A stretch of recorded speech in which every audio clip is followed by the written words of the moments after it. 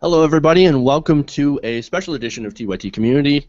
Tonight, we're doing a show, live stream on Gamergate. Joining us tonight, of course, is gaming journalist Liana Kerzner. She's a writer for Metaleater and a contributor to Polygon. Welcome, Liana. Hello. It's good to have you. Thanks. Hi, Chad. Also joining us is Gamergator and TYT Community regular Nick Danliak. Am I saying your name right? Danilak, but close. Also, not Gamergator. Gamer who is pro Gamergate, please. Okay. Well, thanks. All right. Semantics.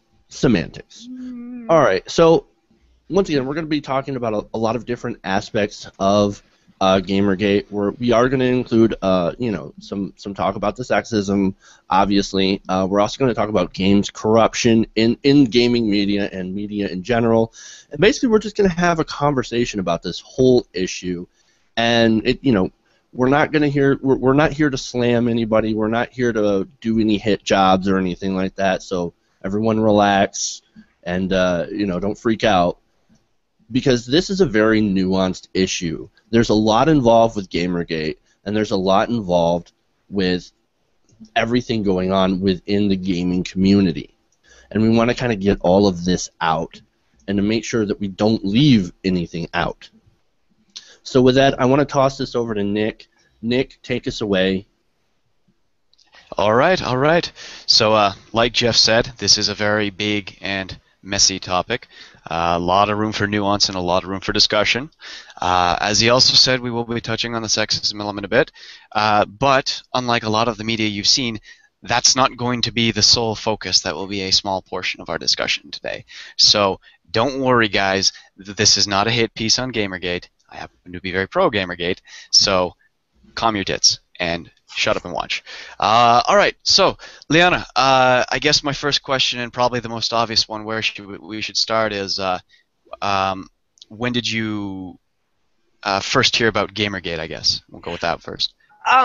I saw the August 28th, 2014 articles drop, and I saw a couple of them and went, oh, that I wouldn't have written that, and then I discovered, Twitter exploded, and there was all this stuff, and I was, vaguely involved with the stuff before that, but I don't feel like the lead-up is nearly as important as what happened after that. So that was the point. To me, it was August 28th where the whole thing began.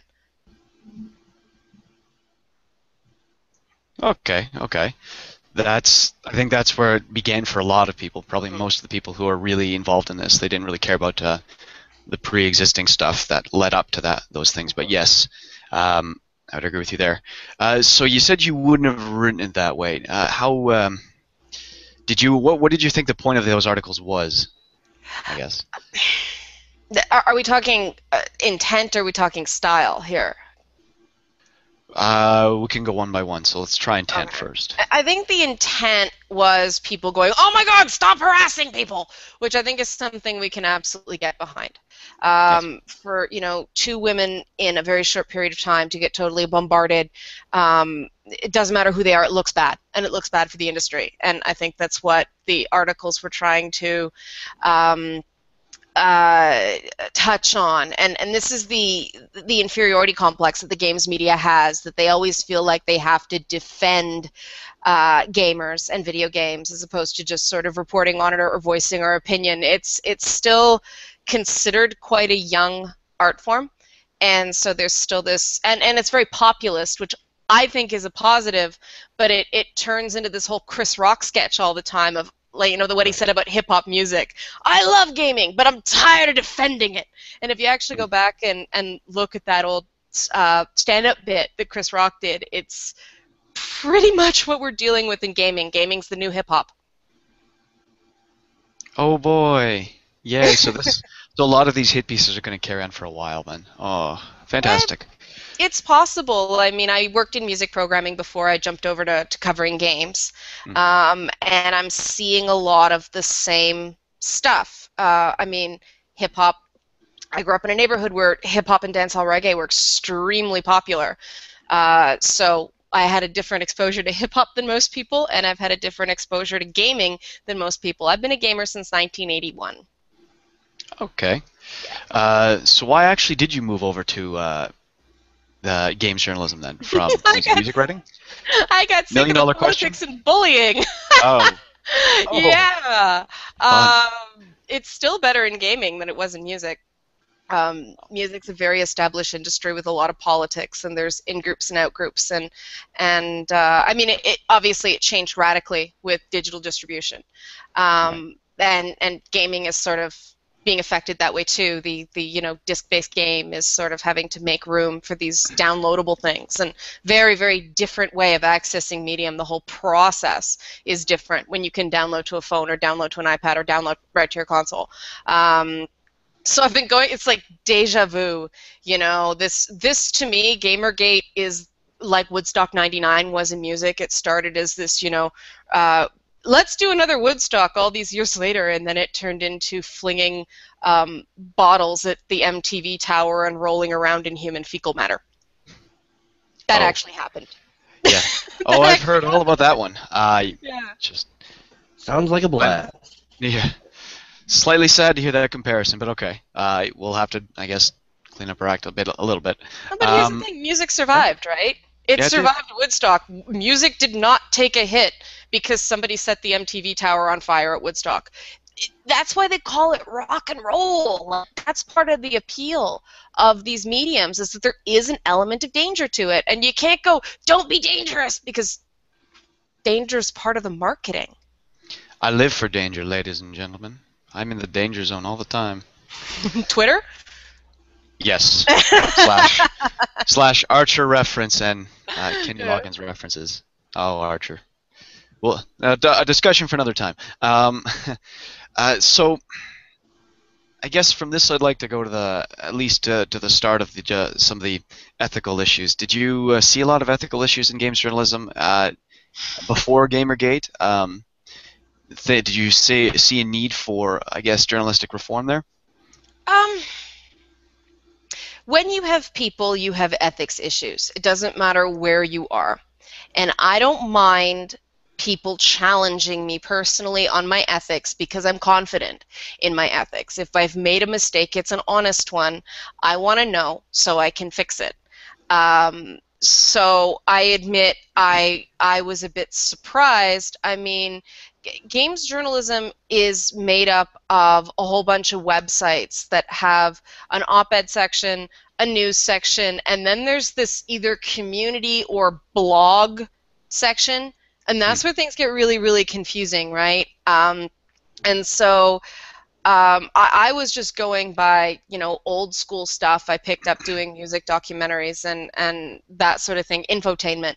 Like that's my wheelhouse, is doing something that's informative and factual, but in an entertaining way. And I mean, I come from the TV world and radio, where, I mean, in radio, you've always got a program director to answer to. Like, you've got broadcasting codes and councils, and then TV, you've got I'm in Canada, so the Canadian Broadcast Standards Council, and if you're on the public broadcaster, there's an ombudsman. So, I mean, I'd been, when you screw up, you get told. Gaming, because it's the internet, and the internet is the Wild West, you've got people like me coming in from those areas, and it's sort of old hat. But then you've got other people coming from different areas. Some of us have degrees, some of us don't. Some of us have a lot of on-the-job training. Some people just really, really love games. So I think that's a blessing and a curse. I think that is, no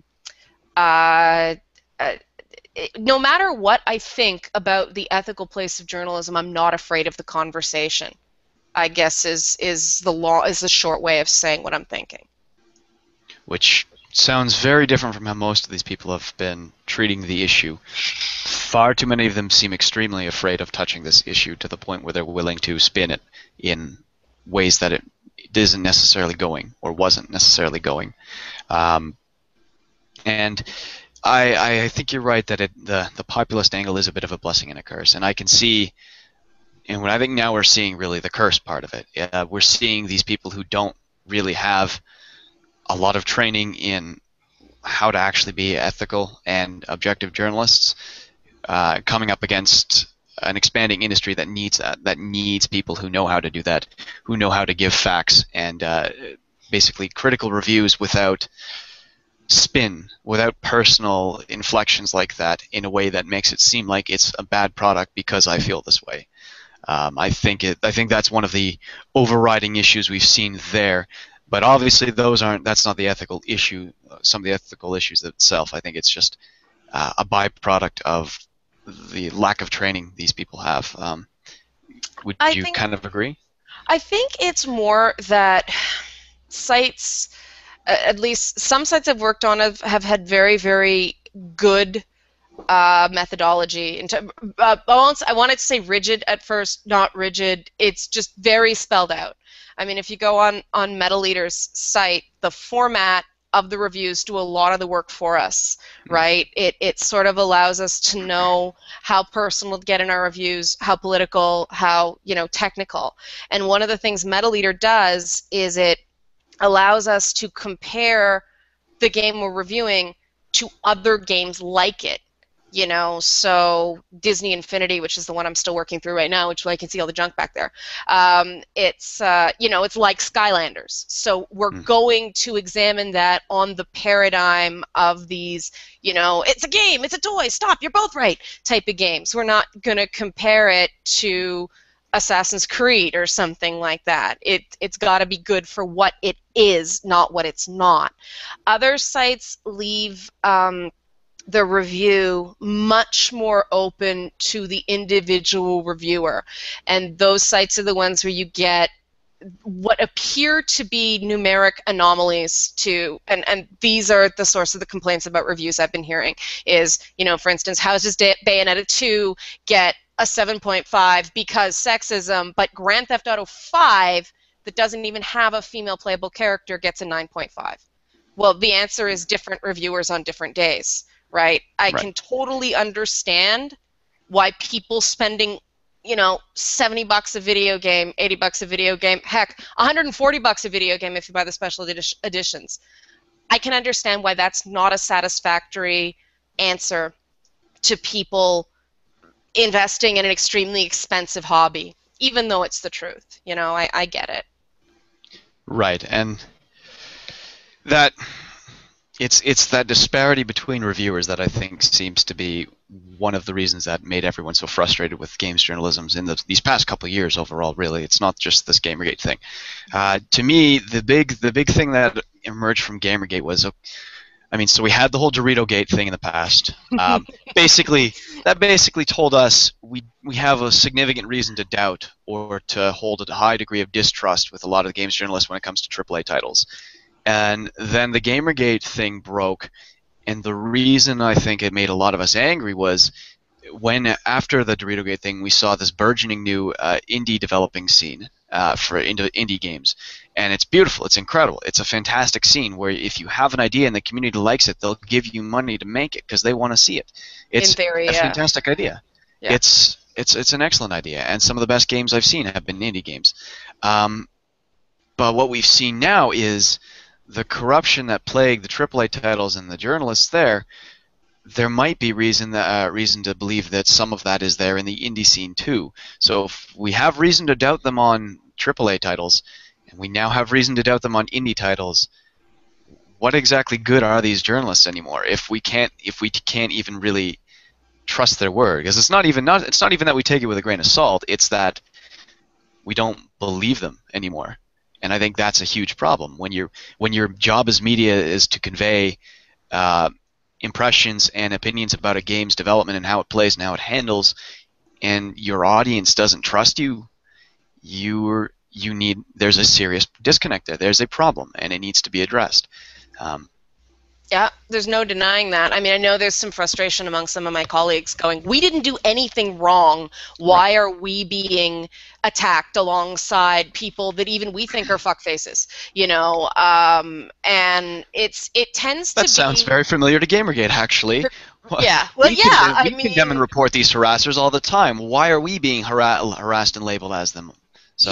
Yeah. But I know there was a lot of that early on, and there was a lot of reaction of, screw you, I didn't do anything. Go take your issue with the people that screwed up. Don't paint us all with the same brush. And that's what I was saying early on, and we should really be mad at the people screwing up, but old timers like me come from a time where things were more community-based as opposed to aggregate or clickbait-based. So you'd put in your time, you'd get a following invested in you. People would read your paper, people would read your magazine, and your opinion would be the one that someone trusted. People weren't going to websites that were basing a score on hundreds of opinions. And right. I think what I hope to see coming out of this is people just find somebody you feel is legitimate. Now the problem is that every reviewer can't review every game, so right. If you like a game and don't like a reviewer and that's the person the site assigns to the game, people are kind of stuck. Now the answer to that is do second look features, right? Which I'd personally have to see with these more hot button games. I, personally have a big issue with if you got a game where you have the tricky issue of the presentation of a woman's body, not necessarily even sexuality, just nudity or physical presentation, and you've got a dude going on at length, that always makes me feel sort of shoved to the side. Like, don't you tell me what to think about my body.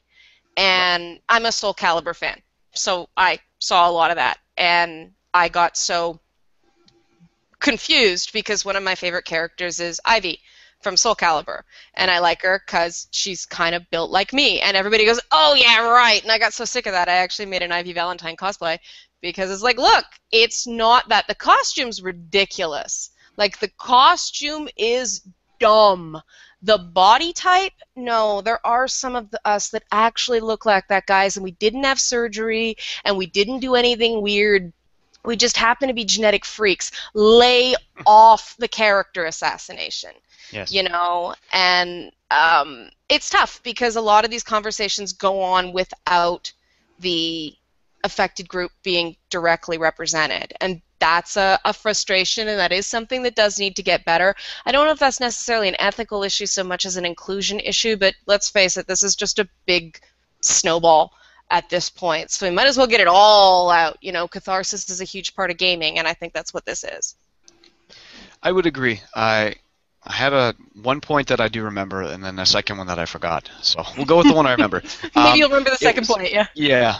It was a kind of to push back on, I guess, the notion that some games journalists had at the start, that it was like, oh, go after the people that are responsible, not all of it. Mm-hmm. And it's something that had come up when I was talking to a friend of mine who's in journalism school now. And what he'd said was, journalists in a lot of industries don't listen to other people's opinions on how to be better journalists unless they come from other journalists.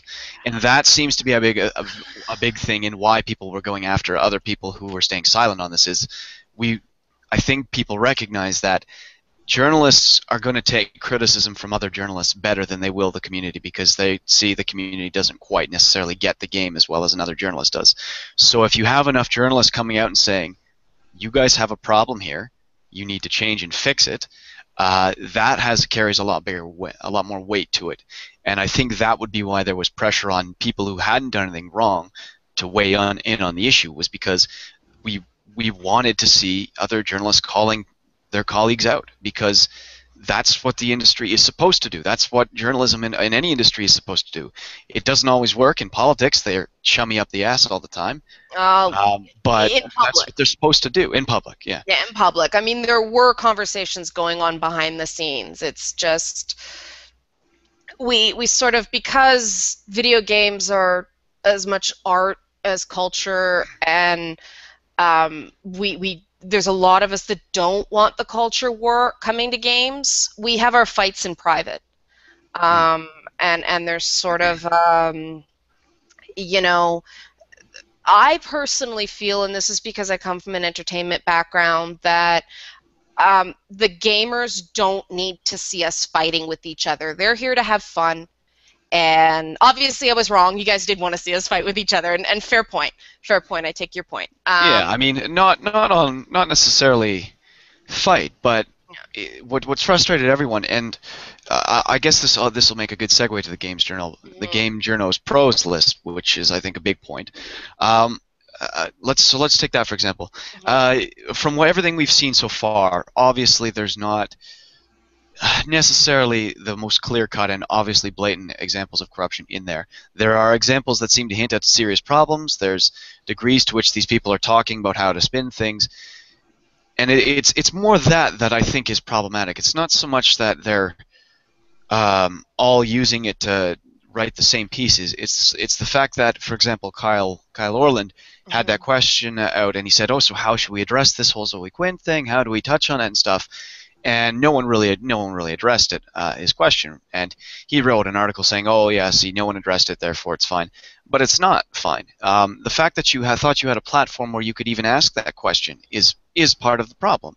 That you have a community here that would even be remotely interested in, or an environment where you think you could even entertain such a question among your colleagues who you're supposed to be competing against in many ways.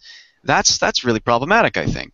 And that was one of the biggest things that it revealed to me, was that Milo said it in another stream about that things like that can lead to groupthink, and I think he's right there. I think there's something to be said that if you're not careful, you can eventually start to lead to narratives and not really breaking out of the mold enough. Sorry to mention the oh no, I just made the face because it's like, okay, a reporter from Breitbart talking about groupthink. Well, put it that way. Put it that way when we're talking about someone who knows quite well about groupthink. So okay, fair point. Yes, groupthink is an issue. It's extremely important to talk to people on the other side of the political spectrum. It's extremely important to talk to people who don't agree with you.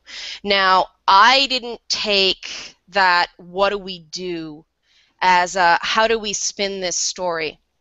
There are certain stories, and I'm drawing more on my hard news background on this one. There are certain stories where, because one of the things about journalistic code of ethics is the public good has to come first, right? Yes. You can't get in the way of justice being done. So you can't derail a trial, for instance. If something's supposed to be under a gag order and you break it, you're an asshole. You can't just destroy people's lives for a headline. You have to proceed with caution when dealing with a marginalized group. And this is when people go, you guys are familiar with that part of the code of ethics, right? Yes. Okay, good. And this is where everybody goes bananas when it comes to women in gaming, because women in gaming are perceived currently as a marginalized group. And it's a huge issue of what do we do? Because, I mean, I had a personal conversation with somebody when the Anita Sarkeesian harassment came up, and they said, "Do you want to write about this?" And I said, well, here's the thing. I'd have to provide a balanced perspective, and that would involve some criticism of her and her conduct both on and off Feminist Frequency.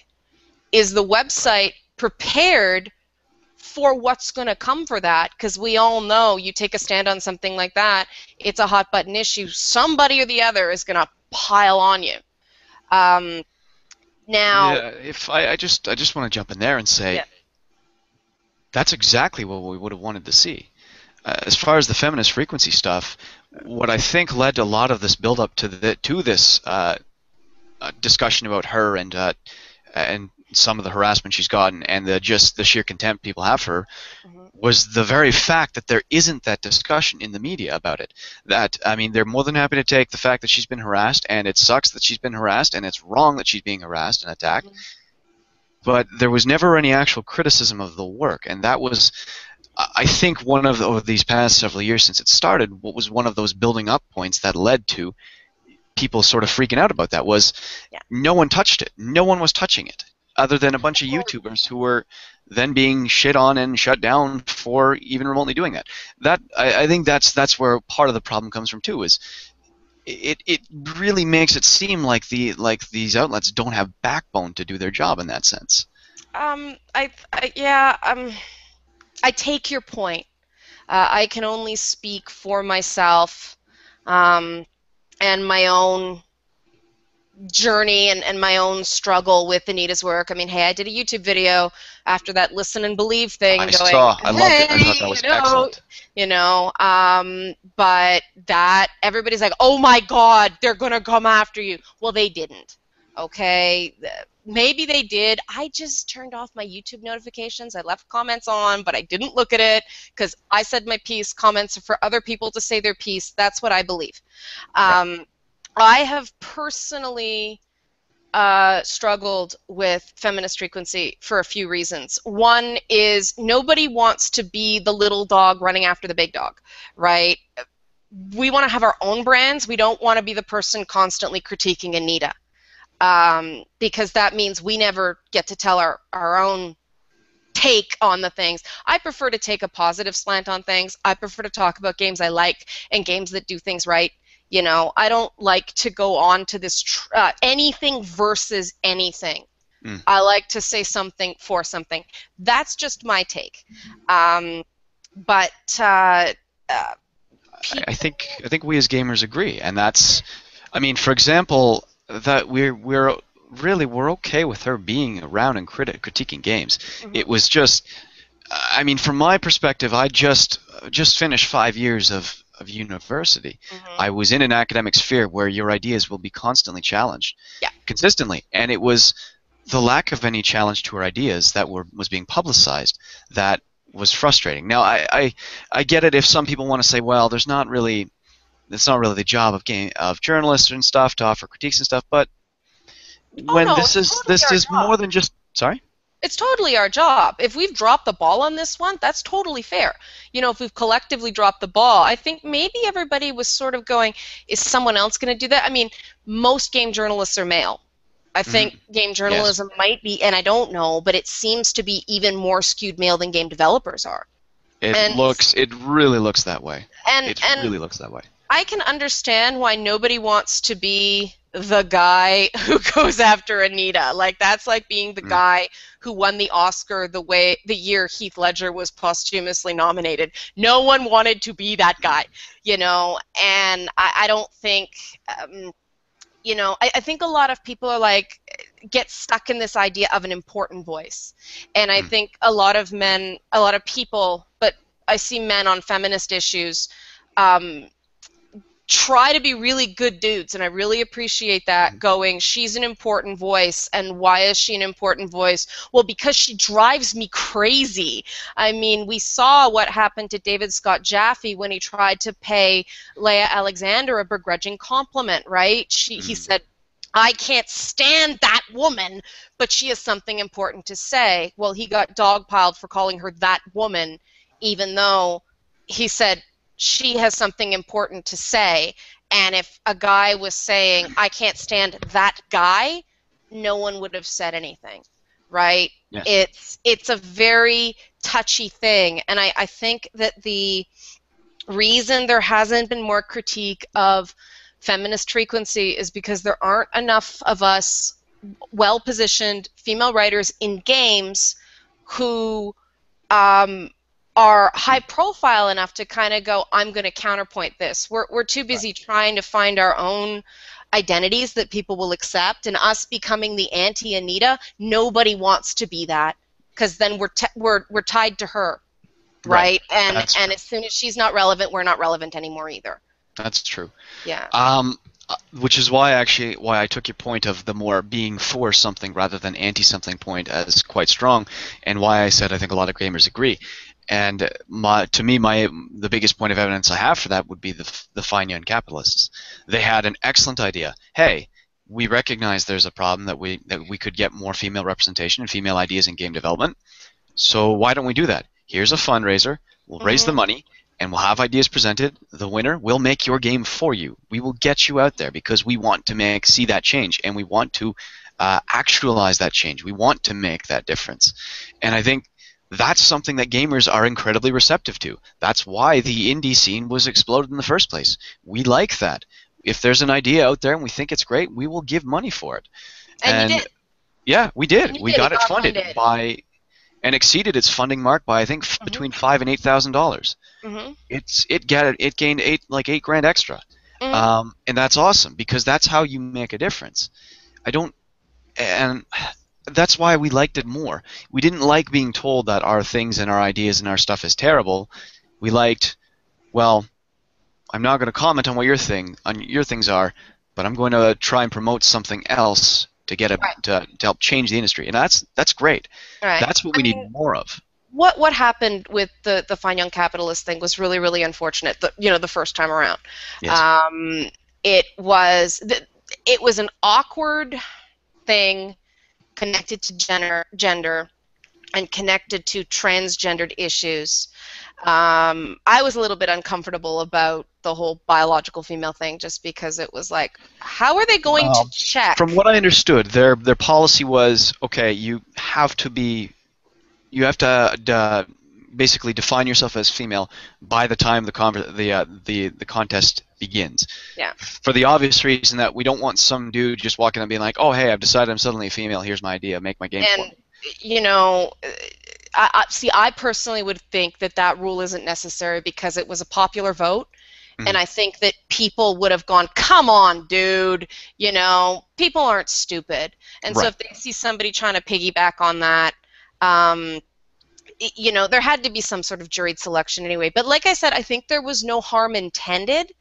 Intent is a funny thing because no one knows for sure, and there's a lot of people doing guesswork on intent with this whole Gamergate thing and in games in general. I mean, we saw it with the Assassin's Creed Unity brouhaha with you have no female blah, blah, you're trying to do this, and the minute someone says you're trying to do this, you have to stop. I mean, this is one of my rules. If I catch myself going, you're trying to, or you meant, how about I ask you what you were trying to do? Exactly.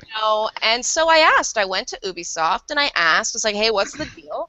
And they told me. And it was no big conspiracy to keep women out of Assassin's Creed. It was an artistic decision based on a commitment to minimizing ludonarrative dissonance. And fine. I always think art should go ahead of politics in gaming because gaming, first and foremost, is telling a good interactive story. Actually, telling's even the wrong word. Allowing the player the interaction with a story. And I think this is something we're still trying to figure out in terms of games, is the interactive component. We keep trying to read it like a book or watch it like a movie, and you can't. It's a game. It's its own thing, and the story's not complete until the player puts their touch on it. And you bring up a good part about the politics, and I think that's one of the things that we've seen with Gamergate is that it's been basically taken over by politics from both sides. And this isn't new. Right. I mean, this isn't new. When BioWare put gay characters in their games, oh my goodness, one side went, oh, think of the children, and another side went, not gay enough. And I'm sitting here going, they obviously hit the sweet spot completely because everybody was mad. Yes. I thought the way they sensitized, like built up, was the absolute right thing to do, because I think if they hadn't gone in increments, it would have been too much. I mean, God, I remember my nephew is a big Dragon Age fan. I mean, yes, he's under the age of 18, but he's an exceptional kid, so he was bored and wanted something. He was reading R.A. Salvatore and, all this stuff, the Tolkien, and so he was ready for this game, right? The glorious thing about the adult content in Dragon Age is you have to seek it out so deliberately that somebody like him who just wants to be a dwarf and kill things isn't going to find it. But sure enough, this person who was over at the house got on their iPhone and Googled Dragon Age and found the gay sex scene, and all of a sudden I'm hearing the music and I'm like, you just brought something in to this kid's experience of the game that he would otherwise not have touched, and that what was so amazing about that game. And here's somebody who doesn't know games going, oh, awful, moral peril, moral panic going on, and I'm like, no, no, no, no, no. Yep. Once somebody's hit that point, once the disgust trigger has been tripped, you can't win. And that happens again and again and again in games where people see footage out of context and react to something out of context instead of understanding that that moment means something different in an interactive environment. And that sort of brings them to wanting to do some sort of censorship on them. And as games are an art form, just like music and movies, that shouldn't be happening. But nonetheless, you do hear a lot of the calls for that shouldn't be here, and that goes back to the political angle of this whole thing. And unfortunately, both sides of the political spectrum are doing it now, and it's really, that bothers me. I mean, the one thing I have said over and over and over about Gamergate is that I may not agree, like I don't agree with all their tactics, I don't agree with everything they're doing. I will absolutely defend to the death their rights to free speech and their right to peaceful protest. Right. That is an important part of free and democratic society. People who are consumers of a medium have a right to speak about their medium.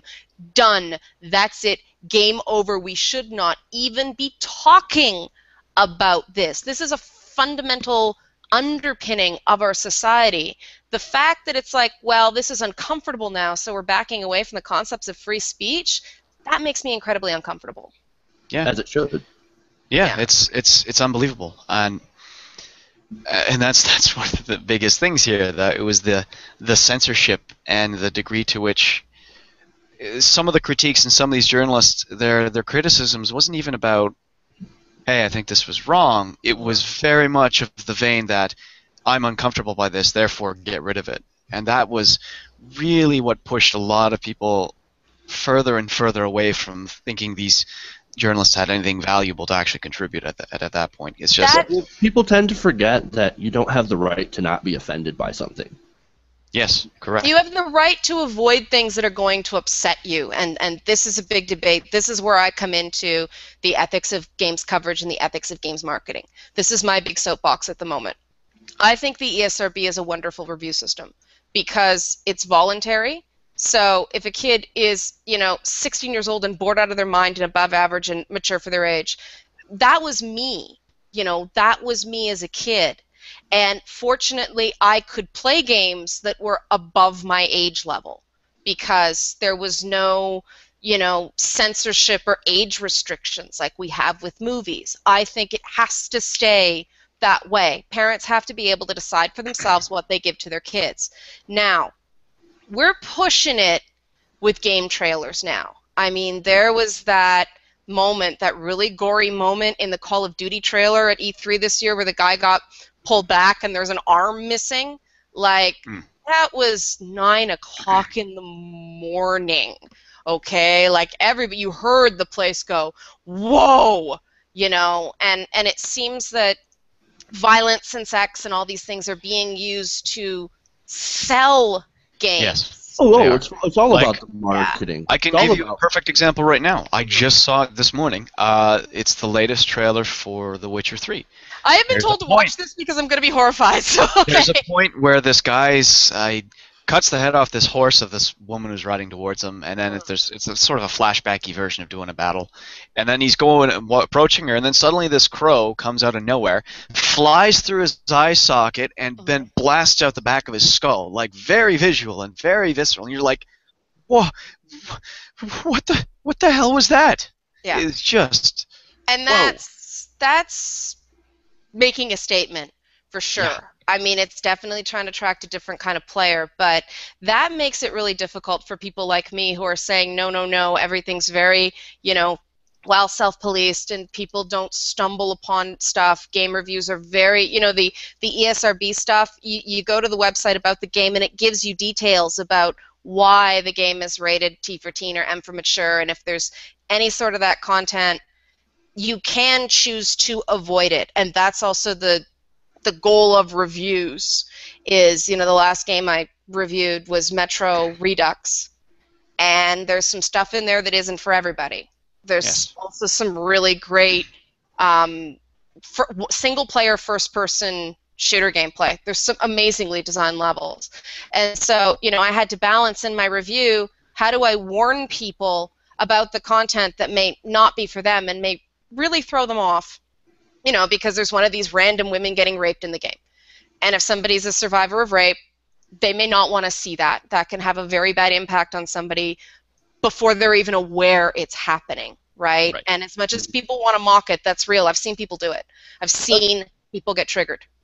That's why you need an objective review. Right. And not something that's, not somebody, a journalist that's tied to the PR firms of the developer. Yes. And that's why gaming ethics, that's one of the reasons gaming ethics is so important. And on the note of that thing about like rape and things like that, that's one of the reasons why in Call of Duty Modern Warfare 2, why I like that they had a little thing at the start of the campaign saying, look, there's a mission in here that is very controversial and you might not like it. Here's an option to shut it off if you want, and you don't have to do it.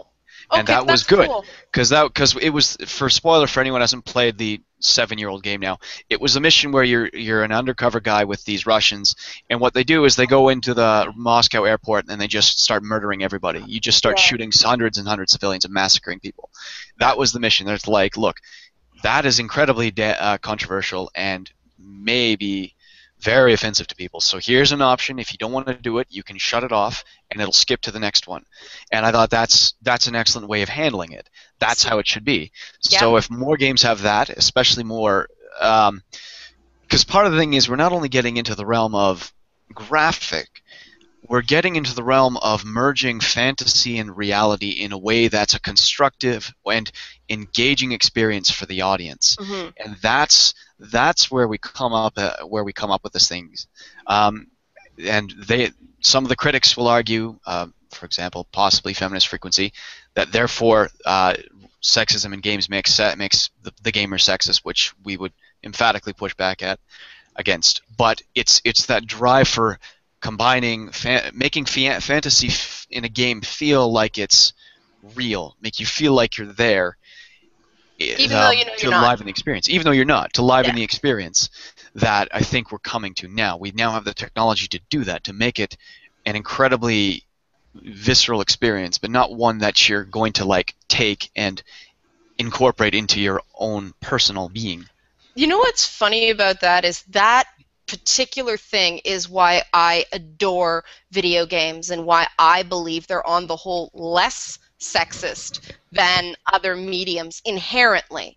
Because, I mean, if some guy is an ass in a game, especially the sword and sorcery games that I love, if some guy's a sexist pig, I get to choose in a well-designed game what I think about that guy. Often I have the opportunity to either punch him in the face or, do something bad to him eventually. But if I think I like the guy, I have that option too. Unlike movies where the director determines what the film is going to tell us about these characters, video games more often allow us to choose for ourselves how we feel about very complex, often problematic characters. And I love that about games, and I don't feel like video games get enough credit for instance, Dragon Age Origins, a simple gameplay mechanic stepping away from the alignment system of Dungeons & Dragons to a party-based approval system.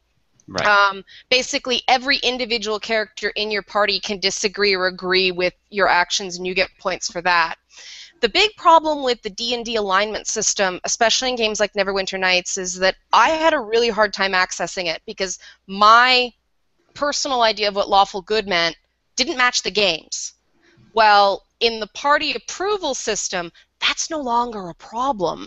The characters you're naturally going to get along with like you. The characters you're not going to naturally... It's a much more organic, much more interactive experience. I thought that was a brilliant element of Dragon Age Origins that got lost in the dialogue wheel, and I think part of what got lost in it was because we didn't cover it enough. We didn't go out and say, this is why this mechanic matters. We got so caught up in plot. I mean, kudos to BioWare for writing great characters and great stories. Yeah, they do amazing work. BioWare does a fantastic job of that. I remember them Mass Effect series, for example, and then even the Old Republic. I mean, What a great game. Oh, it's great until you hit 50. Then you're just like, I'm bored now. See, that game again, not well covered. Right. Great personal story and interaction between you and the characters. Excellent, excellent construction. That's what made it so engaging to complete that part. It's just it transitions at that point from that type of game to endgame World of Warcraft, and it's just like there's nothing to do. You gave me a great story to progress me to this point, and now I want more of that story, but you can't give me more because I'm done. Like, Well, I think that was one of its main shortcomings too. Was it's just it did an excellent job of taking that single player story element, but it didn't do enough of integrating that into an MMO format that would keep you engaged beyond that story. And that I think is a challenge. That was the experiment that was Tor, the Old Republic, was when they did that presentation to the media at E3, they talked about the fact that no MMO had been story first. No MMO had focused on that story pillar. And they had this big presentation about how their innovation was that single player story within an MMO. And they got so brutalized for it's not WoW. It doesn't control like WoW. You want to play World of Warcraft? I like the controls. The controls and the game mechanics were fine. I mean, you did have a lot of similarities between WoW. I found the mechanics were fine. It's just once you've done the story, because that's what engages you for so long in the game. Once you've done that, you just kind of feel a bit empty. And that's a big thing. Fair, and I agree with you. I wanted to reward them for even attempting to have a personal journey that was relevant. Because my big complaint about MMOs is the fourth wall gets broken so often. You get disconnected from the game world so often because people use the pubs as chat services. Right, and so I remember being in World of Warcraft, honking around with my Tauren shaman, Barons chat, anyone? Yeah, just avoid Goldshire. Exactly. But people were talking about real world stuff, and the problem with MMOs is that the consistency of your world is so dependent on the people in the world sustaining that world, and that's what role-playing is when you do LARPs. Oh wow, did I just out myself as a massive nerd? But everything's like out of character. It's like every time you go to a pub, everybody's walking around with their fist on their head, which is the LARP version of I'm out of character now, I'm breaking character. And that's an inherent thing MMOs struggle with. MMOs seem to be going the way of MOBAs because people don't have the time to devote to MMOs. But, I mean, places like Destiny, products like Destiny are trying to address that in a slightly different way. But these procedural universes that are coming out, I think, are going to be a big game changer that way, if they work. And the big question is, whenever anybody takes this huge step forward, the question is, do they work? And it's frustrating for me as a games journalist because I come out of E3 every year going, I just watched 20 video presentations. I may have put my hands on 10 games. And this is a point, referencing what you were saying earlier about journalists listening to other journalists.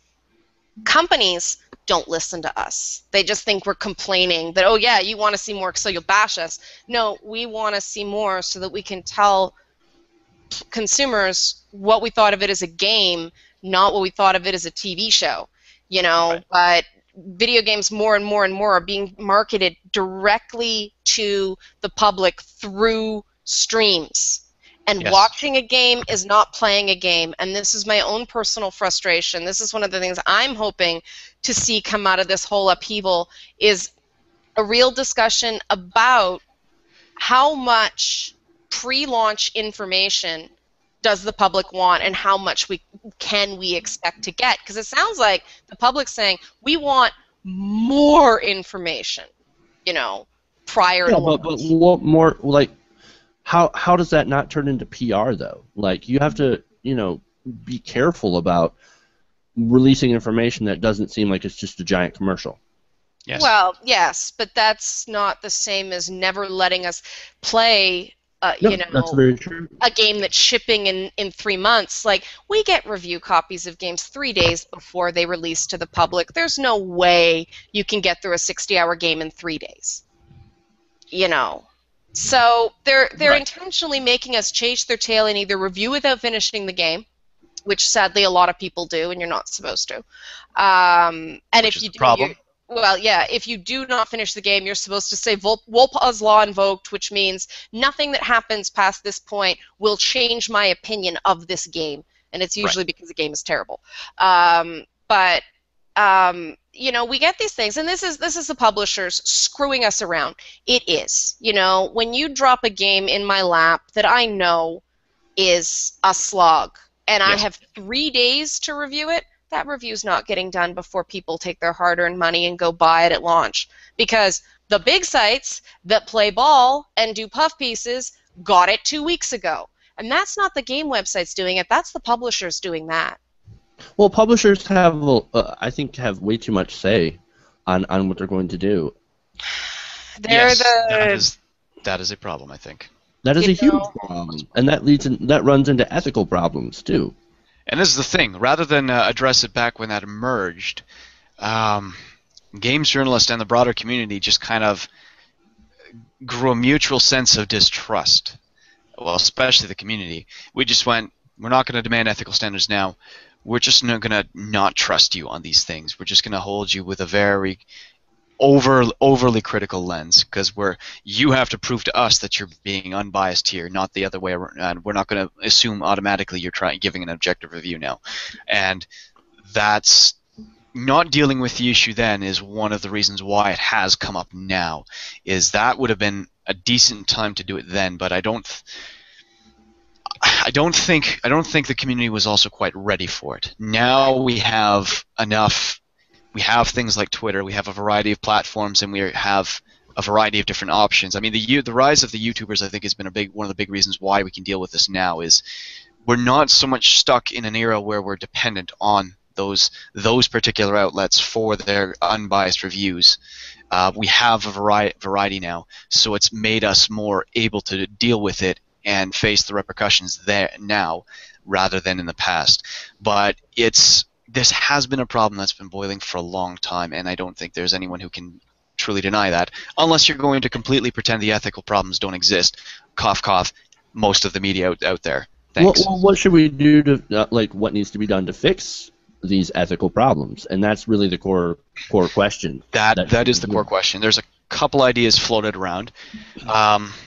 Obviously, these outlets need to adopt ethical policies.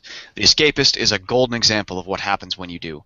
They apologized for shoddy coverage they'd done in the past, specifically when it came to Wizard Chan, and how, hey, we took this person's word for it at the time, evidence has come out, we were wrong, we're sorry, here's our new ethics policy, we're going to be better, and they have been. And the gaming community absolutely adores the Escapists now, even though we disagree with a lot of them and don't like some of their employees. We adore the Escapist because it listened, it responded, and met the demands of its consumer base. That's what is needed. And what's upsetting here has been the consistent refusal from these other outlets to do the same thing, to really own up to it. Kotaku kind of released an ethics policy, so they get some credit for that. But then again, some of their journalists were the major ones implicated in this thing, and I'm not talking about Grace. In this case, I'm talking about people like Patricia Hernandez in particular, who have been very clearly caught with a major conflict of interest in the past when she reviewed a game of her friends, linked to the store page in the article, and said, go buy this game. And then now, 2 years later, an update on the back, oh, disclaimer, by the way, we were friends when I did this thing, so thanks, Kotaku. Appreciate that 2 year late checking of your employees that you didn't do the first time because you couldn't be bothered. Like, this is the problem with Kotaku and why they didn't just get off with the ethics policy and why the Escapists did. Here's my devil's advocate question to that, though. If you think Kotaku's a piece of garbage, don't read Kotaku. Isn't that a simple solution to this? It is, for the most part, yes. And for the most part, that's why the community survived, a lot of people have been not like Kotaku for a long time. So I've heard that. Yeah. I'm very. The thing I found very curious about this is that I've heard people are just shouting ideas. I've heard grumbling for ever since Gertzman-gate, like ever since that whole Game and Lynch thing at GameSpot with Jeff Gertzman. And of course, he couldn't talk about that until 2 years later because of the non-disclosure agreements. But people have been like, that's the thing, the tale. And if you study history, you know that blow-ups are preceded by this very, very, very long build-up. Yes. And you see the pieces. I mean, the whole too much money in politics thing goes back to the 1970s, for instance, Yes. with the beginning of corporate personhood. Oh goodness, TYT is all too familiar with that stuff. Yeah. Do I know what you mean there? wolf-pack.com? Okay. Yes. Now, eh? Oh yeah. Hold on. Now we have to put in the Squarespace ad for about 3 minutes. Bear with us, guys.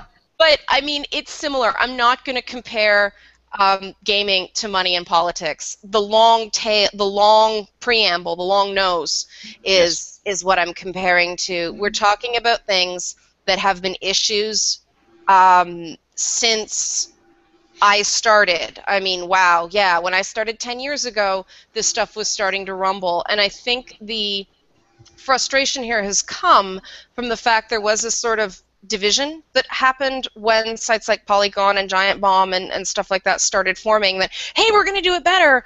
And I think people believe that. And now I think that the lack of trust is because there's a lot of, we trusted you, and now you seem to be no better than the people we left to come to you. And now you see IGN releasing these statements that are quite well balanced and people yelling at them, and it is. Yes, massive props to IGN for actually taking a stance that I think most people can get it with. I guess the gist of the article was, don't feed the trolls, and that seemed to be the general feel of it, which is awesome, and that's what a lot of people have been saying for a long time. So I kudos to IGN. I thought it addressed the issue of online harassment in a very gentle way. I think more gentleness is desperately needed right now. But it got criticized by some people for not taking enough of a stand against the harassment, and that's. I'm going to guess those are the people who, no matter what you did, it was never going to be enough anyway. I don't want to believe there's never hope, but I'm starting to think more and more and more that. The way to have a reasonable dialogue about this is to get rid of the shrieking extremists on either side and have a rational conversations with people who actually do believe in means as opposed to ends justify the means. Yes. So we essentially need to just ignore the media on both sides covering this issue. Partisan press. Yeah, partisan. Yes. And that's problematic because it's all partisan press. Yeah, it's all partisan press, and media. it's consumers against the media. That's the other problem too. Is it's the people we're trying to address and have these issues resolved with are the very people that we would have to ignore in that case, and it's like it's hard to do. It's extremely hard to do when that's the whole point is. Well, especially when writing articles with the title of "Gamers Are Dead" is going to get you clicks. Like, we live in the world of clickbait media. I know because, like, we all have to do it. We both do click. Like, we exist in that sphere where it's all about marketing. It's all about getting the clicks, and whatever headline gets the most, gets people whipped up the most, is going to get clicks, and that's the problem with all journalism, not just gaming journalism. It's true. Yes. It's true, and it's an issue. I mean, people keep talking about how do we get around clickbait, and it's tough because people don't want to pay subscriptions, and I understand why. People don't. I mean, maybe more places. Well, people did sort of go into that Patreon format, but that's so poisoned now that there goes that revenue tool. So that's a very difficult question, is that if you don't want to pay a subscription and you have an issue with Patreon because it's been misused, how do you make money without clickbait? Yeah. It is extremely problematic, but this is where one of the other ideas floated as a sort of solution, in addition to the ethics policies from these outlets. Mm-hmm. I would have to defer back to a stream where Milo had been on, but it wasn't his idea. He was just mentioning this idea. Basically, a consumer advocacy group for the gaming industry, made of individuals and people of the community, to almost, I don't remember if it was serve as a watchdog for the journalists or for the industry at large, but to basically push back against the issues with things like that, like clickbait, and with AAA titles and those issues with coverage there. Was a group that would basically say no to that or something. Well, the Electronic Consumer Association exists. Mm-hmm. They're predominantly a lobby group. Like the previous enemy was Washington, right? It was, we didn't want people who don't play games regulating our games. And so the ESA was formed to first collect data and then sort of promote that data about who actually does play games.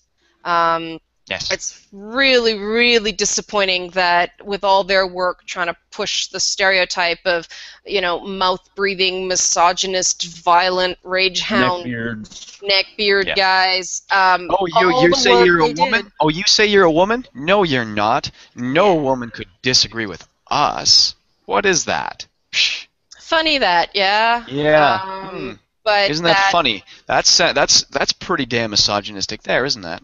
There's a lot of sexism in the world. I mean, why are these harassment headlines gaining such press?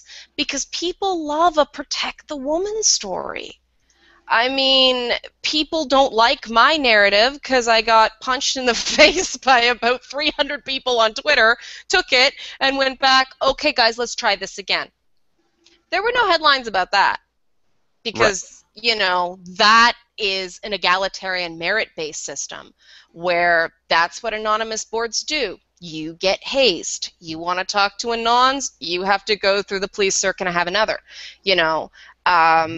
But that form of brutal equality, brutal egalitarianism, which is we don't care who you are, we don't care where you come from, you're going to eat our crap before you can talk to us. I'm not saying that's a mature way of handling things. I'm just saying everybody gets it equally, right? And the absolutely. Tactics, they're going to throw racial slurs at a person who's not white. They're going to throw, misogynistic slurs at women. People sent me pictures of Hitler and the NSA logo with the Star of David on it because I'm Jewish. I mean, it's disgusting, but everybody gets it. So we need to get off the imbalance of the grotesque and recognize that these are, and this is the weird part of the internet that's so hard to explain to people, especially, the anon web,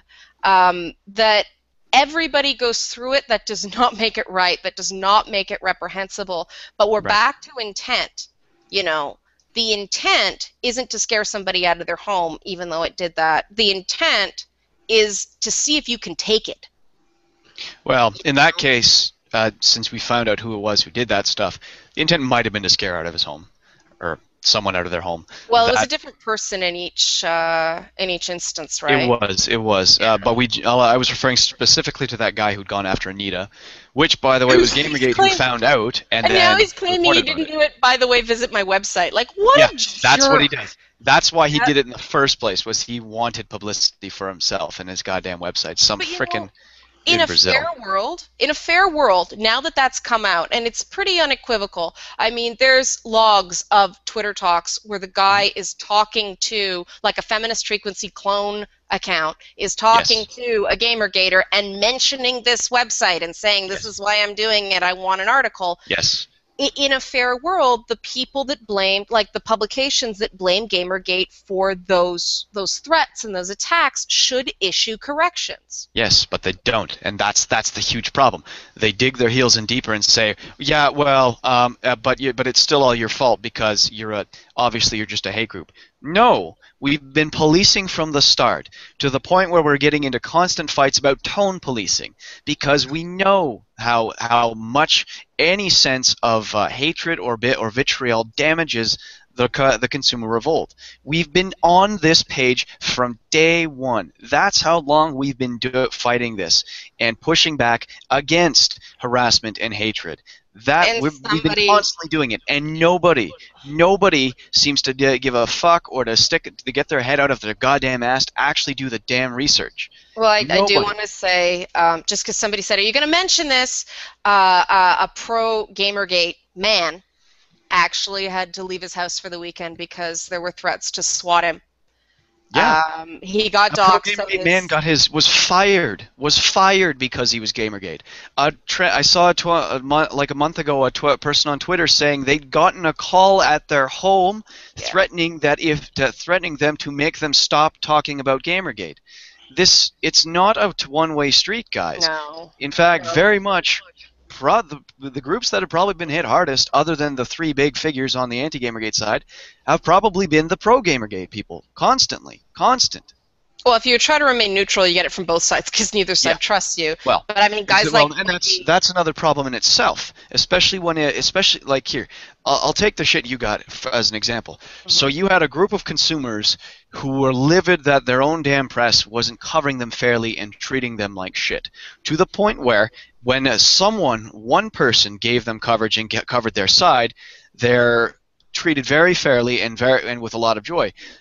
But then because it was about a month into this thing, that then some people try to cover it fair and balanced style, that everyone gets incredibly suspicious because we've been treated like shit for so long. We have like one or two people who actually gave our side a voice, and then now a month later we have people coming in and trying to be fair and balanced about it. It's like, where were you earlier? Or now are you just trying to profit off this shit? And it breeds an immense amount of distrust, and it sucks. It really does. But my first article, which was balanced, it was a pro and con piece. It was good. I liked it. But that was September 12th. That was September 12th. Now back then, I took crap for it not being positive enough.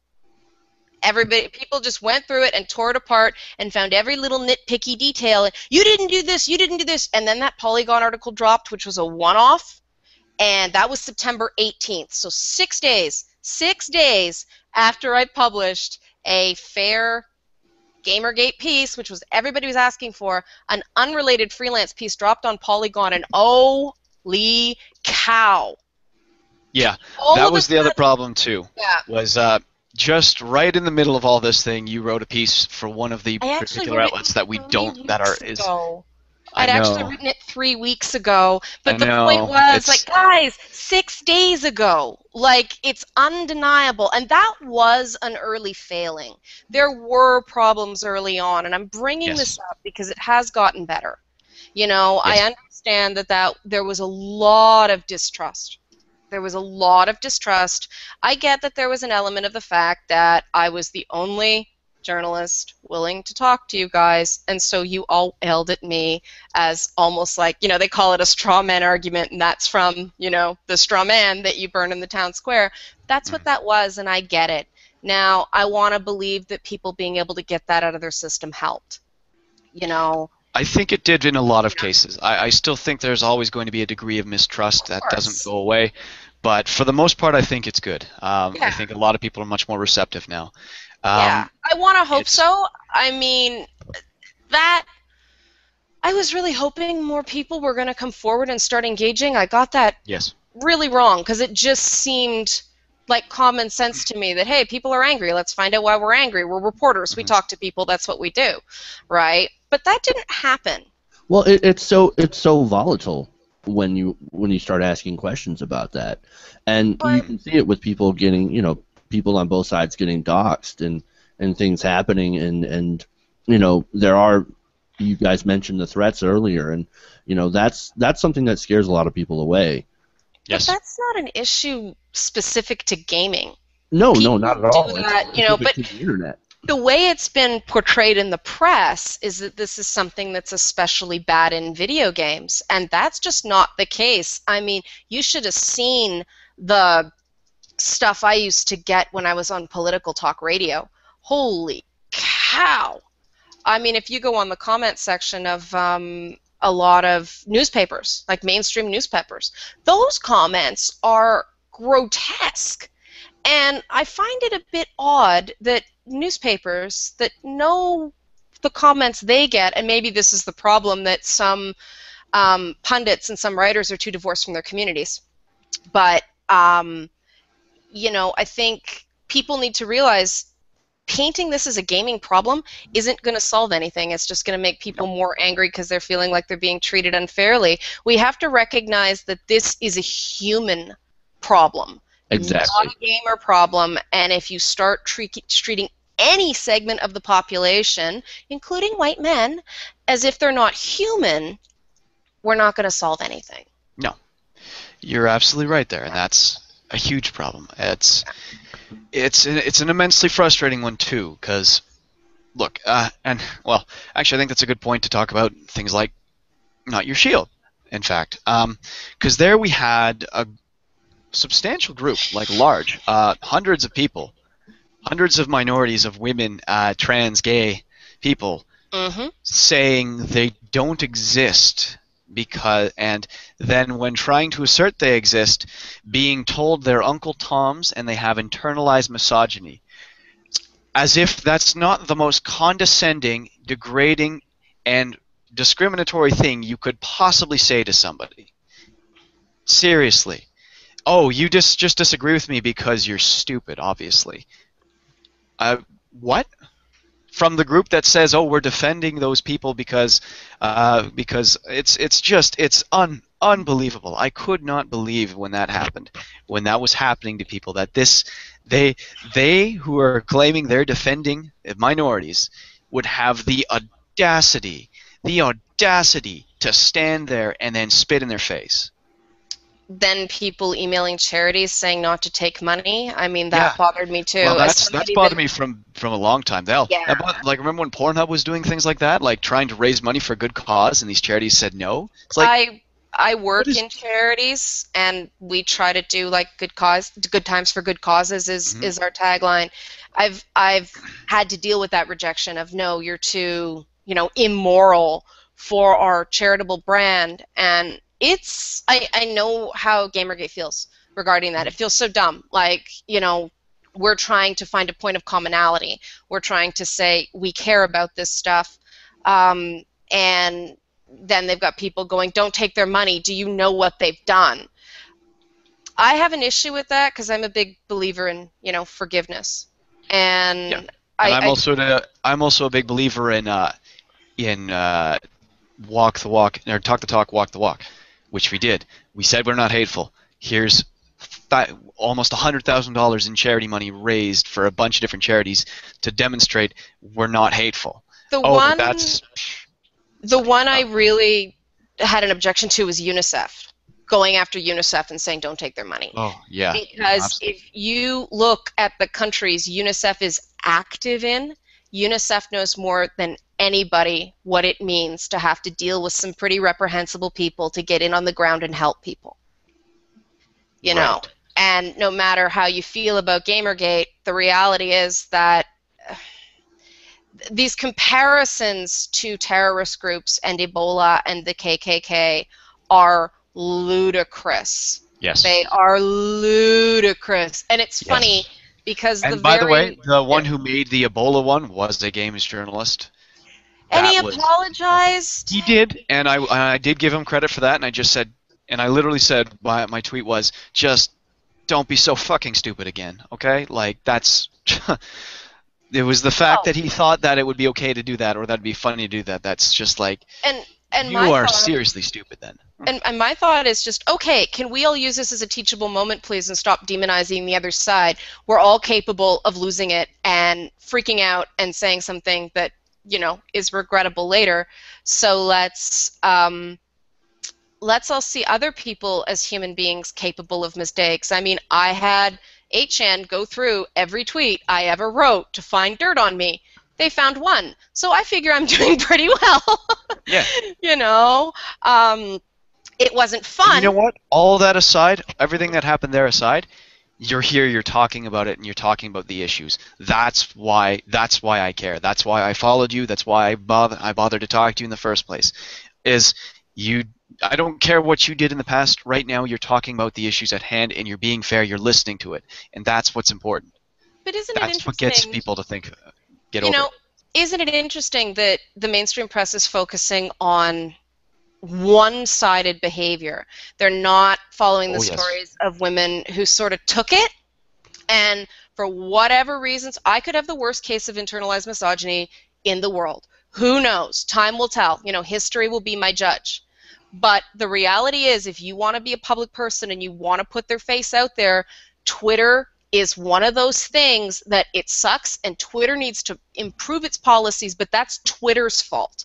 You know, if Twitter allows people to do something on its service, like take out 6 different accounts to bombard people with, well, Yeah. people who are opportunists are going to take that opportunity. You know, that's not the fault of people. That's the fault of Twitter. And, you And know, the individual, especially the individual. well, yeah, the people who decide to do it, and there's been a lot of assumptions. You know, there are other troll groups out there with real grudges against 4chan who, you know, were crowing that the drama they started ended up on the cover of the New York Times. Yes. And, you know, there's troll groups punking the freaking world right now. Yeah. And Man, I remember the frickin' the Celebgate. That thing. yeah. Like, fuck. Everyone comes out and starts attacking 4chan for it. Someone actually, and guess who figures out what happens? A person from 8chan, because by this point we'd all left for 8chan because 4chan had gone to hell, actually went, hey, let's do a who is search of who owns the domain for that website. Oh, no, it was the Emma Watson one. That was the one I mean. The Emma Watson one, where they were like, oh, we're going to release nudes of Emma Watson. It's like, oh, it's all 4chan and stuff. Someone from 8chan does a who is and finds out nobody from 4chan owns that website. It's this other group that has been known to be trolling stuff in the past. I didn't see anyone apologize to the 4chan or 8chan or any of that community for fucking being lazy in their job and not being investigative reporters like they're supposed to be. Nothing like that. I just saw... Oh, it was either swept under the rug or it was a completely different article, and that was it. It's like, I mean, to be fair, I would have liked to provide a lot more Gamergate coverage than I did, but the problem was every time I got 2/3 of the way through a piece, something changed. I had to throw the thing out and start all over again. You know, Right. That's why I started tweeting and putting stuff on Tumblr, because it's like, oh my god, okay, we can't get a nice glossy formatted with images piece on everything that goes down, but let's at least create a record. Let's at least create some eyewitnesses to this thing, because I do believe that history is kinder to movements like this than the headlines. And when the dust settles and we actually, you know, define it for the historical record, there's got to be people who were there that can actually go, no, from my perspective this happened, and from my perspective that happened. And that's extremely important, and that's the whole point of being an embedded journalist. yes. You know, and I'm not saying I'm with the troops. Unfortunately, that's the methodology we're given, and that's what I tell myself when, you know, I'm going through half a bottle of vodka because I'm like, what is wrong with these people? Yes. You know, drinking was safer than getting giddy, because I got giddy one night and took a picture with a shoe on my head because I thought it was funny, and that was used as proof I was infiltrating 8chan. It was insane. So it's like, all right. You know, but that's also one of the problems. Well, not one of the problems. No, one of the problems with an outsider perspective on what is a very niche online culture. It's something that a lot of outsiders look at and they don't understand it. But once you're in the culture, you really get an understanding of what it's about, and it's nothing like what the outside community has ever thought it is. They just It's just something. It's one of those things you mentioned earlier. Basically, it's the non-hazing thing. Once you're in and past that, you really get an understanding of what that community is about. Yeah, but isn't it less niche than you're actually saying? It is a huge multi-billion-dollar industry. Oh yeah, we're talking about gaming. I was referring mostly to the 8chan part of things, Oh. but no, you're right too. Gaming too is another example in a broader sense. This is something that really pisses me off because people still treat gaming like a niche. I've been trying to get a feminist video game program on the air for years. I go to a tech channel and I get told it's not our audience. I go to a women's channel, I get told it's too niche.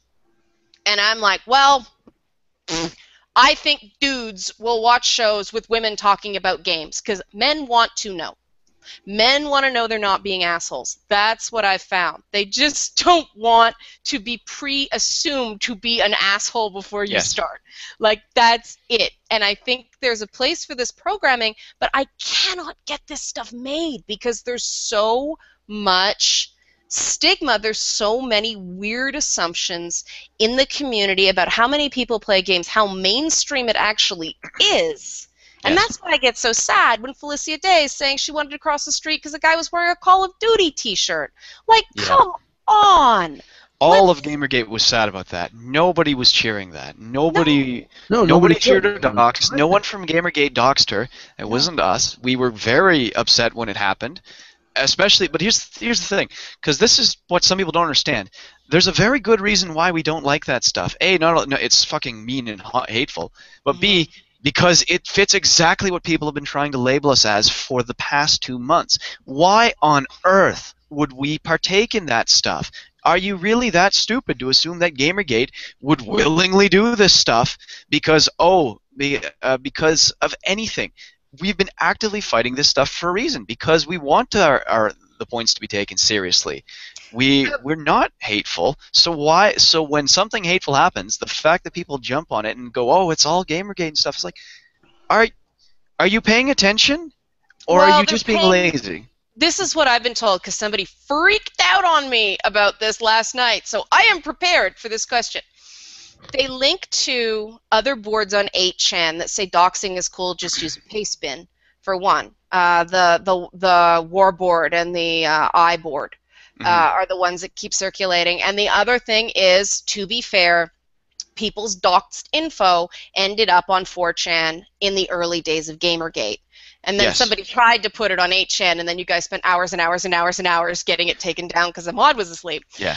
No. Well, that's not. I just want to mention the story for the audience who doesn't get it. Someone put doxing info up, and so what the community did is they spammed the living crap out of that board with everything unrelated to bury the dox, because the mod wasn't up at the time to take it down. Yeah. So the entire community got together at that time and buried it for a reason, because they didn't want to see it, nobody wanted it, and nobody cared. And they knew exactly, and this is the thing, going back to the early days too, who remembers when the Anita thing with the CP and Anita came out? Mm-hmm. I was among the Twitter community at the time. I saw how many people on the Gamergate side were abhorred to see that. And guess what we did? We took the URL for the Twitter report. We sent it everywhere we possibly could to get people to report it. We took the URL for the FBI report and spread it everywhere on Twitter to make sure that people could report it to the FBI, because it's a fucking crime and it's disgusting. And we continually tried to let people know we're doing something to stop this. This is disgusting. We don't agree with this. This is horrible. And we've been working on that since the beginning. And while we're doing that, there were a bunch of us, like, basically in tears, because they're just going to label us. They're going to say we're sending child porn to people. No one's going to listen to us. And there were so many people who were just utterly devastated by it, because they thought they're never going to take us seriously now. But actually, they did, in a sense. It wasn't a talking point. We made it not a talking point. Apparently, we were loud enough to say no. We don't agree with this, and people didn't try to mention it again. So we can do that. It's shifted to other things. I mean, that's why I'm very. I mean, I feel it's important for me to say Gamergate did do this, because then I can say Gamergate didn't do these other things. I mean, early on there was some disconnect over, and this was a non-culture spilling out when 4chan went kill, as they say it. when everybody came streaming out of 4chan, had no place to go before things settled down thanks to 8chan, Anon culture was bleeding onto services like Twitter. And there was it was like that scene in Ghostbusters where the EPA released the protection grid and all the ghosts came spilling out into New York City and everything went weird. There was a period of that where I was seeing Anon cultural norms taking place on Twitter. And people had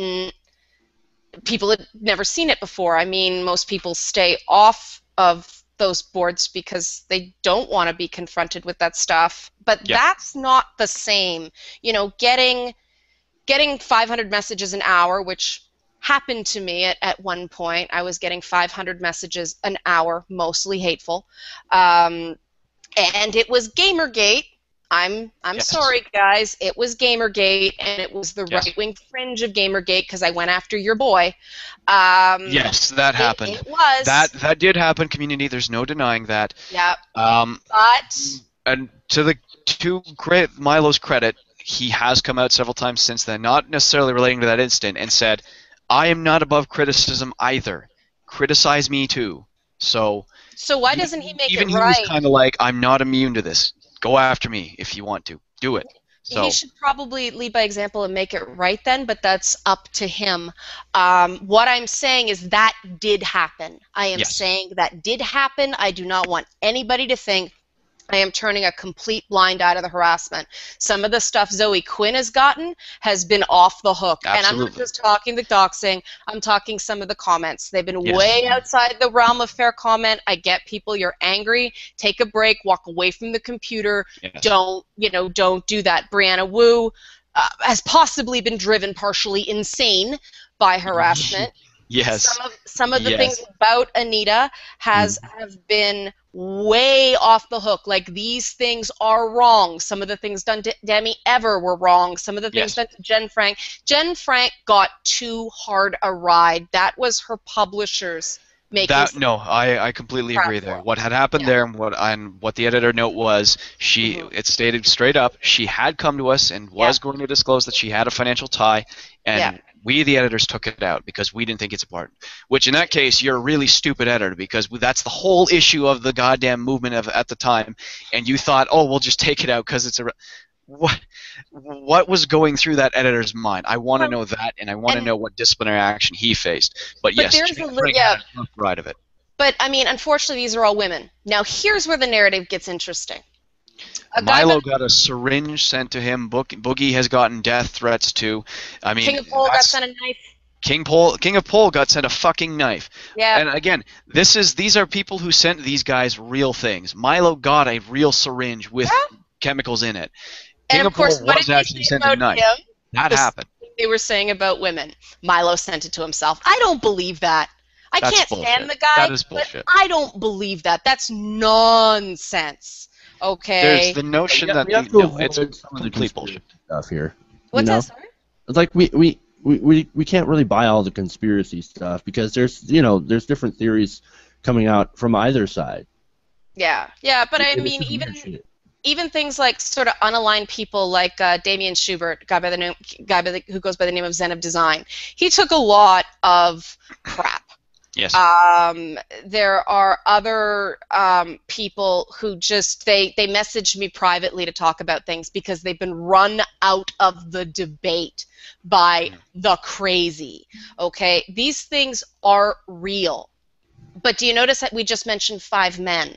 Yes. Now these stories are not making the headlines, and this is my issue. You know, if a left-wing publication doesn't want to give air or ink to a right-wing pundit, that's one thing, but there are other people that don't have any particular political affiliation, or in Damien's case, he's left-wing. He's completely anti-harassment. Talk to him. You know, we're manufacturing. Right. And here's the thing, too. Most of Gamergate is very left-wing libertarian. We are almost entirely liberal for the most part.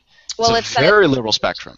I think that's why there's so much anger, because that's the case, and these misogyny accusations are being flung everywhere, and people who are liberal I think, get hurt more by that than people who are conservative, because conservatives are used to it. Right. That is exactly why we're so upset by that, is because we are not misogynists. We don't hate women. And this is the point. People on the outside, some people, others do it deliberately, some don't seem to see that the whole point of throwing that word out there is because it's an attempt to distract from the real issue. There's a reason we're pissed off about it, and it's not because it's true. It's not true. It's because it's being used to avoid talking about the other part. There's a reason the articles written about it focus entirely on the harassment and the sexism part, and nothing about the ethics part. Well, the ethics part is tricky because how do I put this? There were a lot of false leads that turned out to be next to nothing. And again, you know, there's that partisan politics going in. Left-wingers aren't going to report on a scoop that appeared on Breitbart. That's just the way things are. That's one of the reasons why I made the video the day I did, because I did it the same day the Breitbart article came out, and I thought, God damn it, they're going to try and make this political.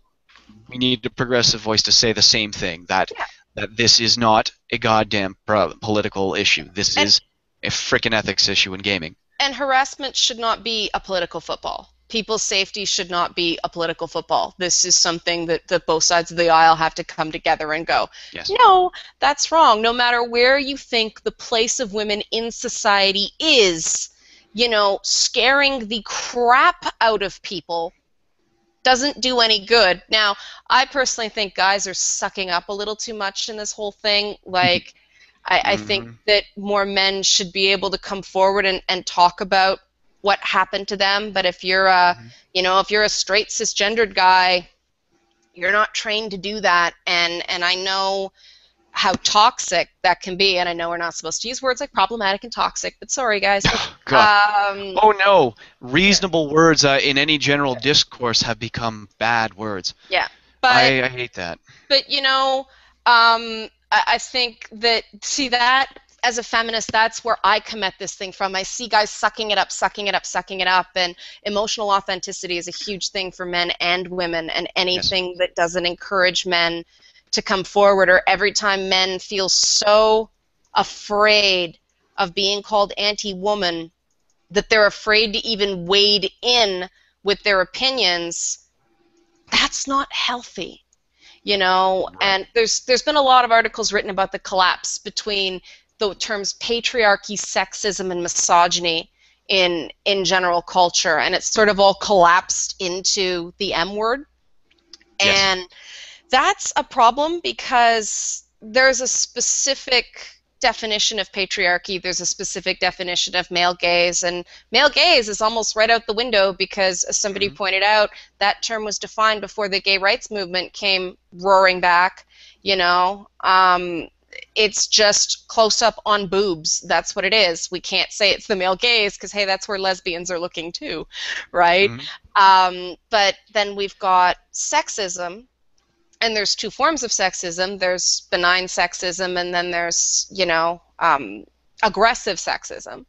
And then you've got, you know, sex-positive feminism and sex-negative feminism. And then you've got, like, right at the bottom, the deepest pit of hell, that's where you get misogyny. And the reality is that I've seen people calling misogyny because somebody pointed out an error in statistics. You know, that's like, unbelievable. That's ridiculous. Somebody pointed out.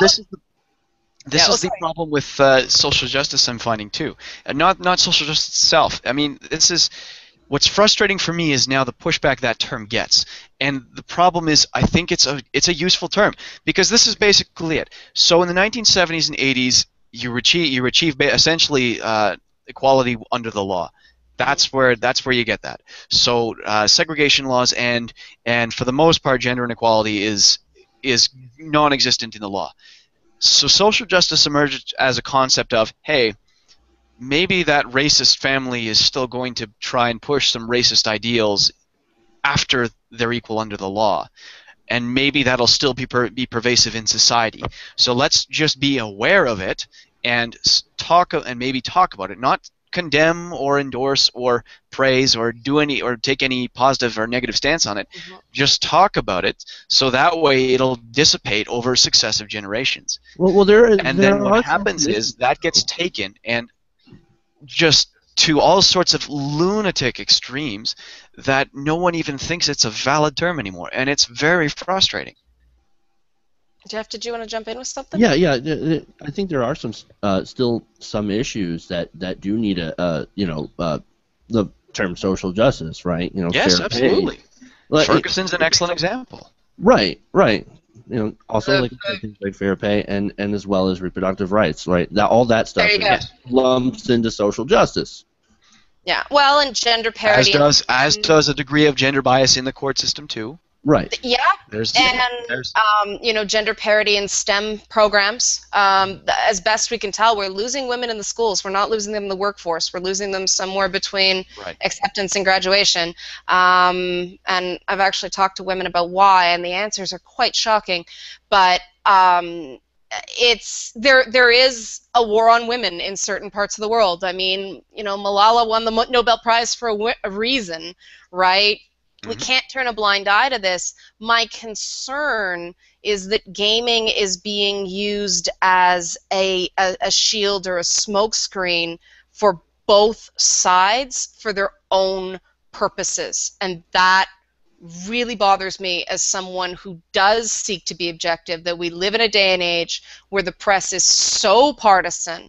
And even the so-called left-wing media is, instead of pushing the idea that everybody should be represented, some left-wing services are trying to say, well, these are the people that matter, and these are the people that we should listen to, and if you don't meet the ideological purity test, you don't matter.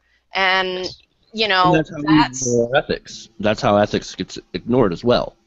And that's why we take away from the main issue. And this is where the ethics point actually comes back in. Everybody in the chat who's being retarded, calm your tits. It's fine, chat. Jeez, my show, my rules, I make it. So that's where the ethics part actually comes in, I think, is because there's all these people saying, why don't you do this instead? Why are you getting up in arms about the ethics thing? Why aren't you getting up in arms about anything else like sexism? And why are you talking about this instead of Ferguson shit? Look, if we can't get our own house in order for ethics in our games journalism, how the fuck do you expect us to fix anything bigger than that? How, in all honesty, how the hell do you expect us to fix anything bigger if we can't even address that problem? So, no, people who say, oh, we'll focus on that, we will, in time. But baby steps, okay? This is a consumer revolt getting its feet and figuring out how to deal with a problem. It will deal with the other problems in time. It will. They will be fixed. But first, we have to deal with this one. This is what we can deal with now. If we can fix that, we can then go on to bigger problems. Yeah, and I mean, I think that when journalists feel emboldened to go on Twitter and start joking about bullying in a medium where a lot of people have been bullied, it shows an absolute tone deafness regarding the audience.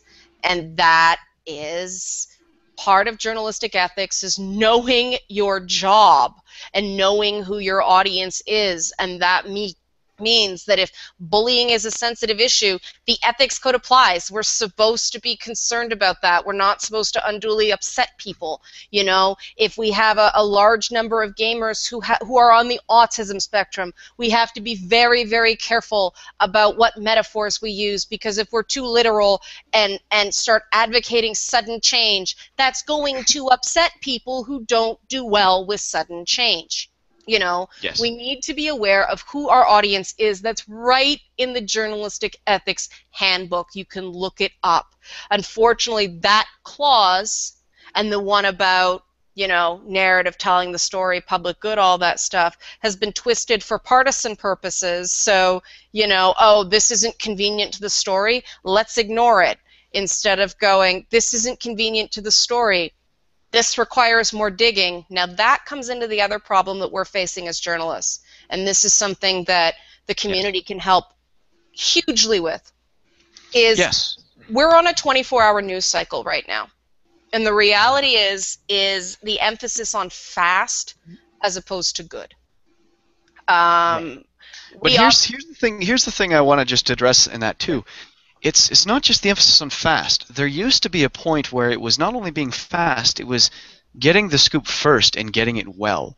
That's what seems to be lacking with these online journalist outlets, especially with the Games Journals Pro thing. Is they're in groups together, mailing each other about stories.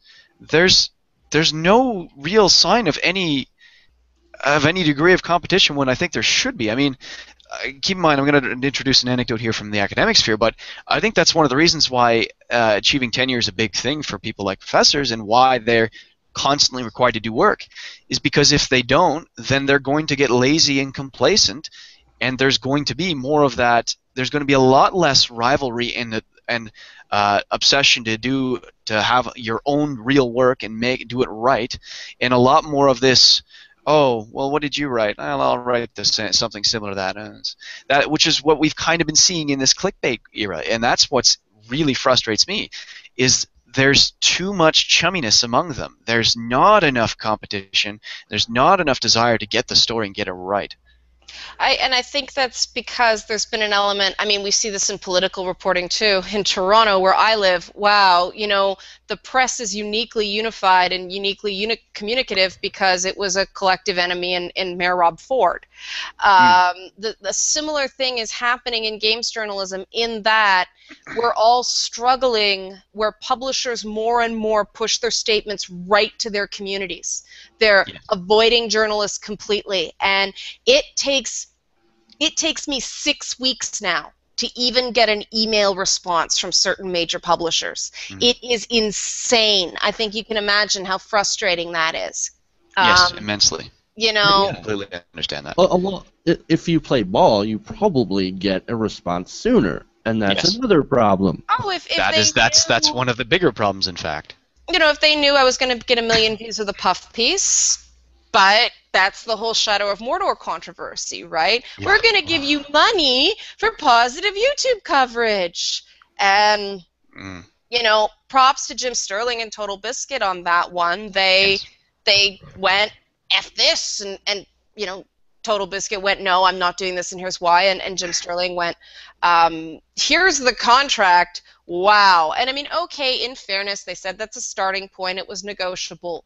But, that most YouTubers don't know how to negotiate a contract. And that's why we still need a viable press corps, trained press corps in video games journalism, because that kind of stuff YouTubers cannot be expected to fight.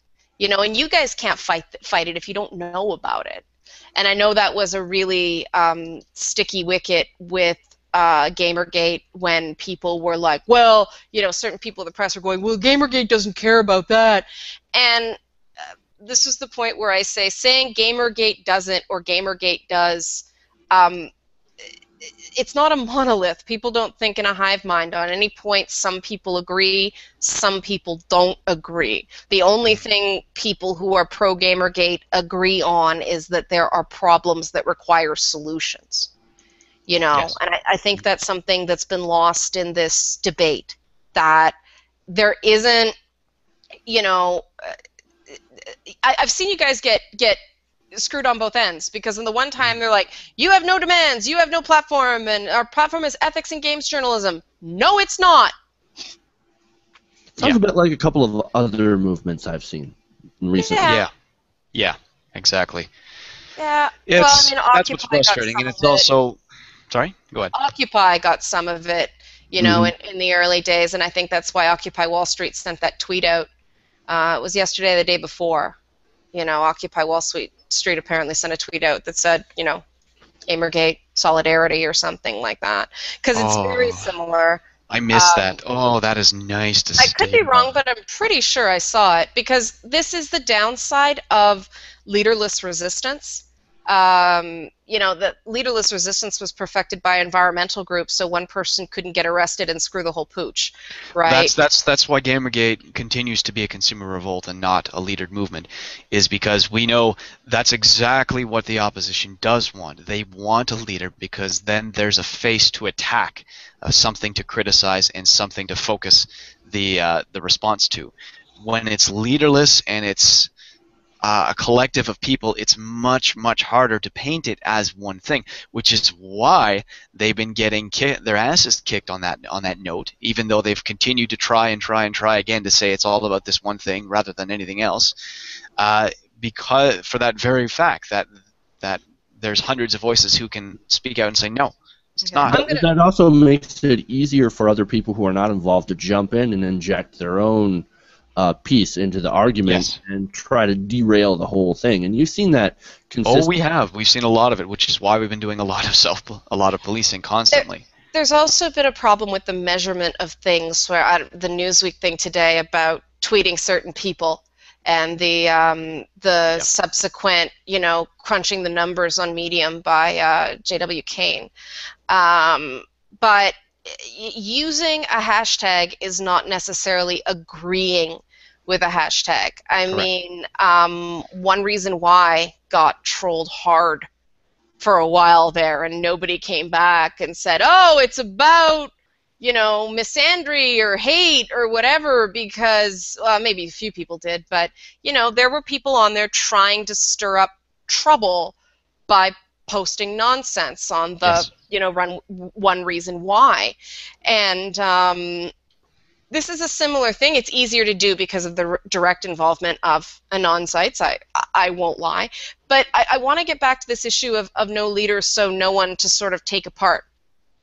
Me, as someone who's trying to listen and believe Gamergate, we appreciate that, by the way. You may not, some people might not get it, but deep down, everyone appreciates more people willing to listen. I'm just sitting here going, what's the takeaway? And I think a lot of people are desperate for that. Like, what do you guys actually want? And you ask 5 people, and you get 6 different opinions. Yes. So, I think a step forward is, what do we collectively do about that? And that is a big question, and it's something that is worth addressing. I'm not sure, because there are some people who are in it for different reasons. But there is overall one common feature, and I'm quite certain that it's a desire to see new ethics policies or ethical standards in the game's journalistic media. That seems to be the main thing. The other bits and what people classify as ethical journalism, I've seen some people who think injecting unnecessary culture and social critique into a game when it's not a factor in the gameplay itself is unethical journalism. I can kind of see that point. If it's really not related to the game itself and not part of the game, then why would you mention it? I get that. That I can see that being an issue and something that could probably be in a rules for writing good game reviews thing. But yeah, overall, I do think that everybody thinks ethical standards in journalism is goal number 1 and priority 1. They may disagree on why it's that way, but I think that's the overall goal. So yeah, or even I'm willing to speak on that specific solution. But right now, it's essentially in the phase of we need to get this. This is what's wrong, and then once everybody realizes and agrees on the problems with journalism, with ethics and game, not only just game journalism, but journalism all around, because this isn't just a problem in games journalism. No, it's a problem with all journalism, especially online, and especially clickbait, which is why Gawker's been getting their ass handed to him these past couple weeks. With let's see, Intel pulled out of Gamasutra, which was amazing. Mercedes-Benz and BMW pulled out of Gawker. Colgate's pulled out of Gawker. Adobe pulled out of Gawker. I think it's Olympus or Olympic Cameras pulled out of Gawker as well, because all you need to do is send them and say, hey, these people have endorsed bullying and said some disgusting stuff. And even if they thought it was a joke, it was not something you joke about The with nice thing a about group that's collectively bullied throughout history. Yeah, the nice thing about that one was that was a very cut and dried issue. Yes. Like, even if you're joking, it's not funny. You know, and that's Yes. the same reason that Gilbert Gottfried lost the Aflac contract, right? He made a really Yes. bad joke about the tsunami, and lost the contract. So, I mean, and I don't want to say nice because I wish it had never happened, but the Gawker thing, it was cut and dried. There was Yes. no gray area. Those, you know, gamers are over, gamers aren't your audience articles were more of a gray area. And Yes. it took me a long time to understand, because I think a lot of people were just extremely upset and they weren't even aware of why they were upset about that. They just knew they were upset. And it took a while. But now you see with the Gawker thing, that's why they were upset, because those articles are symptomatic of the same thing that those Gawker tweets represent. Right. That this is a group that has been throughout their lives bullied and harassed for being nerds and geeks. And this is what they're finding now, is the same thing as coming back to them. Except rather than being the jocks in high school who are hitting them, it's their own goddamn media who is shitting in their mouths, essentially. And it's funny, on a stream the other night, somebody compared an experience I had being a woman in gaming and feeling forced out, and me reacting very badly and tweeting something I shouldn't have tweeted, to the initial reaction of Gamergate. And they're absolutely right. When you feel threatened and you feel under siege, you don't think clearly and you don't respond perfectly. And that's why I'm trying to sort of preach a message of, you know, forgiveness and healing and everything like that. We cannot change the past. We cannot change what has happened thus far. Some really lousy things happened. My focus now is on what we can do together and getting past that anger and rebuilding that trust. And that's why I'm sort of, you know, people are like, how can you still talk to them after what they did to you? And then they do the toss hair flip in my mind. I'm here. Oh, they most definitely did it in real life too. Yeah, that's a good thing. But I'm here because somebody had to. I read a lot of superhero comics. You may have noticed, but I mean, what happens when a bunch of superheroes meet for the first time? They fight. And the superheroes are always the misunderstood person that takes a lot of crap, and they're not the hero a city wants, they're the hero a city deserves, or the hero a city needs. And so I'm trying to be Batman in this thing and go, I don't care if anybody likes me, I'm going to try to facilitate talk, because that's ethical reporting. It's not about being nice. It's not about playing to the base. It's about being ethical and getting the story right. And if somebody's got the story wrong, it's our job to try to correct the record. And in the age of Wikipedia, that's even more important, because Wikipedia is not about a impartial reporting of the facts. It's a log of what other websites have said about something. And that's something very important to understand about Wikipedia, is it can only use what's been published on a source they determine to be reliable. And I know there's been a lot of upset about the Gamergate Wikipedia article, and I sort of understand that, because it's half preamble, right? It's half preamble. It's very little about what happened after August 28th and so on and so forth. It's nonsense that we shouldn't still be talking about. But hopefully, you know, eventually Wikipedia will catch that and divide, you know, the Zopost or whatever into its own thing, and actually, you know, focus on what Gamergate is about. And I like to see now that there's a few things on Wikipedia about the progress, you know, the tangible progress that's been made on certain things. Nice. It's very nice to see. Yeah. And you mentioned the Zopost. I just want to do one quick plug, I guess. There's a YouTuber out there, SDCM Plays. His Twitter handle's Phil. He has a fantastic series, and he's basically reading the Zoe post and just dissecting it, because from his own admission, he's, I think, a victim of abuse, or someone who stood up against abuse for anybody for a long time.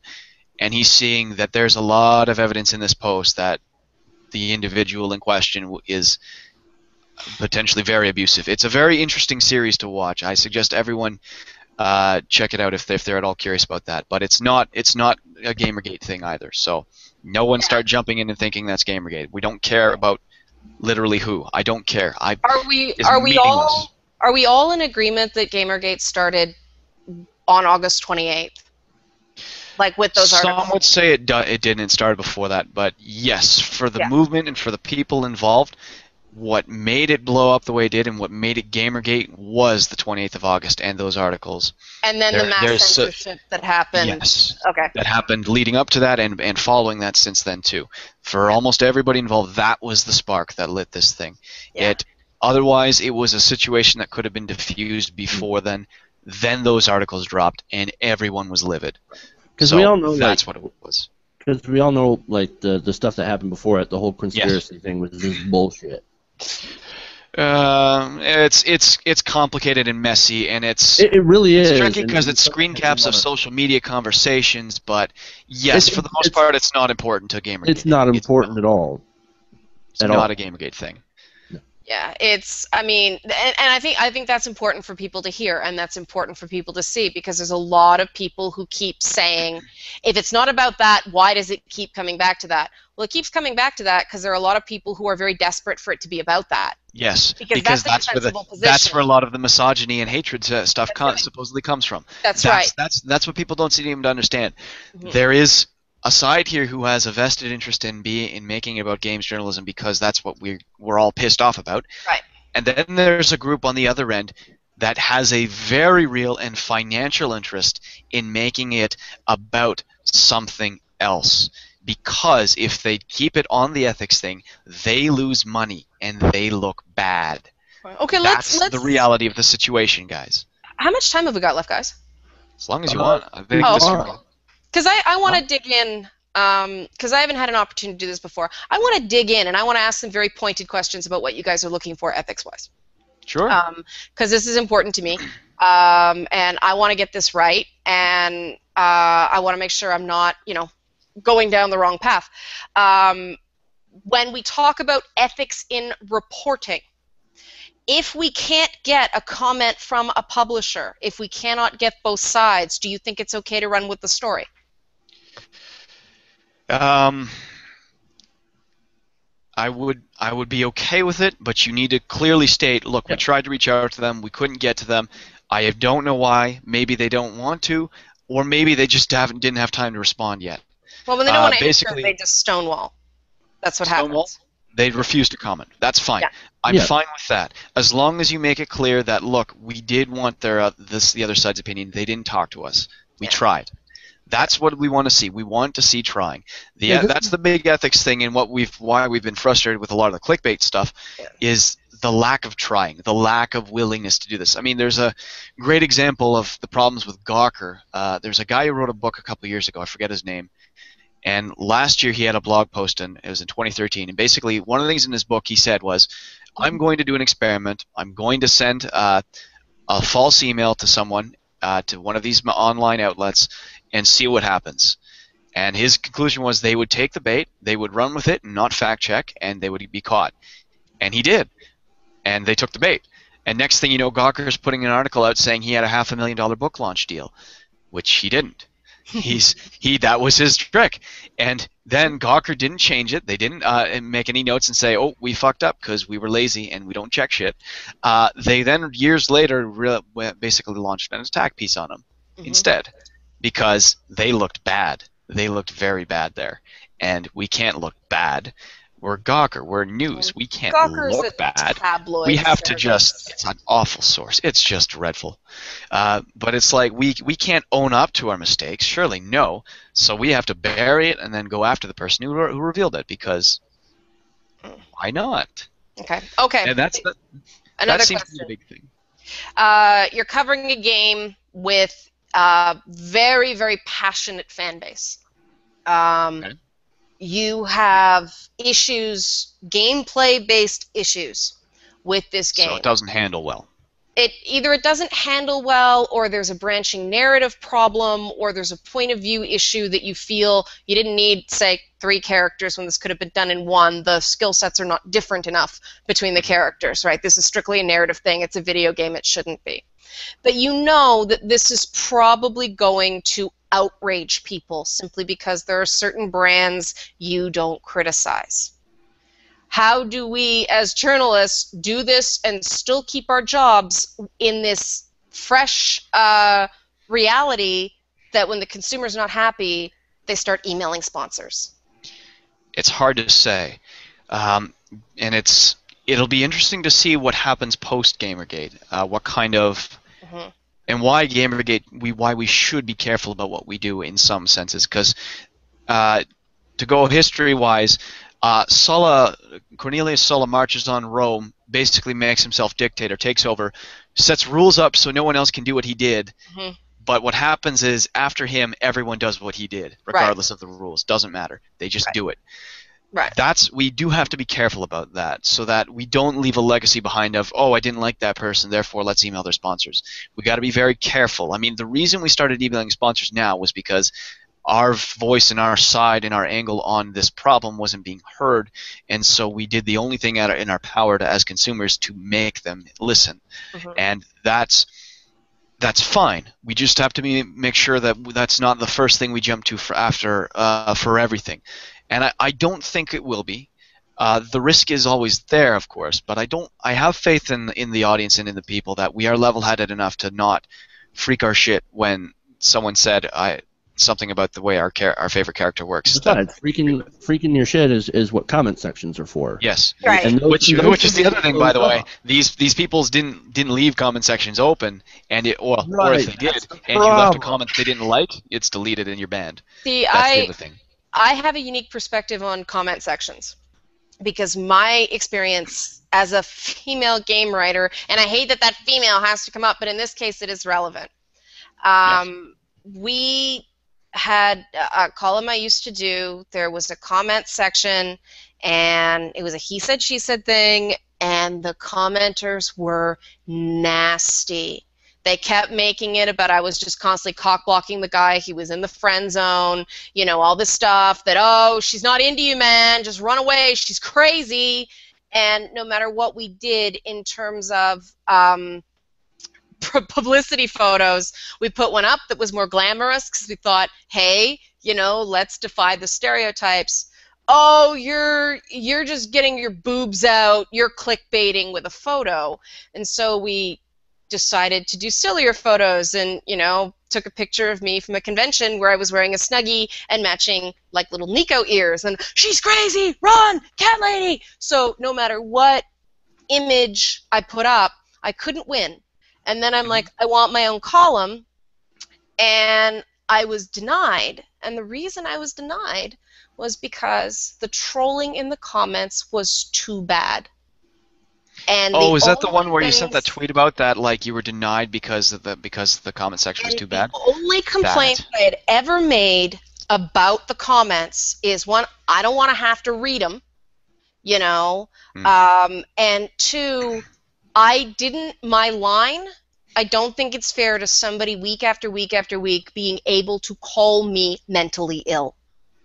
I wanted those comments taken down because I thought that had nothing to do with my writing, and it would be too hurtful to other people who may want to comment who had issues. You know, the problem with comments is not that they attack the host. The problem with comments is, are they going to scare off other people? And I do agree that some sites are over-moderated, but as someone who's written on sites with absolutely zero moderation, diverse voices are held back because it's so vicious. And it's insane the things people infer from photographs. I mean, the whole I get my tits out for a living libel that I'm living under. And, you know, every time I try to use my brain, somebody spams their Twitter account with pictures of me from men's magazine photo shoots and comic book reference photos. You know, this is the reality for women. And if comment sections are open, well, people don't just do that on Twitter. They do that right on your site. So where's the... And people who did that are people Gamergate supports. So where's the happy medium here with allowing us to keep our dignity? And it's a good question, because and one of the reasons why people have had a difficult time with Gamergate is there is a small degree to which there is some 4chan, 8chan culture spillover onto places like Twitter, which in and of itself isn't necessarily a bad thing. It just leads to a fair bit of misunderstanding, and whereas usually a lot of that's more self-contained, I would say. But it's a fair question, and it is something that but it's one that I don't think has a clear-cut answer. Yeah. I think it's one that will always be a battle for all websites and for every writer or reader or commenter, no matter what it is. I don't think there's a right answer for fixing that there. So I think the scenario is always play it by ear. If there is a particular case where there's a lot of just unrelated vitriol, then maybe moderate it more extensively. But otherwise, don't have the strictest comment policies, and don't be afraid of discussion either. What we don't want is to remove comments where they're disagreeing with you. Right. Yes, I absolutely do not want that. I do not want people to feel intimidated for saying I made a factual error. I do not want people to feel intimidated saying, have you considered this? What I object to is the tone that gets set when 50 people call me a liar in rapid succession. You know, that's you better have proof before you step up and call somebody a liar. And the reality is that can poison a community. When, you know, I was a big believer in just say what you want, I don't care. And then I had people coming up to me privately and saying, I'm afraid to comment on your stuff because the other commenters are so mean. I've had women who say, I want to be a game writer, but I see the crap you get and I'm afraid. Yeah. You know, these are issues that I think we need to address together. And you know, I'm glad to hear, like, what it sounds like to me you're saying is that Gamergate is not opposed to moderated communities. They're just not in the slightest. We're just the only part of moderation they have issue with is when it crosses the line and censors discussion. Everyone knows that shit posting is fair game for moderation. No one is even those who don't agree with it know that it's still fair game. Now, fair criticism though is. That is where where it gets bogged down into what is or is not fair criticism. Yeah, you know, I think calling people out on ethics breaches or syntax breaches publicly is fair criticism. Yes. A certain someone doesn't agree, and that's what caused me to get told I get my tits out for a living. So, that, you know, that's something I'm still struggling with, because that was me calling out another journalist. It was something you guys claimed to see, claimed to want, and it divided the community. I was accused of telling them to reveal their source. I wasn't. Yes.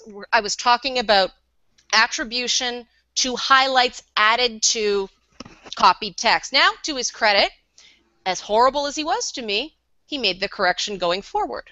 Yes, now, I will give him that. And I think that's a big, because I know exactly who you're talking about, and I think that's a big thing about that individual is, as unpleasant as that was, that person is making changes about other things too. This is a person who did not who was not a particularly big fan of gamers at the start either, but has since warmed up to the community immensely and has been much more receptive.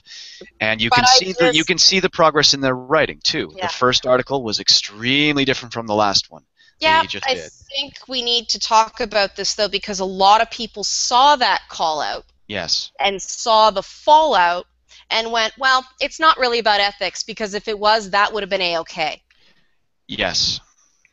Yes, you know, this is true, and this is part of the problem where you have an entire community that's been shat on by the media to the point where they have a voice that's giving them coverage, and they don't. And there is a degree to which we're concerned to speak out against that, against those few who will cover us, because we don't want to lose those voices. That is a problem, of course, and it's one that we have been wrestling with from the beginning, and this is why arguments about things like tone policing come up in the first place, is because a lot of us did recognize that and went, okay, there is a degree to which we have to have pushback.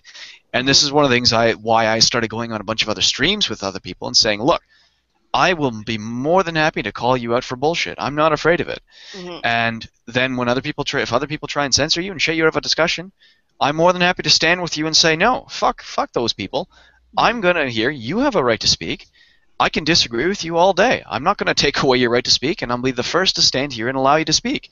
Yeah. I'm just going to disagree with you. And what again, this is why I started doing streams with people, because there needs to be that degree of pushback in the community, because there is a degree to which there is a risk that we could eat ourselves. We've seen a little bit of that with the anti-Gamergate community, where they have literally turned on some of the people in their community and just thrown them out. We must be better than that. Always, we always have to be more welcoming. Yeah, you are one example of that, but there are others too that were just. Well, I'm literally Georgina, for example, who was very neutral, was harassed and just torn apart by those people. Well, there was that writer for the Mary Sue that also got dogpiled by anti-Gamergaters. Yeah. You know. And so this is what happens, unfortunate as it is, and it doesn't justify it. It's a constant battle that needs to be fought. There needs to always be pushback in our own community to say no. We need to be welcoming and inclusive to everybody. I don't care if you don't like them or you think they're this, that, and the other. Just be welcoming, judge by the merits and the actions. And if enough of the community thinks you're right, then that person's going to have a bit of a cold shoulder. But never ever stop welcoming them in. Everyone should always be welcome. That's the whole point. We are an inclusive group of gamers. Gaming is an inclusive activity. Even to those we dislike and we disagree with, it should always be inclusive. And politics should really be left out of it, because we're all here to have fun. Yes. It's tough because there are certain games that do invite political analysis. Assassin's Creed is all about order versus freedom, right? And so in that review, this is another one of my questions, is in a game that makes something an issue, Assassin's Creed, that particular politics and the history of the time is a selling point of that game. People who play that game will forgive the mechanical hiccups because they like the revisionist history, or the alternative history. Look, and I just got to jump in and say this is why I play games like Paradox Interactive, like grand strategy, alternate history shit. It is immensely fun to do that. It's just so much fun to rewrite the narrative. And why I was pretty pissed off when someone wrote an article calling Europa Universalis for a genocide simulator. I was like, oh, I'm sorry. Well, I thought Tropical 5 got a bit of a bad rap. Tropical 5 is another example where a journalist writes, and it's this terrible thing. You can be like Mao and Stalin. I've played Tropical 5 as the most goddamn liberal person on the planet. Everything's pro-gay marriage. Food is sponsored by the state. Real elections, because I'm always so popular I don't need to cheat to win. All that shit. That's how I like to play it. I don't break that formula. I almost never execute. There are games that I play. I'm one of the most liberal people around. But when I play a game like that, I'm like Iron Fist dictator. Yeah, and that's fine. I crush you militarily. Fine. But the fact that a journalist would say that and therefore there's a problem with the game, it's like. That's what we call projection, sir. That is what we call when someone keeps talking about, homosexuality is a choice. All these gays, they just can't stop thinking about dick and dick and dick. Meanwhile, it's like, why do you think it's a choice? What is going on in your mind that makes you think that? That's called projection. Comparison. And so when these people do the same thing and they say, it's so easy to be this horrible monster on this game and therefore it's bad, it's like, what's going on in your mind when you're playing this game? That's what I'd like to know. Because you might have a few screws loose in that case. But that's the beauty of gaming, right? Like, I find out a lot about myself by playing games. And it's funny because there are a few games. Here's a question, because this is one I struggle with. Should we be more concerned about getting reviews out? Because the idea is push it out fast so you can, be on Metacritic and be one of those first reviews so the game will get a good score if you really like it? Or would you prefer we take our time, put out a review a little bit later, and get it right? Take your time, man. Get it right. You have to understand, it's this rushed nature of this stuff that has made people turn to YouTubers and Let's Players. Before Gamergate, I never went to Kotaku or any of those outlets. I hated them. I hated gaming outlets. I've always disliked them. Not because I think there's nothing good on there. I just don't care what they have to say about a review, because I found a lot of it to be very sloppy and really shallow.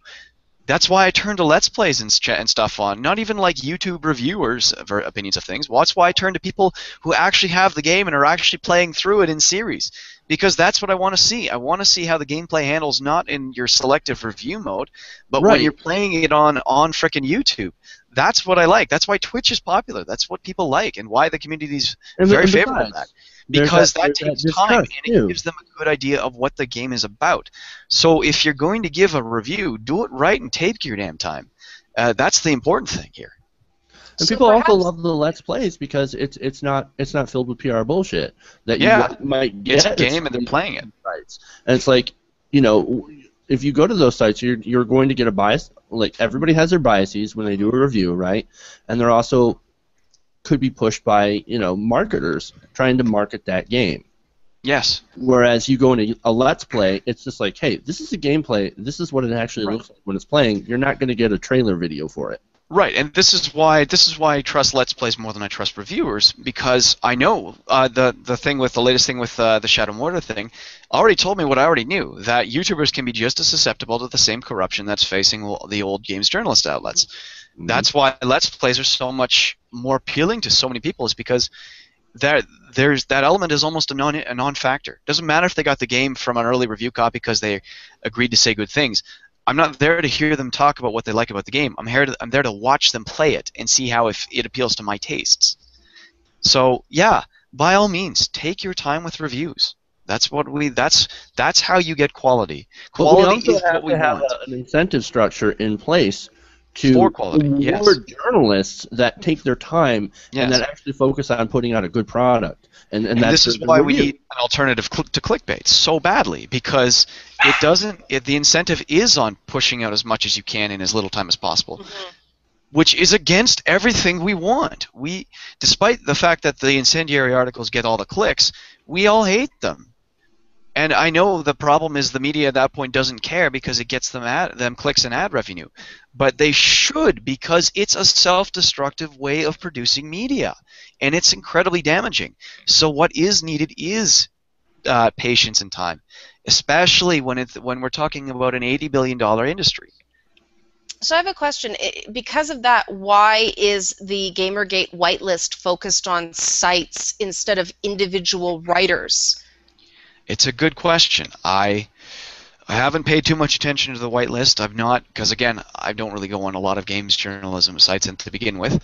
I do signal boost the ones I like, but that's a valid point. And although I will say Review Labs, in my opinion, is one of those examples where it's doing exactly what you asked just now, where we are promoting the individual journalists, or why people like Eric Kane of Forbes. We don't think Forbes has a good review on games. We think Eric Kane has a good review on games.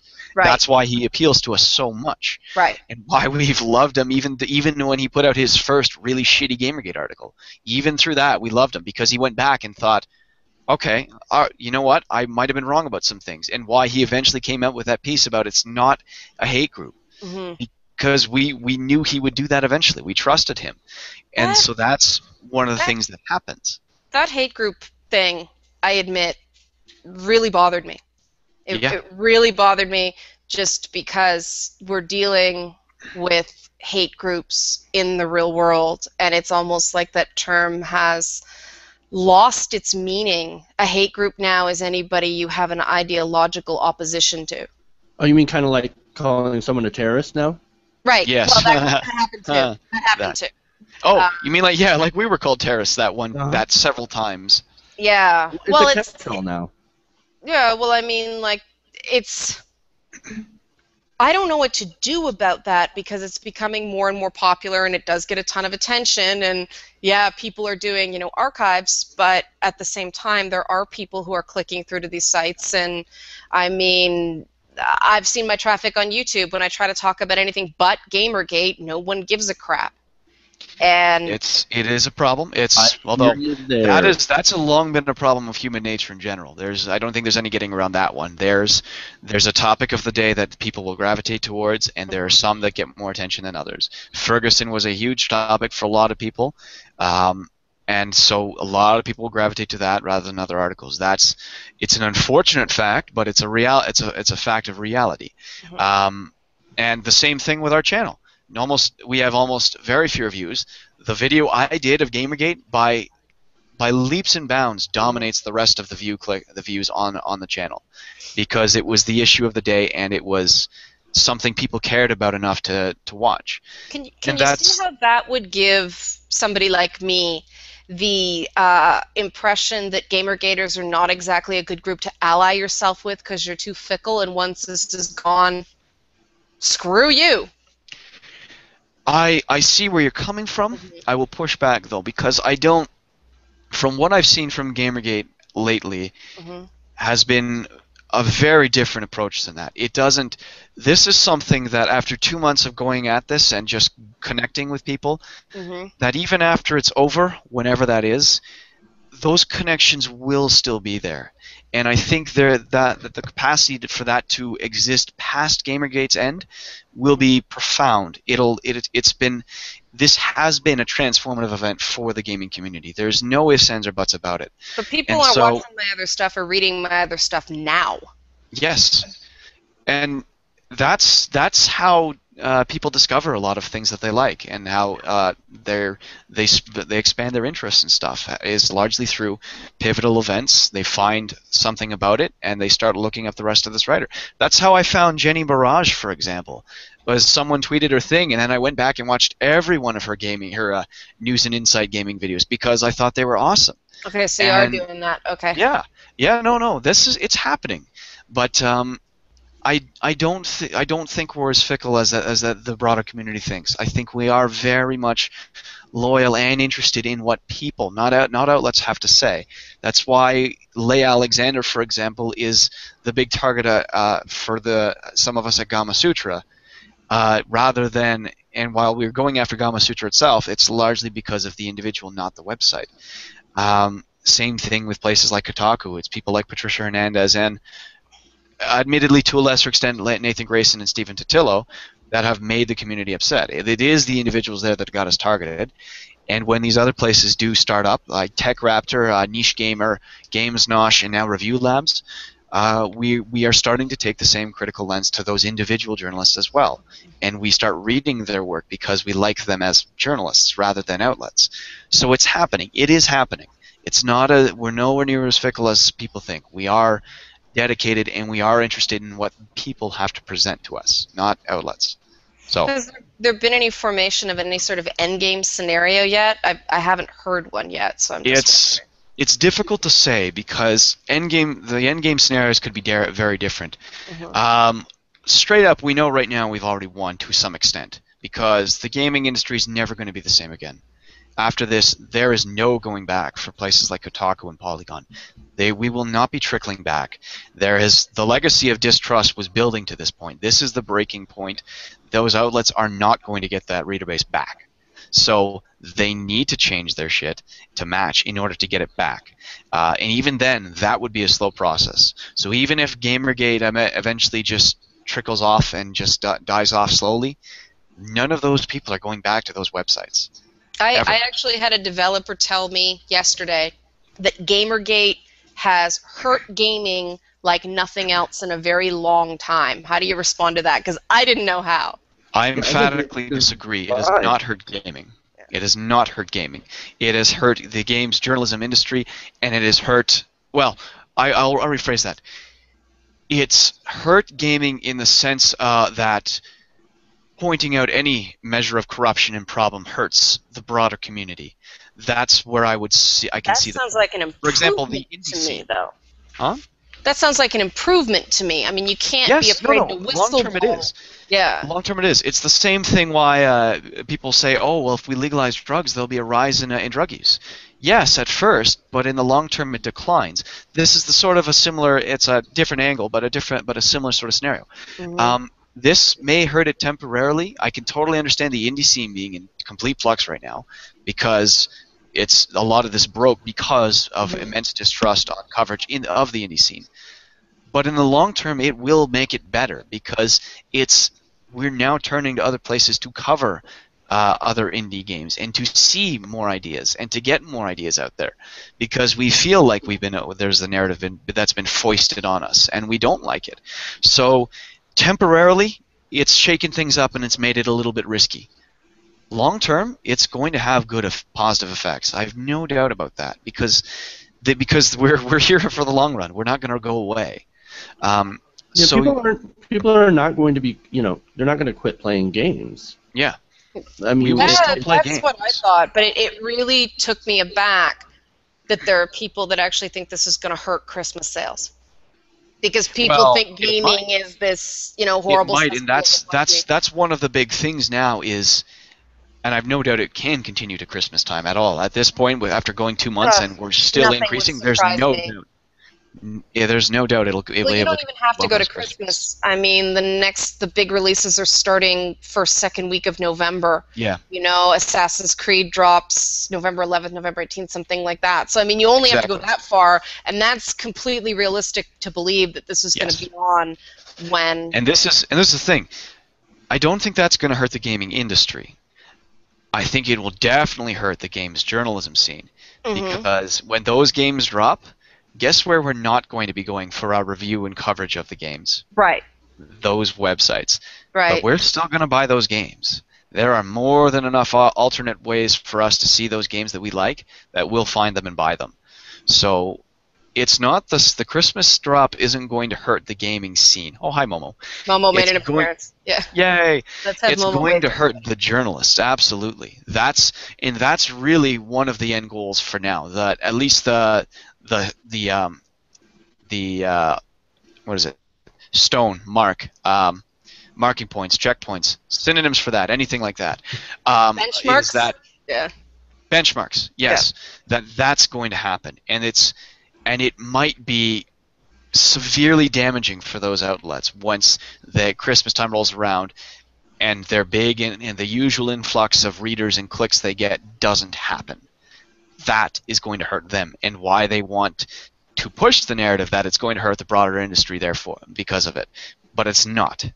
We have a lot of alternatives, a lot of ways to get to it, to see and buy what we want. It won't hurt the industry. It will hurt the journalist sites that have been shit on, and rightly so. So we'll see an increase in Let's Plays, essentially. Basically. Those have already been on the rise for a while, too. Yeah, YouTubers are actually taking spots away from journalists because it's easier to cherry pick friendly YouTubers for a publisher than to put a journalist through like me who's going to bust everybody's balls if it's warranted. And that's a cause for concern for me because YouTubers are a lot easier to manipulate. Yes. And you see the people who are new to E3 and they've got stars in their eyes and they're not going to say anything bad about anything because they're so happy to be there. Somebody like me who's done 9, we're sitting here going, yeah, there's no gameplay in this demo, so it's very pretty, but that's all we can really talk about. Right. So there's going to have to be a balance at some point between the Let's Players and the press who can go in there and has the relationship and credibility to kind of go, hey, what about this? Because absolutely. You have to compromise on asking the hard questions just to get access. Trust me, and it drives me crazy. I do trust you on that one. Yes, and you're not wrong about that. Yeah. The challenge with introducing that now, and it is problematic because I do think it's a valid thing to introduce, is that the people introducing it are largely the same people we're criticizing right now, and that's where it meets a lot of opposition. Is when you have people like Stephen Totilo saying, "Oh, but," or Jim Sterling, for example. That's why he got a lot of flack for his thing about the Shadows of Mordor thing, is because, but you're being implicated in this scandal right now. Well, not necessarily him personally. I don't care about him. I think a lot of us are pretty neutral on Jim Sterling. But that's why he got flack for it, was because we're shitting on the games journalists for doing that right now. We don't want to hear from you that pointing fingers at the YouTubers doing the same thing, because that sounds like deflection. And it's something that true. It's even if it's true. But here's the thing, and this is why we have to incorporate that element into the revolt naturally. It can't be foisted on us by journalists. It's something that we as gamers have to come to our own conclusion about, because otherwise it just makes us more angry at the journalists, because they're the ones who are trying to point it out. And as frustrating as that may be, we will find that one out, and we will figure that one out for ourselves. Don't doubt that. It's interesting. The more you talk, the more it sounds to me like the fundamental ethical principle that is at play here is the respect for your readership. Yes. That seems to be the ethical pillar that has faltered. If that's so, then that's a major point of clarity that Yes. I think we can... would you say that's accurate, that the major ethical failure you believe is respect for the people we're supposed to be reporting on behalf of? Hands down, that's what started Gamergate, so hands down, that's probably the best example. There are other bigger examples of actual nepotism and bribery. Right. But what pissed everybody off was the sheer condescension and disrespect for the audience. That is what drove us insane in the first place and made us angry.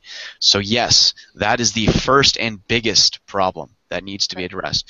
And you know what? To her credit, a couple things happened. Leigh Alexander, for example, on her birthday, sent out a tweet saying, "You know what? A lot of people from Gamergate have come and said, 'Happy birthday to me.' It's a weird feeling, but thank you guys. I appreciate that." And there was an incident yesterday where she had interactions with pro Gamergate people, and it was very positive for everybody. No one was pissed off or shit-slinging at her at that time. It was generally a good thing.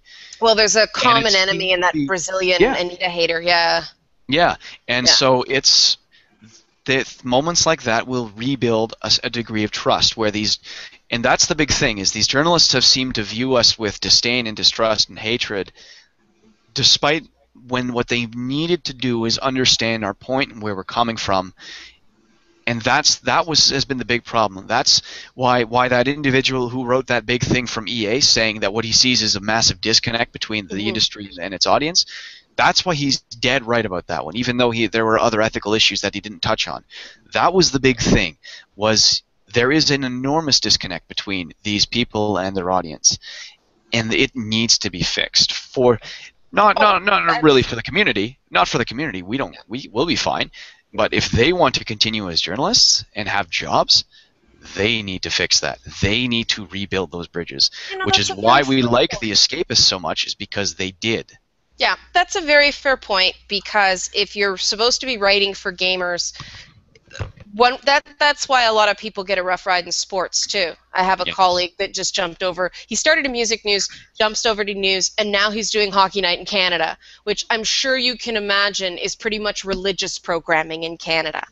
And he's getting a rough ride because there are some people that aren't convinced he's a real hockey guy.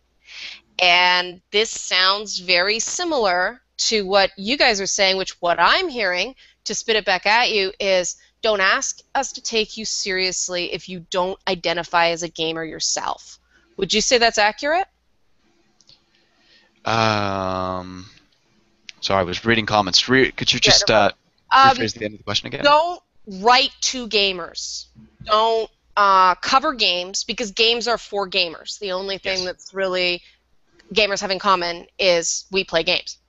Yes. Don't say gamers don't have to be your audience, because if so, why are you writing about games? Yes. Is that the message?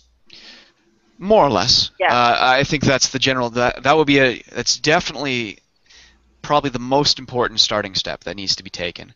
Because once these people are able to rebuild, or in the very least own up to that and recognize it and make amends for it, then we can actually start having the conversation about the nepotism and the bribery.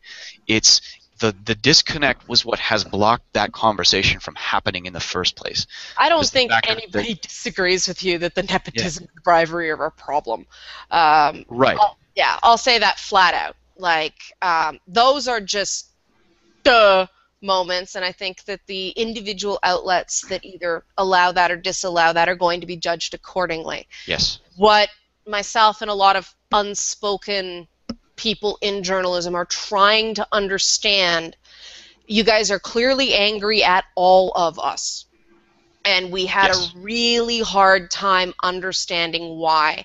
Yes. And in order to give validity to that anger, which we want to do, we need to understand precisely what needs to change. Some of you do. The unspoken ones, I will give you credit, you do. Yeah. The I'm targets don't. For, a bunch of people are watching this and going, I saw you on it. So I'm sort of asking the questions I've been asked so we can try to get some movement on this thing. Because there are a lot of people that do care. They're angry because they got bit in the early days. Yes. A lot of people got Eric Kane is another example.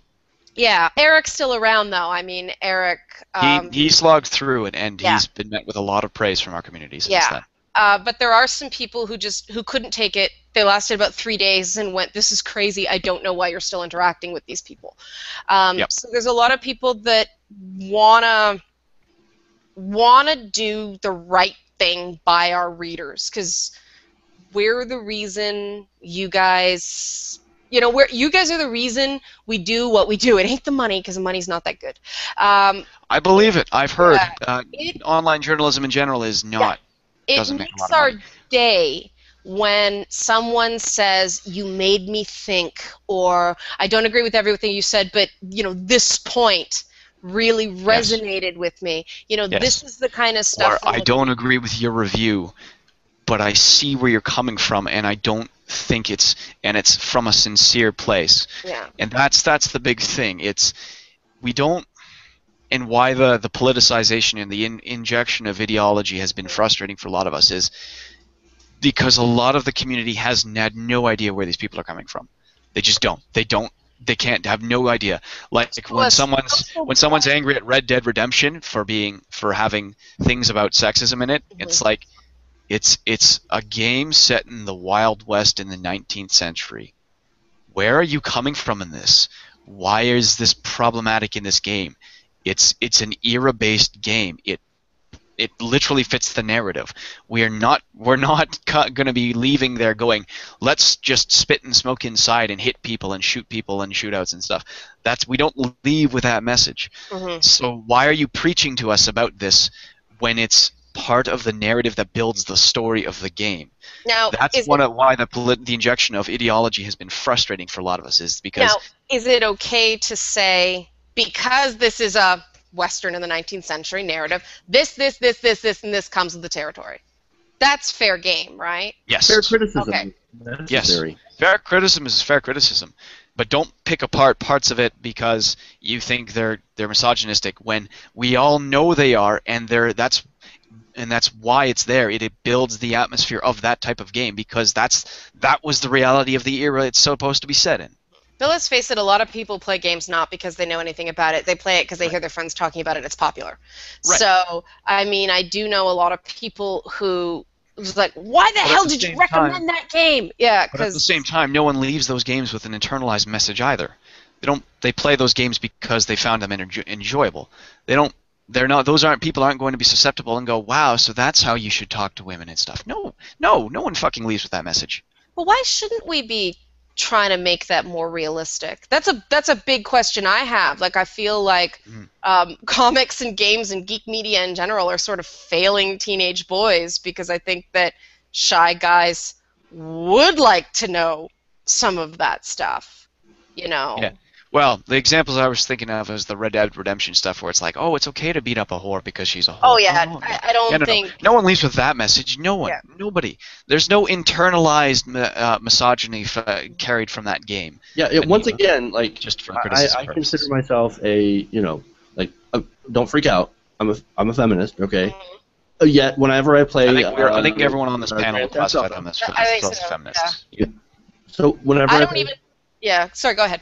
I was gonna say whenever I play, Grand Theft Auto, I'm running over hookers and taking their money. Like that doesn't. I don't get an internalized message when I play that. You know what's exactly. funny is it took me a while to get into those crime games. I'm a Saints Row fan, and it took me a long time to embrace the idea of running over pedestrians. But there was a scene in. It might have been Saints Row 3, where sort of picketers were walking around and it said, Shondi is a whore. And, Shondi's the member of your crew. And she's quite a well-written woman in Saints Row 3. Man, did I gun that and run that son of a bitch over. And that was my moment. And I'm like, wow, good for you, Volition and Deep Silver. You made me go there. That's a good game. That game that makes you do something you wouldn't do in real life because you so buy in to the reality of that world that you do that in that moment. But I admit that made me question civility a lot. Yes. Games like that are satirical made me question just how civil our civil society is, because I can believe in a world where a gang would become popular enough to become, energy drink endorsers and eventually the president of the United States. I can see that happening, unfortunately, in the way our political system is going, because we're just so distrustful of everybody. Why not a gangbanger? Since we're demonizing everybody anyway, and everybody who disagrees with you is a terrorist. Yeah. Why not? They're all criminals, right? And I thought the game was so smart that way. I don't really know it changed my mind, but it did sure make me question things. Yes. At the least, it was entertaining. Oh, yeah, it was crazy entertaining. It's funny as hell on top of everything else. And that's the thing. A lot of people don't give games enough credit. There are layers to which we see them. We saw that a lot of that stuff in Mass Effect. Christ, one of the main focal points of the Mass Effect is, at what point is life?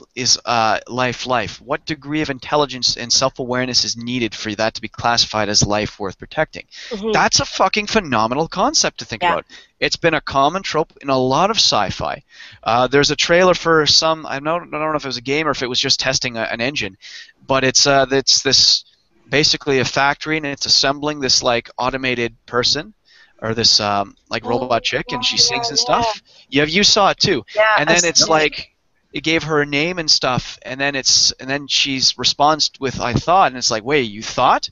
That's not good. We need to start taking you apart now, because that's a broad flaw in the code, and it pulls the heartstrings, because then she screams out, "No, I just want to live," and he puts her back together, and it's like, because it's like that's a fantastic way of presenting a real message, especially as we're kind of moving into the future, and that might become, in a couple centuries, part of reality is at what point is that life and not. So those are excellent ways of delivering real messages and real topics worth talking about. And there is, especially in the past when you look back, and they're very good analogies for race and gender and ethnic issues too. Like the movie District 9 was a deliberate example and view at apartheid South Africa with aliens. It's a fantastic way of presenting things. And it was a glorious FU for not letting that director do the Halo movie. Oh yeah. Because it was set in the place that is the tie-in point to Halo and the invasion, and I know that as a gamer, I'm like, exactly. Good for you, Exactly. That's another interesting thing, that we seem so interested in the mainstream adopting our properties and making them into movies, that I don't know how much it drives. I don't know how you guys feel about it, but when game sites are covering a development deal, so Sony's going to make a Ratchet and Clank movie, I couldn't care less. I have the game. Yes. I have the games. I love the games. I kind of facepalm at it, to be honest with you, because it's like, when does a movie based on a game really turn out to not be terrible? Mm-hmm. Yeah. sometimes it could be good. Sometimes it turns out Or, to be. for example, movies based on products. Cough, cough, Lego Movie was phenomenal. That was good. Oh, it was so good. That was Oh, good. I love that movie. But that was Oh, it's so actually good. more of like a format or a style. They could tell any story they wanted. And I think they got very good at narrative with their games. They got better and better and better and better and better and sort of hit their stride with the Batman Lego games. Yes. Yes. Very much and that's so. when they sort of figured out how to tell a story and go with it. Before that, it wasn't as good. But No, of course. I mean, I think some of these movies, you know, like Uncharted, they could make a good Uncharted movie because Uncharted's an homage to, Yes. you know, Indiana Jones in a way, and that adventure sort of stuff. Yeah. And it's so funny the way that cycled because I remember when Lara Croft came out, when Tomb Raider came out, everybody was like, oh, it's just a girl Indiana Jones. And then when Uncharted comes out, they're like, oh, it's just Dude Raider. It's like, do you guys have the memory spans of flies? Like, Yeah, it's pretty bad. It's unbelievable. But these are failures of reporting that we've personally, like people in the press corps, been going for years. And unfortunately, there's so much bitterness in the press corps that a lot of people are convinced now game consumers don't know a good article from a bad article. They don't know a good review from a bad review, and I think that might be where some of the this come from. We know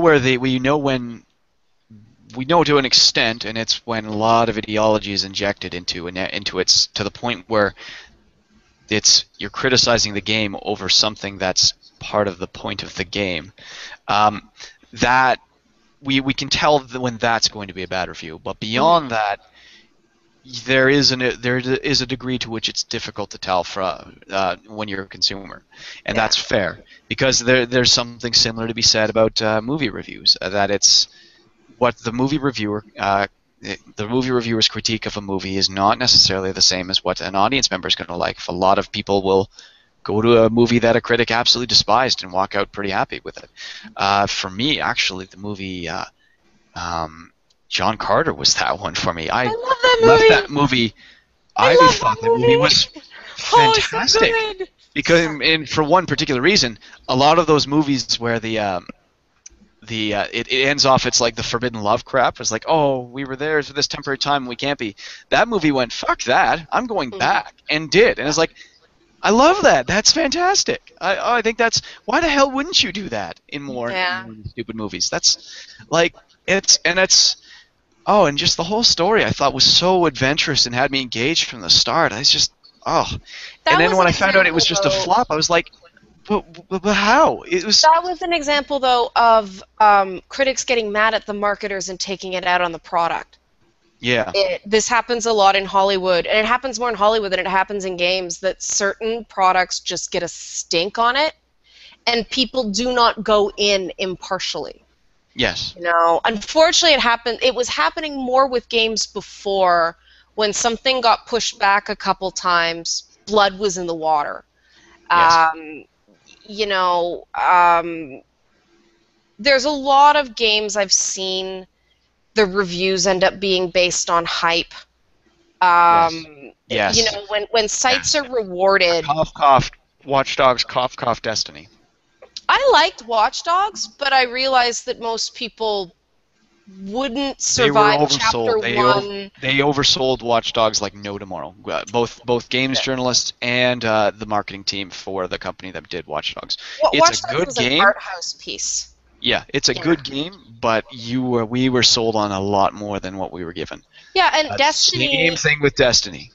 Destiny was sold us so much, and then it wound up being nothing unique about it. It's okay. It's a fun play, but we wanted more story from it. That's one of the big things for me. And I know why they don't have much story in there. It's because they want to keep you hooked for fucking DLC, and that's Bungie is not known for story. Halo was actually a pretty captivating story. I left that. If you read the books, though, or if you're talking about Halo 1 and 2, You know, if I you're did talking read the Halo 1 books. and 2 and then the books are phenomenal. The Like, books make the story so much more engaging. That's one of the things why I hated why people who bashed on Halo, and why I loved things like Halo Wars, and then one of the first trailers for Halo Reach. Halo Reach is one of the first trailers. Is you see the planet Reach, and then you just see it getting bombed to nothing. Halo Reach That's what I wasn't a loved bad about it. story. Halo Reach wasn't a bad story. 3 and ODST were, you know, they're being allowed to do less and less and less and less with their stories in the games, to the point that now Halo 4, I know that's not Bungie, but you had to go back and unlock movie cutscenes to figure out what the hell was going on with the narrative in that game. Halo And I'm 4? like, yeah. With the I thought the story for Halo 4 was sublime. I thought I if you knew loved about it. the didact before you went in, it made sense. But if you hadn't read the books, it was fragmented as anything. I actually didn't know about the didact going in, Okay. but I didn't feel that way. But I had read pretty much every other book Yeah. except for the one that touches on the didact and everything. Yeah, because the So books I admit I went in with an enormous understanding of the Yeah. story and the lore. So, and one of the reasons why I loved Halo 4 so much was actually one of the reasons in that little series they started doing with these little missions and stuff. Yeah. Was there's a conversation was like no longer are we the mice cowering, now we're the giants, and the ship comes in and blasts through a bunch of Covenant ships, and I was like, yes, finally, because it touched on a lot of what those books did, was the fact that this is Spartan Ops. huh? You're talking about Spartan Ops, the story there. Yes, yeah, the Yeah, Spartan yeah. Okay. Start Yeah. that was because, and Halo 4 overall was because it tied a lot of those book stories in, and Yeah. you finally got the impression that what the Halo series up to that point had been was a very long and tiring and brutal and bloody war for survival. Right. That was the entirety of Halo. Was these ships show up, and almost 9 times out of 10 they don't land on the surface. Yep. They bomb the entire planet's surface and leave nothing left. Yeah. And for 27 years, it has been that war, to the point where of the thousands of human planets that have been colonized, Earth is the only one left. Yeah. So you're left there with an impression of trillions and trillions and trillions of massacred people, and this is the last holdout, and it gives you a much more profound feeling for that game when you know the backstory there, and that's why I like those books. It's sets the tone. Existential threats are a trope that we're seeing in games over and over and over again. And I give a game like Watch Dogs credit for backing away from the concept of an existential threat. It's very hard to create that tension when you don't have that. Now, for me, the job of me as a reviewer reviewing Watch Dogs is, okay, here's what it does well, here's what it doesn't do so well, here's what you sort of have to get. It's sort of based on French existentialism and everything being inherently meaningless and injecting the meaning of the doer into it. Right. You don't care about that, but trust me, it's important, because otherwise the game seems just like empty, right?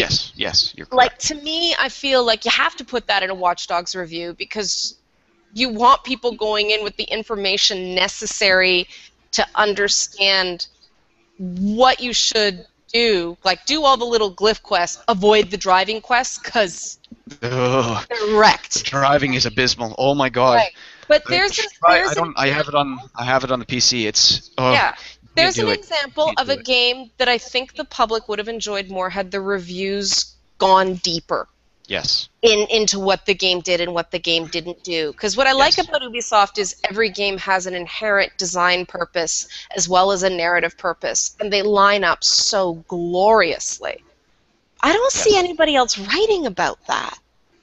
And maybe I'm just missing it, but... No, they don't have time. Yeah, they don't have column space, I think is what it is. That too, 100 words. You know, so then we end up not touching on that in a review. We end up touching on that in a later op-ed that isn't what people go to get an opinion of whether or not they should buy the game. They read op-eds after they play the game. And that's a huge problem, because now we're being sold a bill of goods that we don't... It doesn't reach the target audience until it's too late, and that's an enormous problem. By too late, I don't mean like, oh, you took your time and produced a good review. That's not too late. The too late I mean is you produced a shoddy review at the start and then did an op-ed later on that said, actually, these were all the problems with the game. Well, but At that point, you already put the stamp with your number on it and seal of approval. Yeah, and people don't go back to to going that second back. opinion. Mm-hmm. Well, yeah, and I mean, part of the thing that frustrates me about the way games are delivered for reviews is that we're given so little time that we're racing. And this is something I have to check myself on. Is like, God, you know, I don't want to play this game anymore. I want to go have a drink and read, for God's. But you're forcing yourself through it, and you're gonna be rougher on a game you have to rush than a game that you can experience the way a player would. And I don't think it benefits anybody to send out these review copies that people are going to pound through, you know, speed run style. And that's what the reviews end up being. There's not enough time. And I know why the publishers are doing it. Because they want to skirt the review process completely and sell games based on hype. There you go. That's it. It's basically it's essentially trying to skirt peer review in the industry, more or less. And some are better for it than others. Mm-hmm. You know, some are better for it than others. Ubi's a great one. Ubi's, they throw the doors open. You know, their publicity people are responsive, but if you look at their median score for an Ubi product versus an Activision product, obviously there's a definite imbalance. Benefit to keeping the press at arm's length. We're obviously collectively bowing to an alpha dog too. Yeah. You know, and this is something that bothers me, is that game companies, publishers are going to do what makes them money. Developers are going to do what makes them money. Right. You know. And this is the thing with Gamergate now, is that this is basically to try and show we don't like that, and we don't want that to make you money, and we want to change that system, because that shouldn't be making you money. Good products should be making you money. A quality game should make you money. For example, I don't know about if anyone did what the reviews were like for Skyrim, but I know almost everybody who loves Skyrim doesn't love it for what the story does with it, especially on PC. They love Skyrim for what they can take it and do with it. That's why people also love games like Civilizations 5 and why people like the Paradox games, because they can take it and do whatever they want with it. See, you can rewrite history, you can open the code and you can alter things in the game, you can mod things in, you can do everything. You have enormous potential at your fingertips, and that's why they love them. But you get out what you put in those games. And the number of people I know who bought Skyrim because it had cool commercials and was getting all these 10s out of 10 and then didn't finish it because they were like, well, nothing happens. You know, and they didn't. And this is why people always advocate go get those games on PC, because and this is why that's where the enormous potential for doing whatever you want lies. Well, because of the mods that came out for Skyrim, like interesting NPCs. I mean, you know. NPCs. Even I'm trying to think of some of the best ones. But, you know, the point there is that's why I'm so wary of 10 out of 10. I tend to not like games that get a rack of 10s. I find they tend to be derivative experiences that don't challenge you gameplay-wise very much. So there's no learning curve, and you're instantly awesome. 10 out of 10 is lazy. It's immensely lazy. It's like you've said about 7.5s as well. I find them both very lazy. I agree. They're both exceptional lazy scores. It means you let your emotions override your judgment. Yes. It's the same reason why in marking things, or for like all through university, why I was always told I'm never going to give you a perfect score because it looks incredibly lazy. There's always something to improve on, or there's always something that could be fixed. There's nobody deserves a 10 out of 10 on anything. Unless you're literally going by point blank true or false, yes or no answers, and then the correct answer is yes, and then obviously there's 10 out of 10 room there. But if it's a product, it's an art form, it's subjective. There's always room for improvement. There should never be a 10 out of 10 on a game where there's on good games ever. Well, there shouldn't be a 10 out of 10 on a game that has any bugs, especially crash to desktop bugs. Like any game that actually crashes or hangs when you have to turn your system off and restart it. Yes. But there are plenty of games that have had bugs at that level that I've seen get 10 out of 10, or scores too high for what I think is, and that to me tells me a reviewer didn't finish the game. Yes, that tells me the same thing, which is one of the reasons why I've never trusted reviews, and why I like Let's Plays, because you have a chance, especially with like freaking smartphones now. You put YouTube on, they have their playlist, you put it on, you press play, and you just sit there and you listen and do other stuff and look at them and how they play the game. And it tells you so much more about the dynamics of the game and the gameplay controls and the mechanics and how it works than any review ever could, because you're seeing it happen live, firsthand. And that's enormously powerful as a consumer to know what I'm interested in. It's, for example, a great example is on Steam, there's a game in its early alpha stages now called there's two. There's one called The Forest, and then there's the other one called it's Life in Medieval or something, feudal or it's some feudal game. It's kind of like Minecraft but with real stuff. And Landmark? Sorry? Landmark? No, I can open here. No, I think I know what you're talking about, but I can't. Life is Feudal, I think. Life is Feudal. That's the one. Oh, Life is Feudal. That one. And I didn't trust any reviews on those things yet. I put on YouTube, saw people Let's Playing it, sat down, looked at the Let's Play of Life is Feudal, and thought, well, this doesn't seem very appealing, so I didn't buy it. Looked at the Let's Plays of the games like The Forest, even though when they came out in like 0.01 alpha, and was like, this is something to watch for. I'm watching these people play through it, and they're seeing the bugs, but overall it still looks fun, and it looks like something I might want to check out. And that has a profound effect. And this is a way that indie games essentially circumvent the entire review process, is by releasing early alphas, and then the Let's Players get them and they play through them at their own to their heart's content, because they're like, well, why not? I'll pay the money. There's no need to ask for review copies. I'll pay the money. I'll play through it with all the bugs, and as it develops, and the audience is more than capable of making up their own mind if it's something they want. Space Engineers, for crying out loud, is a great example of that too. It always feels so cheap when an indie game is $5 and you're asking for a review copy. Yes. You know, like, I understand there's a principle behind it, because, hey, $5 adds up, right? But it is sort of, the game's $5, man. You know? Like, that's always the tricky thing. But, I mean, that was a confusing thing early on in Gamergate, too, where when people were saying Kickstarters and you know, if you back the game on Kickstarter, you had to declare that you backed the game on Kickstarter if you reviewed it. Yes. And I just want to mention one other thing. Someone in the chat said early access indie games do have their problems. Yes, they very much do. They do. But as far as for the people who buy them early access, yes.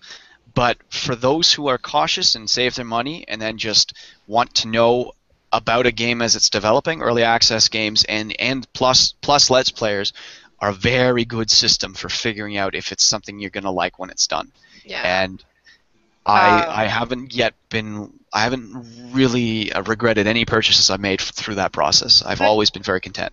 But getting back to the whole Kickstarter thing, because I know I've backed Torment, the Torment Kickstarter, and there are a few others. You know, I backed the Long Dark because I believed in those games, and then I was like, oh my god, when the whole Gamergate thing came out, and they're like, well, if you back to Kickstarter, you need to declare it. And I'm like, well, the only reason people would ask me to declare it is if it's a bad thing. And if it's a bad thing, then I'm just not going to cover the game. And now I have to determine with every Kickstarter whether it's worth it to me to give the people actual money or to provide them coverage. And that really worried me in terms of what that would mean for indie games. Because let's face it, a lot of early adopters are press. Yes. You know, yes, and I felt I shouldn't cover an indie game that I had backed, because if I'm not willing to put my money down to pay for it, why should I tell a consumer to? Yes. You know, absolutely. There's no profit participation in Kickstarter. So I was a bit confused why backing a Kickstarter would make you biased in some way. Like, I had a really hard time figuring it out, and now a lot of games journalists are just going, they're pulling the Jeff Gertzman thing up. It's just not worth it to back anyone's Kickstarter. I'm sorry, I can't do it. I can't donate to your Patreon. I can't donate to your Indiegogo. I can't buy your pass. I can't buy your... I can't pay anything. And I feel like a jerk, but that's the process I've adopted as well, because I'm not going to compromise the public trust. Good. Now what I've done is compromised indie developers' ability to make money. To an extent. And this is where the Let's Players come in, because they allow those indie developers to get money without fucking over the consumer, to be frank. But why are they allowed to pay for the game, but we're not? Because they're not reviewing the game, really. They're not doing a review. The Let's Players don't do reviews. They buy the game, they turn on the camera, and they go, okay, we're going to play the game. Except and they decide a lot of Let's Plays are edited. Yes, of course. A lot of them are. And so I'm a bit wary of saying it's more real or it's more reliable, just because I have seen edits, and when I see an edit, like, why did they edit? Is that because they died a lot in this particular location? Because I know Let's Players don't like to die. I think yes, dying, that happens. The good ones will point out where their edit is. They'll make a point. Yeah. Okay, be like, okay, so I turned it on and it crashed. So right, but if there's a part in the game where you die a lot, yes, that's part of the experience that should be passed on to the player. Now, Let's Players, because it's embarrassing to die, which I think is ridiculous. I mean, there are certain games where, Dead Space, the classic example, where dying is part of the process. I don't know, Dark Souls? Well, yeah. Yeah. Yes. And I've seen people, Let's Play blowing through Dark Souls. That's not a fair... Right. They are twisted. And in that case, it's also tricky, because it depends on what the Let's Play is. Because there are some Let's Plays that are basically just, I want to get through this because I want to see what the story is. That's it. Yeah, that happens. There is those, those do, and there is definitely room for those people to cater to. But when it comes to early access, so far I think it's pretty pure in its intent, in that it is actually giving fair coverage and real-time coverage to the gameplay as it progresses. I just want to make it clear, because I'm concerned about you guys. I don't want you guys getting sold another bill of goods. Yes. I've watched it happen to you 3 times now with successive waves of websites. Right. Anywhere there's people, corruption can exist. Yes. And correct. If people are editing their Let's Plays, it's important that they declare why. Yes. And I think that's extremely important. And I don't know, because I haven't done Let's Plays, because it's like I like to explore everything, and I like to look in corners, and my play style is not conducive to I do too. Let's Plays never recognize how I like to play the game myself. They're just they're always just something I like to listen to, because I like to see how other people play the game too. Yeah. That's one of the reasons why I like them so much. Yeah. A lot of the Let's Plays I watch are for games I already own. And it's like I want to see how other people play this game, and see where they come from. And it can teach you a lot about the game too. Little Paradox games are notorious for having a lot of hidden mechanics and little dice rolls and statistics thrown in underneath all the visuals. And I very much enjoy blam. What's the name of that? The wizard game. It's basically Civ with wizards. Blanking on it. Anyway, it's basically Civilization 4 with wizards and goblins and stuff like that, and it's a Paradox interactive game. Is that Magica? Wizard Wars? Yeah, that one. Magica? Yeah. Anyway, great game. That's it. I enjoyed it more than Civ 5, which tells you something about me. I just thought it was so fun, and there were some mechanics that were not that great. The way but these are the sort of things that tone in reviews is so critically important, and I think that's something that gets missed a lot of the time. I'll see a review, it's like 8.5 out of 10, and all the review is doing is dogging on the things that weren't good, but they gave it an 8.5, or the review will be glowing or fairly balanced, and the game gets a 6. And that's incredibly, I don't want to say hypocritical. It's it's almost dichotic. It leaves the reader and the audience with a very, very mixed message, and it's extremely frustrating. It's frustrating when you're on a website that publishes a review like that too, because I have gone and said, this game deserves a second look. This is what I think the reviewer missed. Mm-hmm. And I get told, well, we can't undermine his review score. And I'm like, that's fine, but he's not the one that goes into these companies and looks them in the eye afterwards, and you have to get the 6. It's like, I know. You know? Yeah. And... Yeah. That's not playing the game. Oh my God, I'm gonna get accused again of just padding scores. No, I'm saying I think a game deserved better and didn't get it because somebody decided to be an internet hero and stick it to the man. And that does happen in reviews too. Yes. You know, I feel like there was an element of that in a certain recent review involving a certain female heroine. Yes. You know, Yeah. I did Yes, a I know exactly bit what you're talking about. I did a bit of hands-on with that game because they were showing off the cosplay element at a Mhm. Nintendo event. I've asked to get another crack at it because I want to make sure I wasn't just going, she's dressed like Princess Peach, you know? I admit that's what I did. And it was so funny at that event.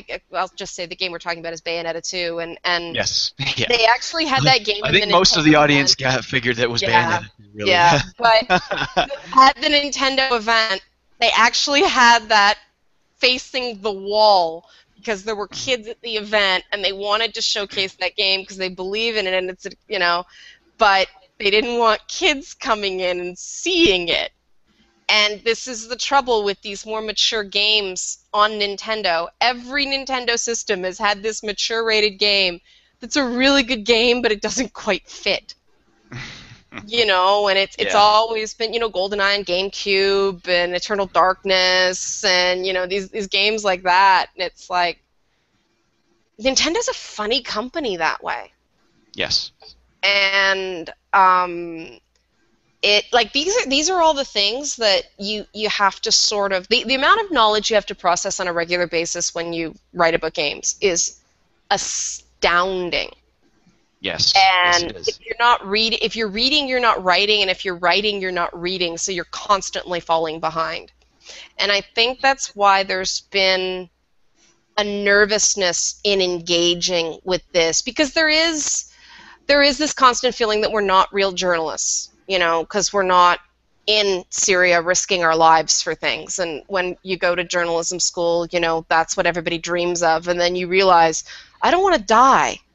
You know, and you find something else here's to the do. thing. Here's the thing. Yeah. About the games journalism industry, and we'll go. I think it's gonna tie back to Gamergate a bit too. Mm-hmm. As we mentioned before the show started, this has been for me really what this a lot of this has been it's the growing pains and the final growing stage for games journalism. Because this was an industry that really started out as of a bunch of bloggers blogging about games, and then they started getting press passes for events, and then they started getting into those events. That's but true. they still didn't necessarily get rid of the blogging atmosphere and attitude. And this is one of the reasons why we found it frustrating when people say they're journalists when they want the press access, but they're bloggers when they're caught doing something wrong. And I this think is, that's I think, very the growing valid pain. criticism. I'll tell you. Yeah. That's And this is the thing, and this is what we've reached a point. You came at this from the perspective of a journalist from another medium first, and then to the games medium. So you are not as afflicted as this. But this has basically been this event, the point where these companies have to go, okay, we have a choice to make. We are either going to become journalists and journalistic outlets, or we're going to finally and formally declare ourselves bloggers. Right. We're not allowed to choose which we are anymore. We have to pick one, and we have to move forward with all the consequences that those decisions come with. And to the great credit of the escapists, they went, okay, we're going to be journalists. Here's our new ethics policy. We apologize for fucking up in the past. We'll do better.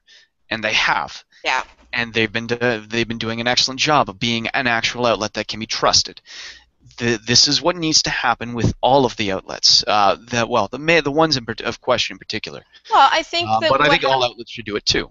I think what happens now is if the outlets haven't done it by now, they're not going to, and I think it's just fair to say, well, they're bloggers then.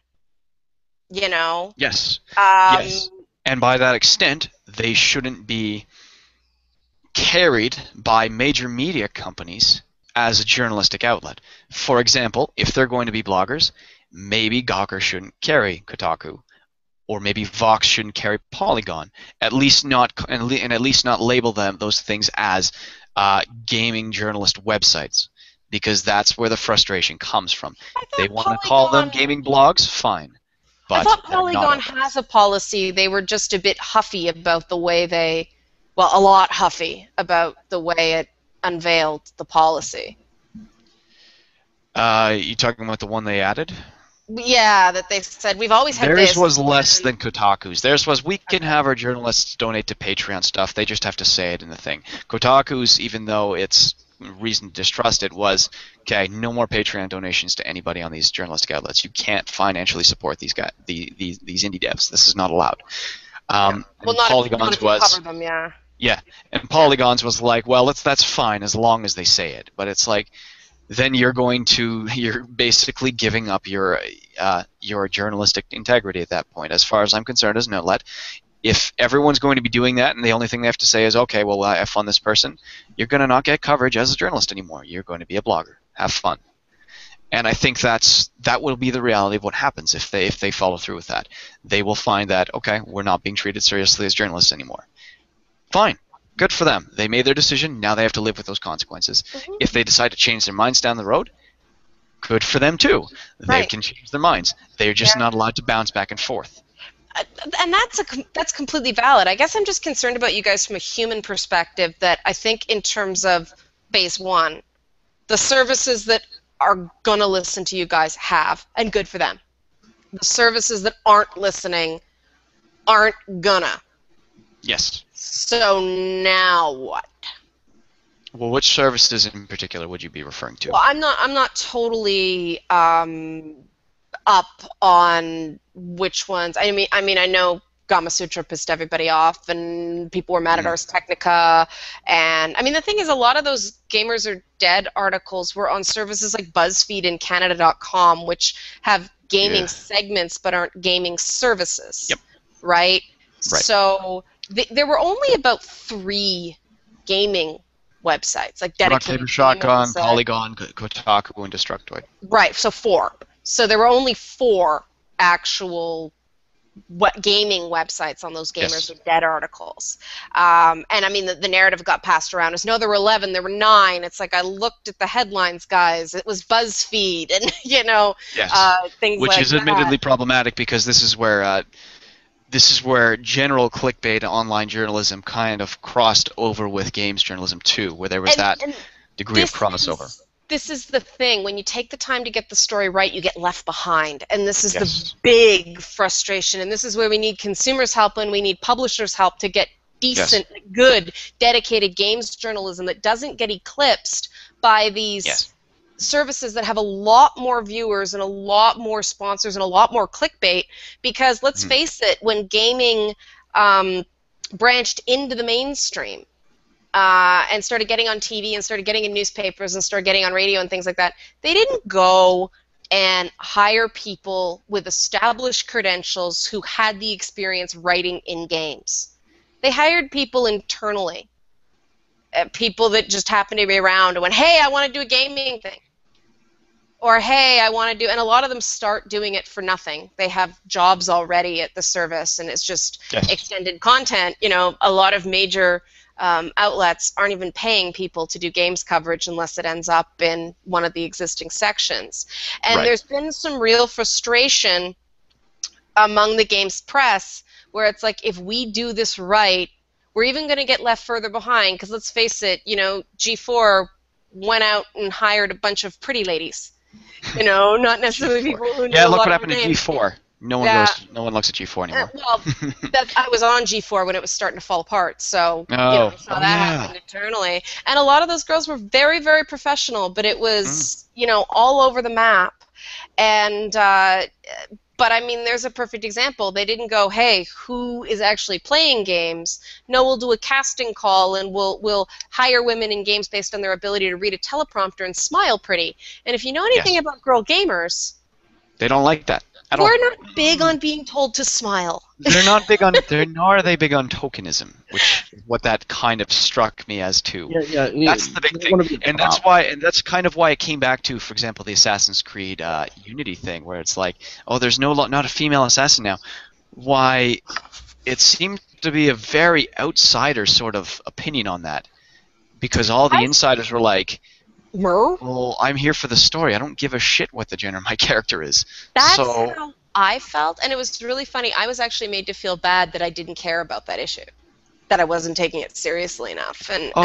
So you were shamed into caring about something, because that sounds very nice and professional. Quite care. Like I had other devs going, oh, they could have spent the money. That's an excuse. And I'm like, but it's up to them whether they choose to spend the money. I'm going to judge the product based on what I see in the finished version, the same way I'm going to judge the Tomb Raider game based on the finished version. I'm really not happy about seeing Lara Croft in therapy, because I think it destroys her as a Byronic figure forever. Yes. But I'll see what they do with it, voicing a concern and saying, it's going to suck because it's not the same thing. That's the difference between objectivity and having an emotional response to things. But let's face it, going, here are my concerns about Tomb Raider are not going to get the same clicks as, here's why Tomb Raider's ruined. Yes, which again goes back to the problems of the clickbait media. Right. And why it needs a serious face. I mean, really, what Gamergate's shown us all the most is how badly clickbait media needs to change. How absolutely severely badly we need serious changes there. And not just in games journalism too. All of clickbait media seems to have a very serious problem of trying to basically make ends meet and still be journalists, and that's a huge issue. Making me read an article, and unfortunately I get judged based on article headlines.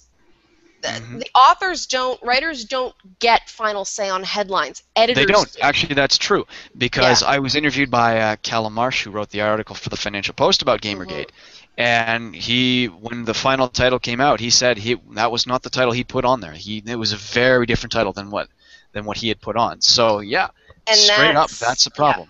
The editors, and unfortunately, one of the editors there was a guy Gamergate dogpiled, so I'm pretty sure that's why it went that way.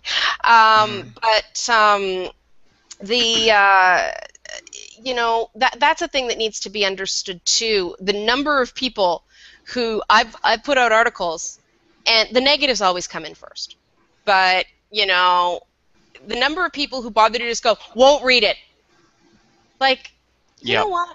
Don't do that. Yes. Like, don't, because that just clutters up my Twitter feed. You're not adding anything to the discussion.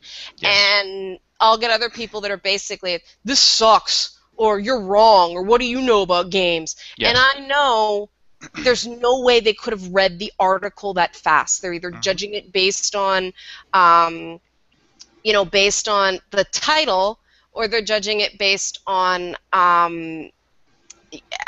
what vehicle it's in, their presuppositions about what they expect based on the outlet. And that's very frustrating, because, when you're somebody like me who wants to write for different services as a rule, but if we can pitch to a service that pays well, that's a nice little bit of money that month. And it's very hard when people are judging a writer based on the service we write for, because let's face it, we don't have a lot of choice. Yes.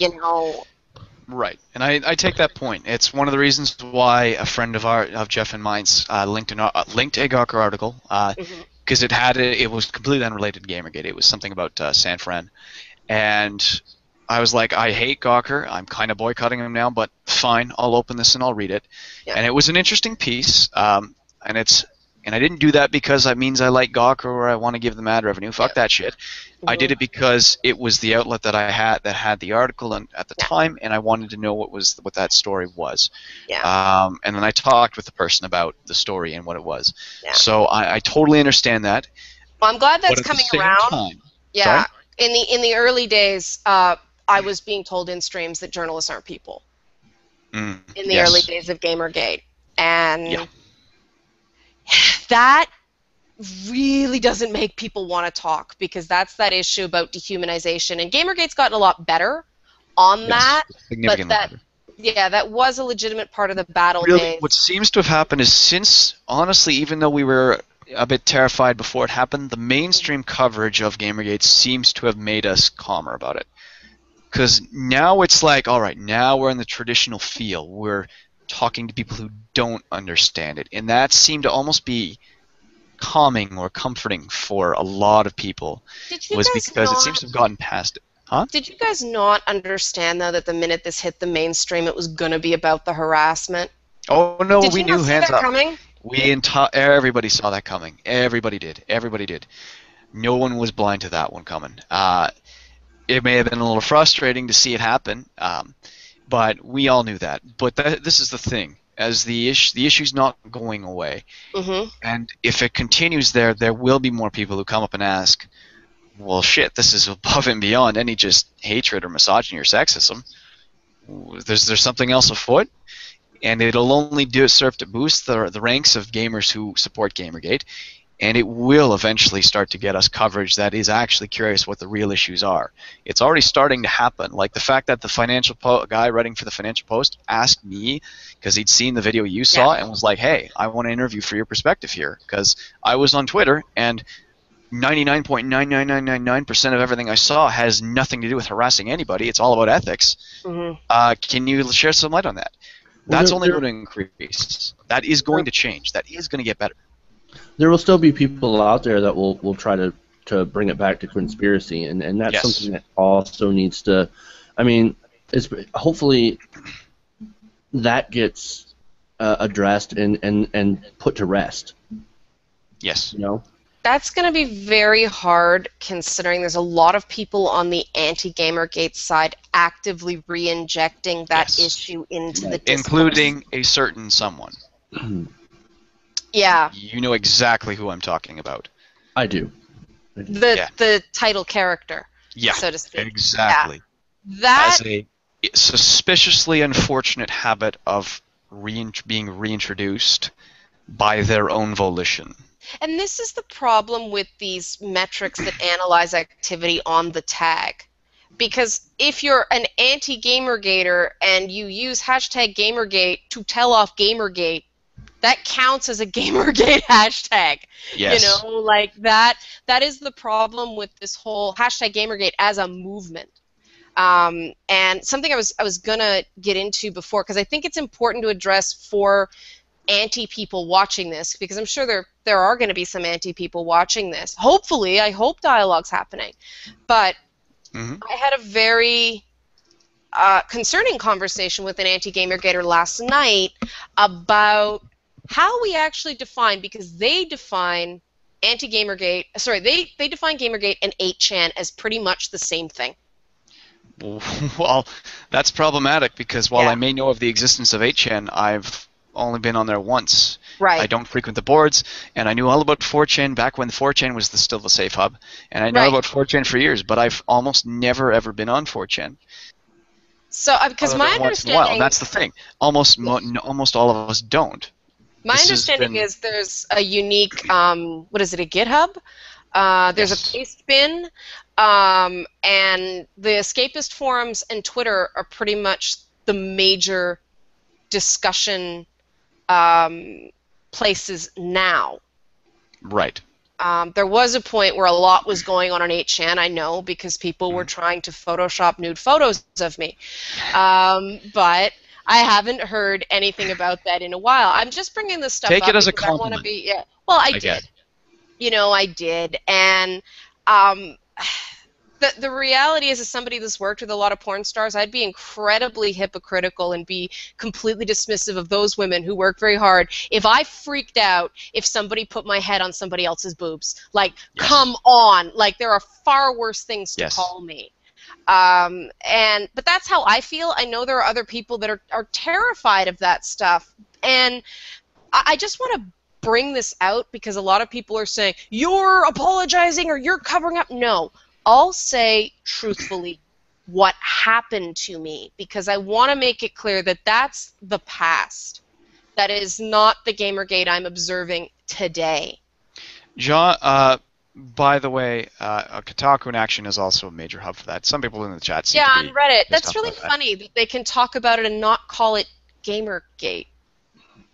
But Yeah, well, apparently Reddit's looking for almost any excuse to try and shut it down. So even then, they shut gotta down be tricky. Kotaku in Action thread. Yeah, because that's the only place they can talk about it on Reddit. So Right. I think they're okay. just waiting for anything. That answered a question for me because I'm like, how is this still being talked about on Reddit? Yeah. I thought everybody got shadow banned. I mean, they shadow banned a guy for asking about Gamergate in front of Julian Assange. Yeah, that was bad. And then Assange and WikiLeaks have come out in support of Gamergate, which was awesome. But that's like, do you not realize the person you have in front of you? Yes. You know, if anybody's not going to want somebody banned for asking a cheeky question, it's Julian Assange. Yeah, exactly. No, like, I couldn't believe that. I thought that was just a shining example of how insane this whole debate has been, how Kafkaesque, you know, because I'm not a massive fan of Julian Assange's, but I know what he's about. He's pretty consistent about what he's about, and he ain't about shadow banning someone for asking a question, you know. Yes. And by the way, audience, we know you came here from Kotaku in Action. We've mentioned Kotaku in Action. We're happy that Kotaku in Action is open. So props for that. If you're spamming it because you think we didn't say it, we've said it several times. Oh, yeah, we've so said it. calm Yeah. down. We're just trying to prove right now, we're just trying to show that this idea that 8chan is Gamergate and Gamergate is 8chan is not factually accurate. Nonsense. Yeah. About 16,000 users who are using the Gamergate and 16,000 on the Kotaku in Action one. There's probably at least twice that many overall on Twitter. So 30 to 50,000 people. Also be aware that this is like we're going into our getting into our 4th hour of this. So we have been like if you don't think that something's been mentioned, I'm pretty sure it has because we have bounced around to different topics all throughout. This has been a very long stream. So it's been an incredibly long stream. Do you guys tend to take questions? Not. Okay. We did have a show sometimes, but usually the show usually has a much more smaller, dedicated audience that watches live and asks questions and stuff. So true. Don't know how comfortable we feel about expanding that to the broader audience at the moment.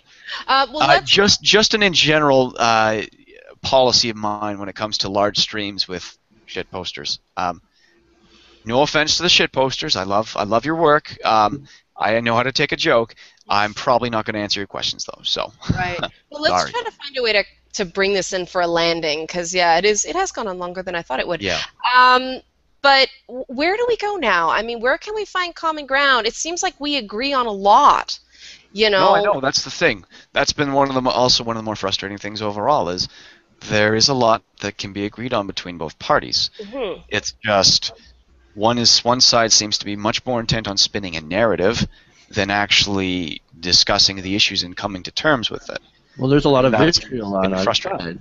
Oh yeah, and a lot of vitriol too. There's no denying that on both sides. You're right. It just leads to people throwing talking points at each other, and that's not conducive to a debate.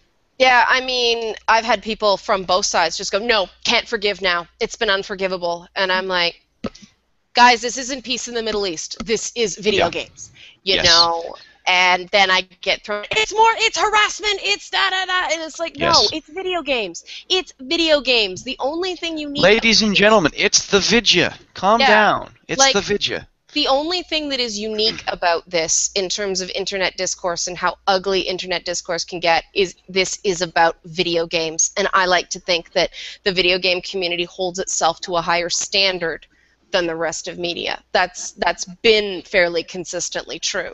Yep. So I will say that the chat seems to have really liked the stream overall so far. Good. They thought there was some derailing for a while. Oh, by the way, that gives me a chance. Chat, when you thought the conversation was derailing, you were dead wrong. I've been in control of the stream since the beginning. No one was derailing anything. The topics went where they went because I let them and I wanted them to. People So love to calm down. accuse me of derailing. People love to accuse me of derailing, and Yes, and part of that is, I guess you could say, legacy from other streams. They've sort of carried that over since then, but it's not true. And once again, I've been in control of the stream the entire time. I could easily redirect it when I wanted it to. So everyone, other calm down. streams I've been in, they have been in control the entire time. Of course. I know, and that's the thing too. They just to the point I almost got ambushed with a guest. You know, that is not me being in control. Like this derailing thing, I'll say as a talking point, people outside don't understand it. This is a Chan culture thing. Yes. And people outside don't understand it, and it really throws people off. Crosstalk is part of a multi-person conversation. Tangents are part of a multi-person conversation. And people are not going to want to come and talk to you. When a guest comes on a stream, we don't know what the format is. You know, I've seen a couple versions. Chat, I wasn't being defensive. I wanted to explain to you how things are working. I'm not defensive. Guys. This is where the misogyny accusations come from, and I want to break this down because I want to insulate you guys from this. People see this and they see a woman on a stream with two guys and she's derailing.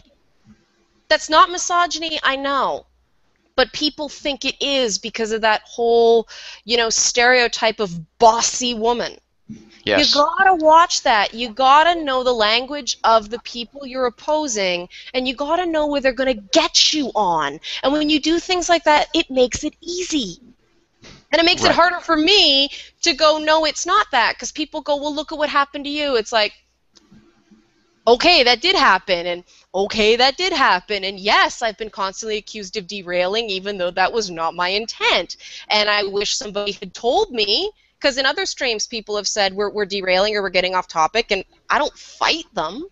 Yep. Like, you guys gotta go easier on the outsider. It's too tribal. No, well, chat's saying it was just two guys, and I believe chat, and chat's pretty cool with this all now, so it's all right. No, but Chat, it's all good. I just wanted to explain to you because there were a couple times when there was just like caps lock spam, bring it back to Gamergate, and I was like, guys, I'm letting it go this way because I wanted to I wanted to hear it. But I think we also need to discuss these talking points because I know a lot of people are like, why do they think we're just a bunch of misogynists? And I feel like going, it'd be a list about that long. And it's because Chan culture and the rest of the world aren't the same, and unfortunately because of Moot's flip-flop in the middle of Gamergate, Chan culture, and it's like DC versus Mortal Kombat where the two worlds went moosh, and we don't know where the border of one ends and the other begins. And this is stuff that is just a reality, and let's face it, the anti-Gamergate people have a vested interest in bringing this back to, it's about harassment, it's about misogyny, the journalistic ethics thing is bullshit, and this is something you're going to have to contend with. It just is. Yes. Anyway, all right. So where were we again? I totally forget now. Yeah. Sorry. I had to say that because this is four streams now that this. No. That's totally fine. It makes a lot of sense, and it was a valid point to make because it touches on. It does touch on why some of the people outside look at it, and again, part of the problem is they don't understand the culture that they're getting into. But the reality is, when you're on YouTube, it's YouTube culture. It's regular popular culture. It's not Chan culture anymore. I mean, this is one of the things that has happened in Gamergate is the voiceless have suddenly been given a voice, and it takes some time to sort of get used to having that power. And I think there's some games journalists that are suffering from this as well, because if you've ever met some of these people on some of these services, they're incredibly introverted. like they actually are. They may put on a good game when they have to do a stream or when they have to do an interview or something like that, but when you just sit down for lunch or something like that with them, or you're just at a press event, it takes them a while to get going. I've had a lot of people like standing over my shoulder recording my questions because I've been doing this a lot longer, and it's you know, you got to understand that the people you think you're going at don't have as thick a skin as you might think based on their profession. Did that make any sense?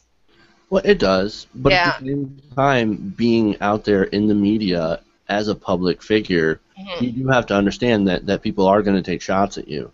Oh yeah, yeah, that comes I with the think it's territory. fair to say.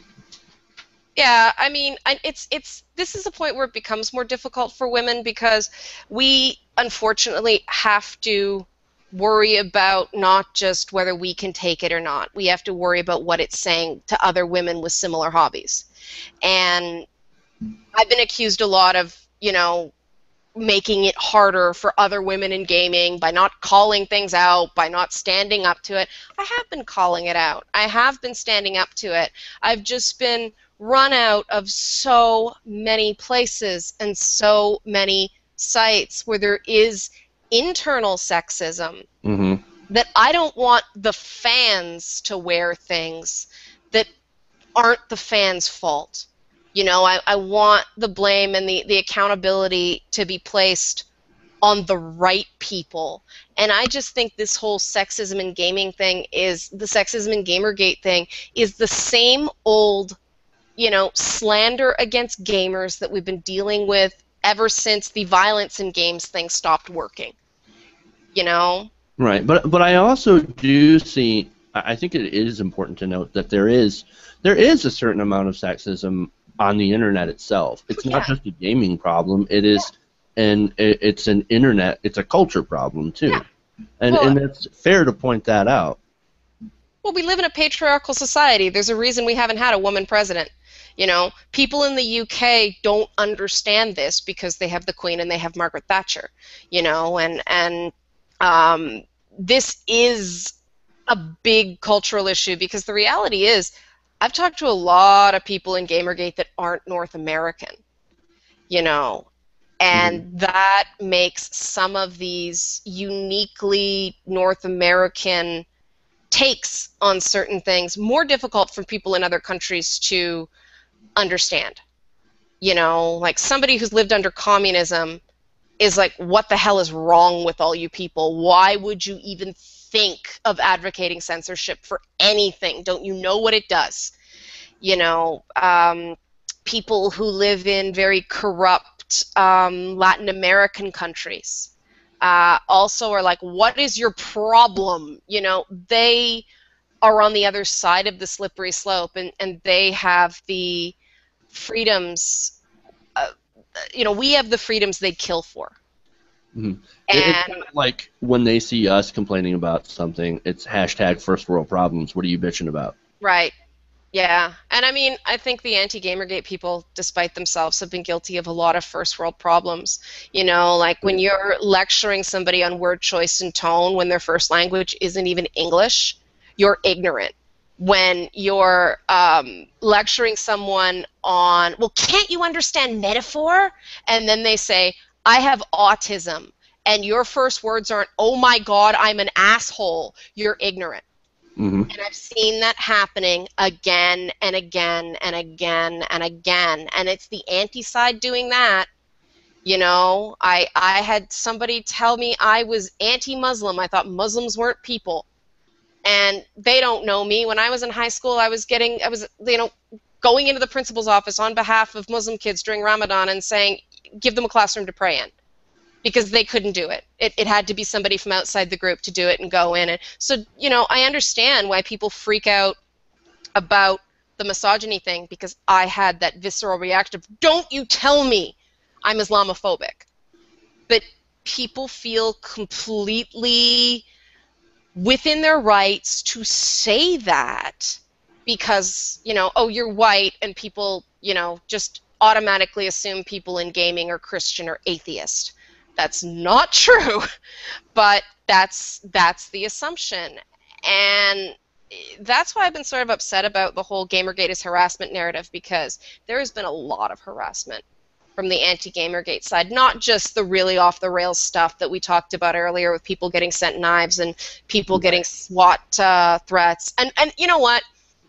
That was really not funny. That just happened in the last couple days, and I know there's a lot of anti-Gamergaters going, that wasn't... It happened. You know, it happened, and because of Chan culture, there's a lot of Gamergaters not talking about some of the nasty stuff they've got because they've been trained to suck it up, right? Mm-hmm. Whereas the anti-side will howl about anything. Part of the reason I was so, chronicling the stuff I took early on is because that's my job. Sorry if you guys don't like it. Sorry if it doesn't fit your culture. This is my job. And this is the difficult thing about being an ethical journalist is sometimes you have to just go, this is the way I'm seeing it, as an unbiased observer, and you gotta push both sides to see which one can take the heat and to see which one cracks under pressure, because that's gonna let you know who's telling the truth. An honest person is more willing to come and talk to you. A dishonest person will obfuscate and try to change the subject and try to bring it back around to what they want to talk about. But if you don't push, right, if you don't bring up uncomfortable ideas, you never know who's telling the truth and who isn't. Right. You never really get a measure. And unfortunately, I feel like some of these mainstream media articles that have come out and done a really sloppy job of reporting things, they're not intentionally trying to mislead. They are taking people at their word.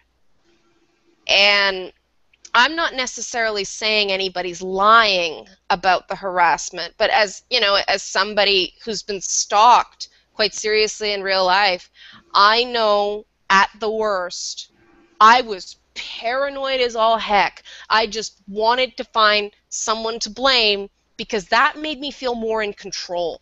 So it might be easier, it might just be a bit of sanity, because you feel crazy when you're being harassed and stalked by anonymous people who know who you are and know where you live and all this stuff, but you don't know who they are, right? It's human nature to want to regain control by grabbing a suspect, right? And so I've been asking people to not be too hard on people, even though it's wrong. And it's our jobs to correct that false accusation. But this is why it's so traumatizing for people to come forward and report serious harassment or assault or things like that. It does mess with your brain. You have this huge adrenaline spike, and one of the first things that hits is memory and rational decision making, right? And I think some of that happened with the Gamers Are Dead articles as well. I think a lot of people were in an extended triggered period, and I know you're not supposed to say that in Chan culture, but sorry guys, that's what happened. You guys got triggered, and you got triggered hard. And you didn't act like yourselves for about 2 or 3 weeks. And that's totally freaking valid, because guess what? You're human. Yeah, it's an understandable reflex. Yeah. And so I think that it's funny because these so-called, social justice advocates who are supposed to understand triggers inside out and backwards have completely missed that element of the equation, But you can also make an argument that they are, people make mistakes as well. It's, understandable that even they get triggered as well. Oh, this has been mass hysteria. Like, make no doubt about it. It has been two competing factions of mass triggering, mass hysteria.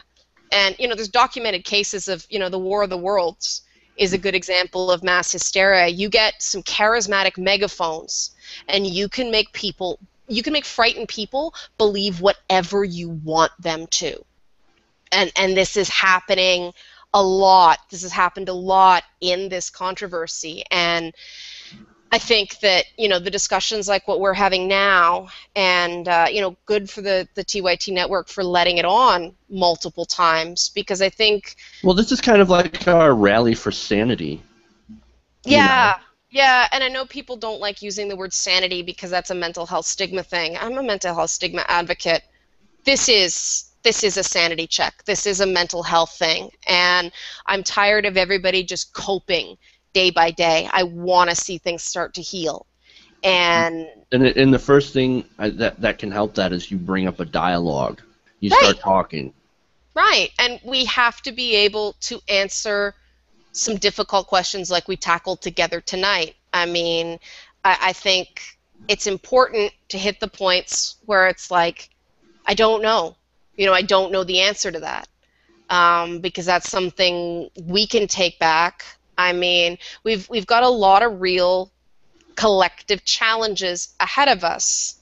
We are attempting to reform a multi-billion-dollar industry here. And you're going to have pushback from the same industry trying to protect its interests. The Even same story as anything.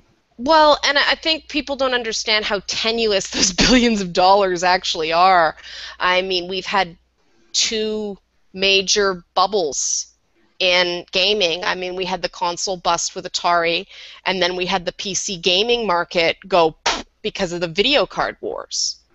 I think that's why a lot of people are afraid of a third bust because of a culture war. I personally think that the video game industry has hit too big to fail territory. Ouch. Yeah, I mean, I know in Canada's the third largest producer of video games in the world. If the video game market goes poof, we lose a lot of jobs. There have been actual tax credits and actual incentives bringing game producers into the Canadian market. The government spent millions of dollars doing this. They want a return on their investment. Games are being made into movies, which means Hollywood has a vested interest in wanting it to continue. Major Hollywood actors are being used for voices, which is why I stop people when they get on Adam Baldwin about he's just a conservative operative. It's like, no, dude, he does video game voices. He has a vested interest in the way this thing goes. He's not, look beyond his political affiliation and look at his resume, So I really think that there's the world needs the video game industry right now just because it is something that's not in decline, and it really bothers me when people start saying advertisers are getting scared by this fighting. That's a classic tactic people use to shut down dissent. Right. Right. Don't scare the advertisers. Don't rock the boat, guys. We see this a lot in traditional media. Don't rock the boat. Don't say something against, whatever, the establishment or anything like that, because you're going to scare the money away. Yeah. Yeah. We're going to lose our access, too, and that's another thing, access. That's a real problem. That's a real problem because you can get blackballed by publishers and developers and never find out why. They just stop talking to you. I've had it happen, or they'll return your emails but not give you any real information. And I admit the tweet I wasn't proud of came from being partially very, very frustrated with the developer not answering my questions. I would prefer to talk to somebody than talk about them. But I don't feel it's fair that developers can kill an issue relevant to gaming just by not answering the questions. Mm-hmm. And ignoring the problem does not make it go away. Yeah, especially when, certain developers are allowing raids to form on their message boards. That happened to me once, and at first I thought it was 4chan, and then a 4channer said, well, no, I got it from the developer message board, and I'm like, oh, you son of a... Developers cannot be doing that. Mm-hmm. They can't be letting their communities become frothing mobs because you want to know something that's going to hurt gaming. That's going to hurt gaming. Parents are legitimately concerned about their kids and what their kids watch and what their kids consume. And that includes online activity. Mm-hmm. And one thing I feel that the reason gaming has become so popular and the reason services like 4chan have become so popular with young people is it's a little bit of freedom in an increasing surveillance state. That's a good point. Like that's what I've seen. Like, I know a lot of kids, like teenagers who I meet at these anime conventions who are on 4chan. And I'm like, my God, how does this happen? But they're allowed to step out of that. You're a teenager. You don't know shit from Shinola, and they're allowed to just get judged whether they have a good idea or a bad idea according to this internal community. It has nothing to do with their age or what they look like or whether they're fat or thin or rich or poor or whatever. I get it. It's perceived to be an equalizer. Right. Who am I to say that's wrong to want that? I don't think it is wrong to want that. It's the greatest thing about the internet is that it democratizes everything. Everybody. But democratizes access. It doesn't democratize monetization. That is also another good point. As someone who has a largely unsuccessful at this point YouTube channel, I know exactly about the problems facing monetization in this age. Yeah, it's a real issue because you don't start making any real money from YouTube until you get millions of views, and you can't do that without an MCN, multi-channel network. Right. Well, that's why we're part of the TYT network. That's right. And I mean, I'm sure based on what TYT was founded on that it's probably one of the better ones. There are some, I get emails about my YouTube, hey, you've got great content, we can offer you a 60-40 split. And I'm like, get out of here, a publicist will only take 20%. That's highway robbery. On top of what YouTube already takes. Yeah. And let's be honest about that one. Yeah. Well, YouTube's a for-profit business. And YouTube, if these companies like YouTube and Twitter and all these places were really serious about harassment on the internet, they would do something about it. They prefer to pass blame onto individual citizens of the internet instead of taking corporate responsibility themselves. Why? Because there's no one to hold these companies accountable. Well, and that's where it comes down to people, like the people. Yeah. Holding them accountable. Yeah. Well, that's why net neutrality is so important too, right? And that's why I'm disturbed about this. Let's log everybody's IP address on an anonymous board. No, that's a dumb idea. And I don't want to open up that can of worms, but that's a reactionary idea.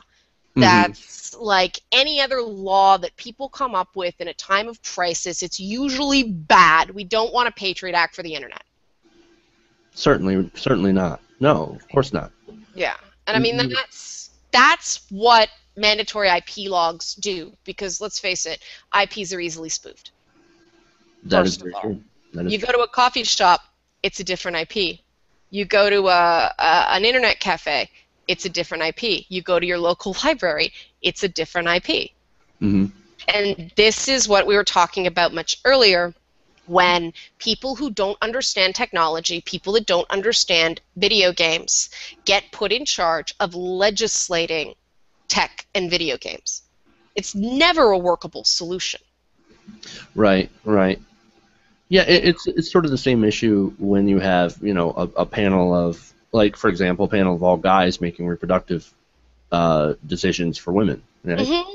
Or, like, to me, the troubling thing I say in media all the time, the 3 men and 1 woman traditional panel isn't representative of the population. Population is like 51, 49% at any given time.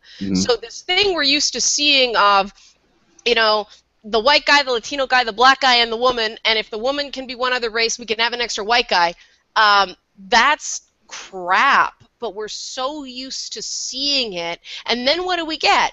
We get these questions directed to the one lone woman on the panel. As a woman, how do you feel about this issue? And the only way you can actually answer this is, I can't answer this on behalf of women. I can only answer this as an individual. Women don't think all the same. Right. You know, but when you're on a panel and you're offering an opinion as an expert of any kind, you can't be thinking about being a traitor to your gender at the same time. You know, and unfortunately, these 3-on-1 panels force the lone woman there to be a representative of their entire gender, and that's, I mean, Unfair. yeah, well, it's the same thing in video games. You have 3 dudes to pick from and 1 woman. That woman is going to be boring. Why? Because she's got to appeal to all girls. So they usually put her in pink and give her a brown ponytail because brown is the least sort of statement hair color, right? And now we're talking about Ashley from Mass Effect. We're talking about Miranda from Mass Effect. We're talking about Zoe from Left 4 Dead. There's so many, you know, brown hair McNormal pants women alongside the brown hair McNormal pants men. Why? Because they've got to be everything in that one body, you know? And when we start talking about diversity in games, I say you got to let women be characters. And if that character doesn't make sense as a woman, you know, you're not going to start sticking women in World War II military games as soldiers. Women didn't exist. They flew combat missions as you know, Air Force. But infantry, no, they wouldn't be there, right? Right, they wouldn't be there. It's not factually accurate. Yeah, in a space thing, different story. You got no excuse there. You know, if you're doing epic fantasy, you're going to have to make a more compelling reason for a patriarchal society. Because the minute you're in a fictional world that's not our world, you can't assume patriarchy because you're creating this world. It doesn't have to be, you know, if you don't want it to be. But these, to me, are not social justice critiques of a game. These are design critiques of a game. You know, this has nothing to do with my opinions personally. They're just factual observations. You know, when you're dealing with something in the real world, well, then you are tied to the real world. The minute you create your own world, anything goes then, and you have to be very, very deliberate with every choice you make for the player to immerse in your world. Because if you get lazy, then you get dissonance, and we all know the constant debate. We don't know how that turns out. Yeah. But I mean, that's that difficult line where it's like, is it a design critique? Is it a political critique? And to me, it always goes back to design. You know, like to me, I'll defend Connor being less fun to play in Assassin's Creed 3 than Haytham because, well, that was the whole point. You know, it's not as fun to be a Native American, no matter how rich you are. I thought that was a deliberate design decision to give you enough time as Haytham to sort of immerse as, I'm a Ponzi white guy. The world is my oyster. I can do anything I want. And then you discover his son, and it kind of sucks for him. You know, he looks different. And then you've got, you know, Achilles, who's such a cool character because he's beaten down, you know, and see, that is something where I'm going to go, well, in this case, the politics was valid, and I'm going to judge the game based on the design mechanics they applied to tell that story. And that's a fair critique. I'd like to think so, and that's why I've been so dismayed by the back and forth that hasn't gotten a lot of movement up until fairly recently, because I think that the anti-Gamergate side, you know, people like me who do reviews, weren't factoring in, we're professional communicators. You know, we have had a lot of practice putting our views down, and clearly we don't always get that right based on where we are now. But we can't expect the average person to be able to summarize what they're thinking as quickly or as efficiently, you know? And I feel like a lot of people, instead of recognizing, no, we have to let this breathe a little more because they're not going to get it right the first, second, third, or fourth time. You know, we have to sort of gently go, well, what about this? Well, what about this? Well, what about this? And then we sort of refine, and I've found people going, you know, when I spit it back, it's like, okay, yeah, that's what I meant. All right. But that's our responsibility. as professional communicators. It's not the responsibility of an average person that doesn't navigate the press on a regular basis. And I feel there was a certain amount of failure in that, and I think that's because there hasn't been enough non-combative dialogue between, op-ed writers and the public, because our current structure is comments, and we all know what comment sections look like. I mean, rule number one of writing something on the internet or doing something on YouTube: don't read your comments. Well, especially as a woman. I think it's true for guys. I've seen guys' comments, and it's like, whoa, every guy I've worked with has gotten it just as bad as me. It's more, you're stupid, you don't know what you're talking about, you're fat, you're lazy, you're ugly, I hear these that things. Well, see, it's I don't just... give a fuck. That's just me personally. I don't give a shit. But that's society, greater society, giving men more license to not give a fuck. And that's the real problem. It's the training that, women are often given the message, if somebody doesn't like you, there's something wrong with you. I mean, it's the whole Mean Girls thing, right? But that's not the fault of gamers. And that's not something men can be expected to understand on their own. That's something that has to come through self-awareness and dialogue. And, recognize that as apparently as early as the 7th grade, there's a divergence in expectation in schools, where men are expected to do well, girls are expected to try hard. And when a woman who has been raised in that system gets into a meritocracy like the internet, and all of a sudden trying hard isn't enough, you actually have to excel, that's a huge culture shock. Mm-hmm. And that's when we get into this idea of quotas and this idea of affirmative action, and a lot of people are ideologically opposed to those.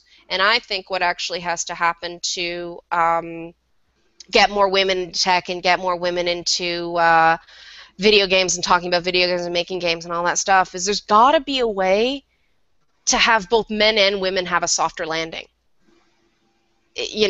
Because I know it tears you guys apart too. You're just not given the social license to talk about it, and you're sort of like, okay, you screwed up, go back and do it. Right, that's fair.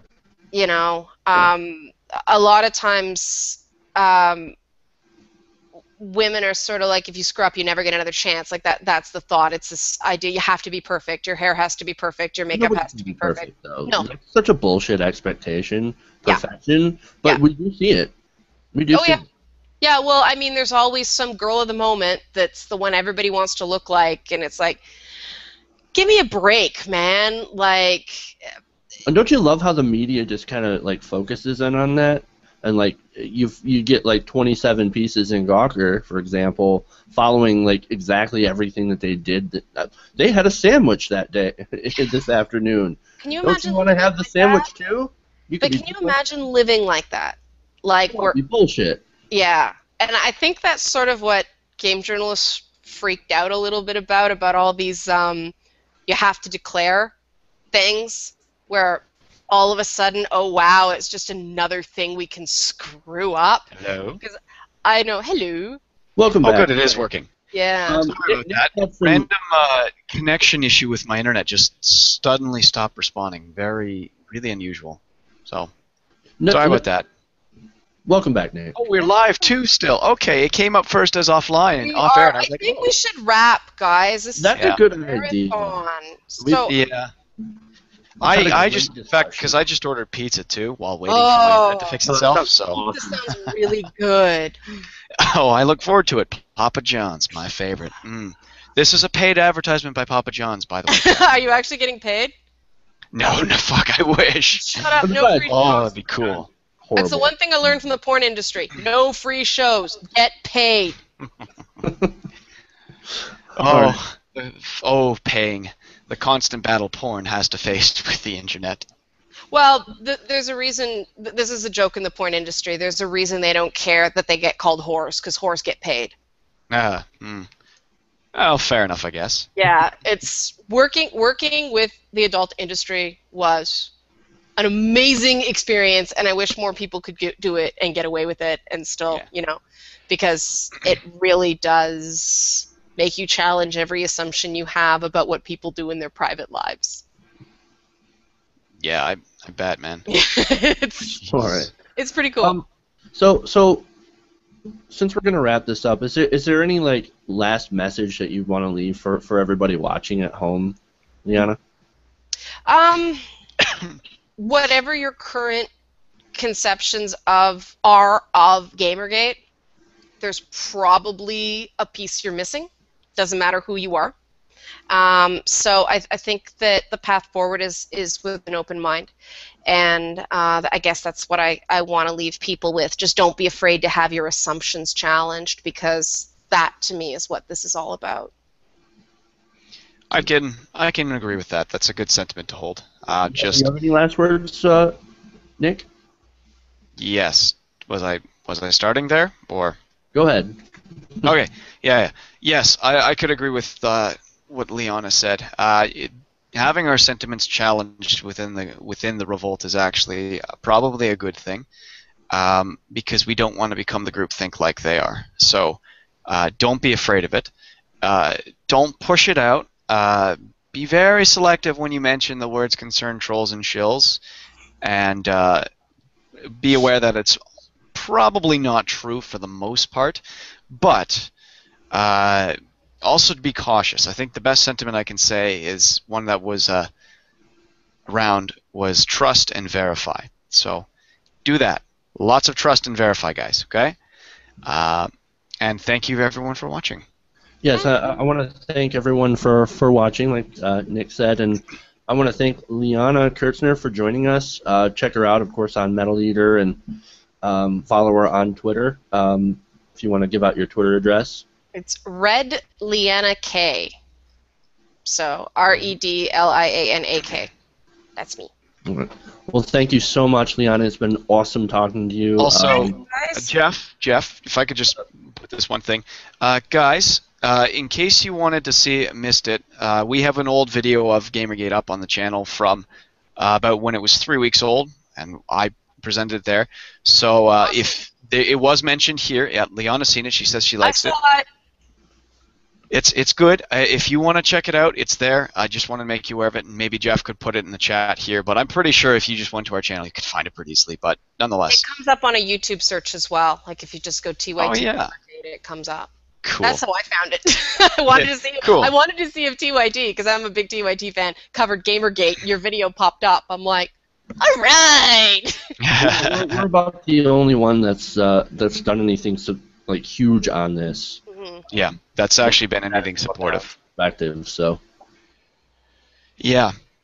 And then other people like to have callers in and then choose to derail the conversation repeatedly. Majority part. What? Huh? All right. Huh? Sorry. Okay. All right. Well, carry on. Thanks everybody, and make sure to tune in. Like there are other streams and stuff. We do a show, little bit of a show every Thursday, Friday night, 8 p.m. Eastern. I'm not saying anything. I'm just saying, if you want to tune into that, we do other stuff other than Gamergate. Yeah. So. We do a lot of politics stuff, and you will see back and forth and push back on some of the usual liberal narratives, guys. So don't be surprised by what you can find on the network. A lot of it's good. And please check out some of our other stuff if you like this. Yeah. All right. From everybody here at the TYT Community, thanks for hanging out with us. We'll see you later. Good night, everybody.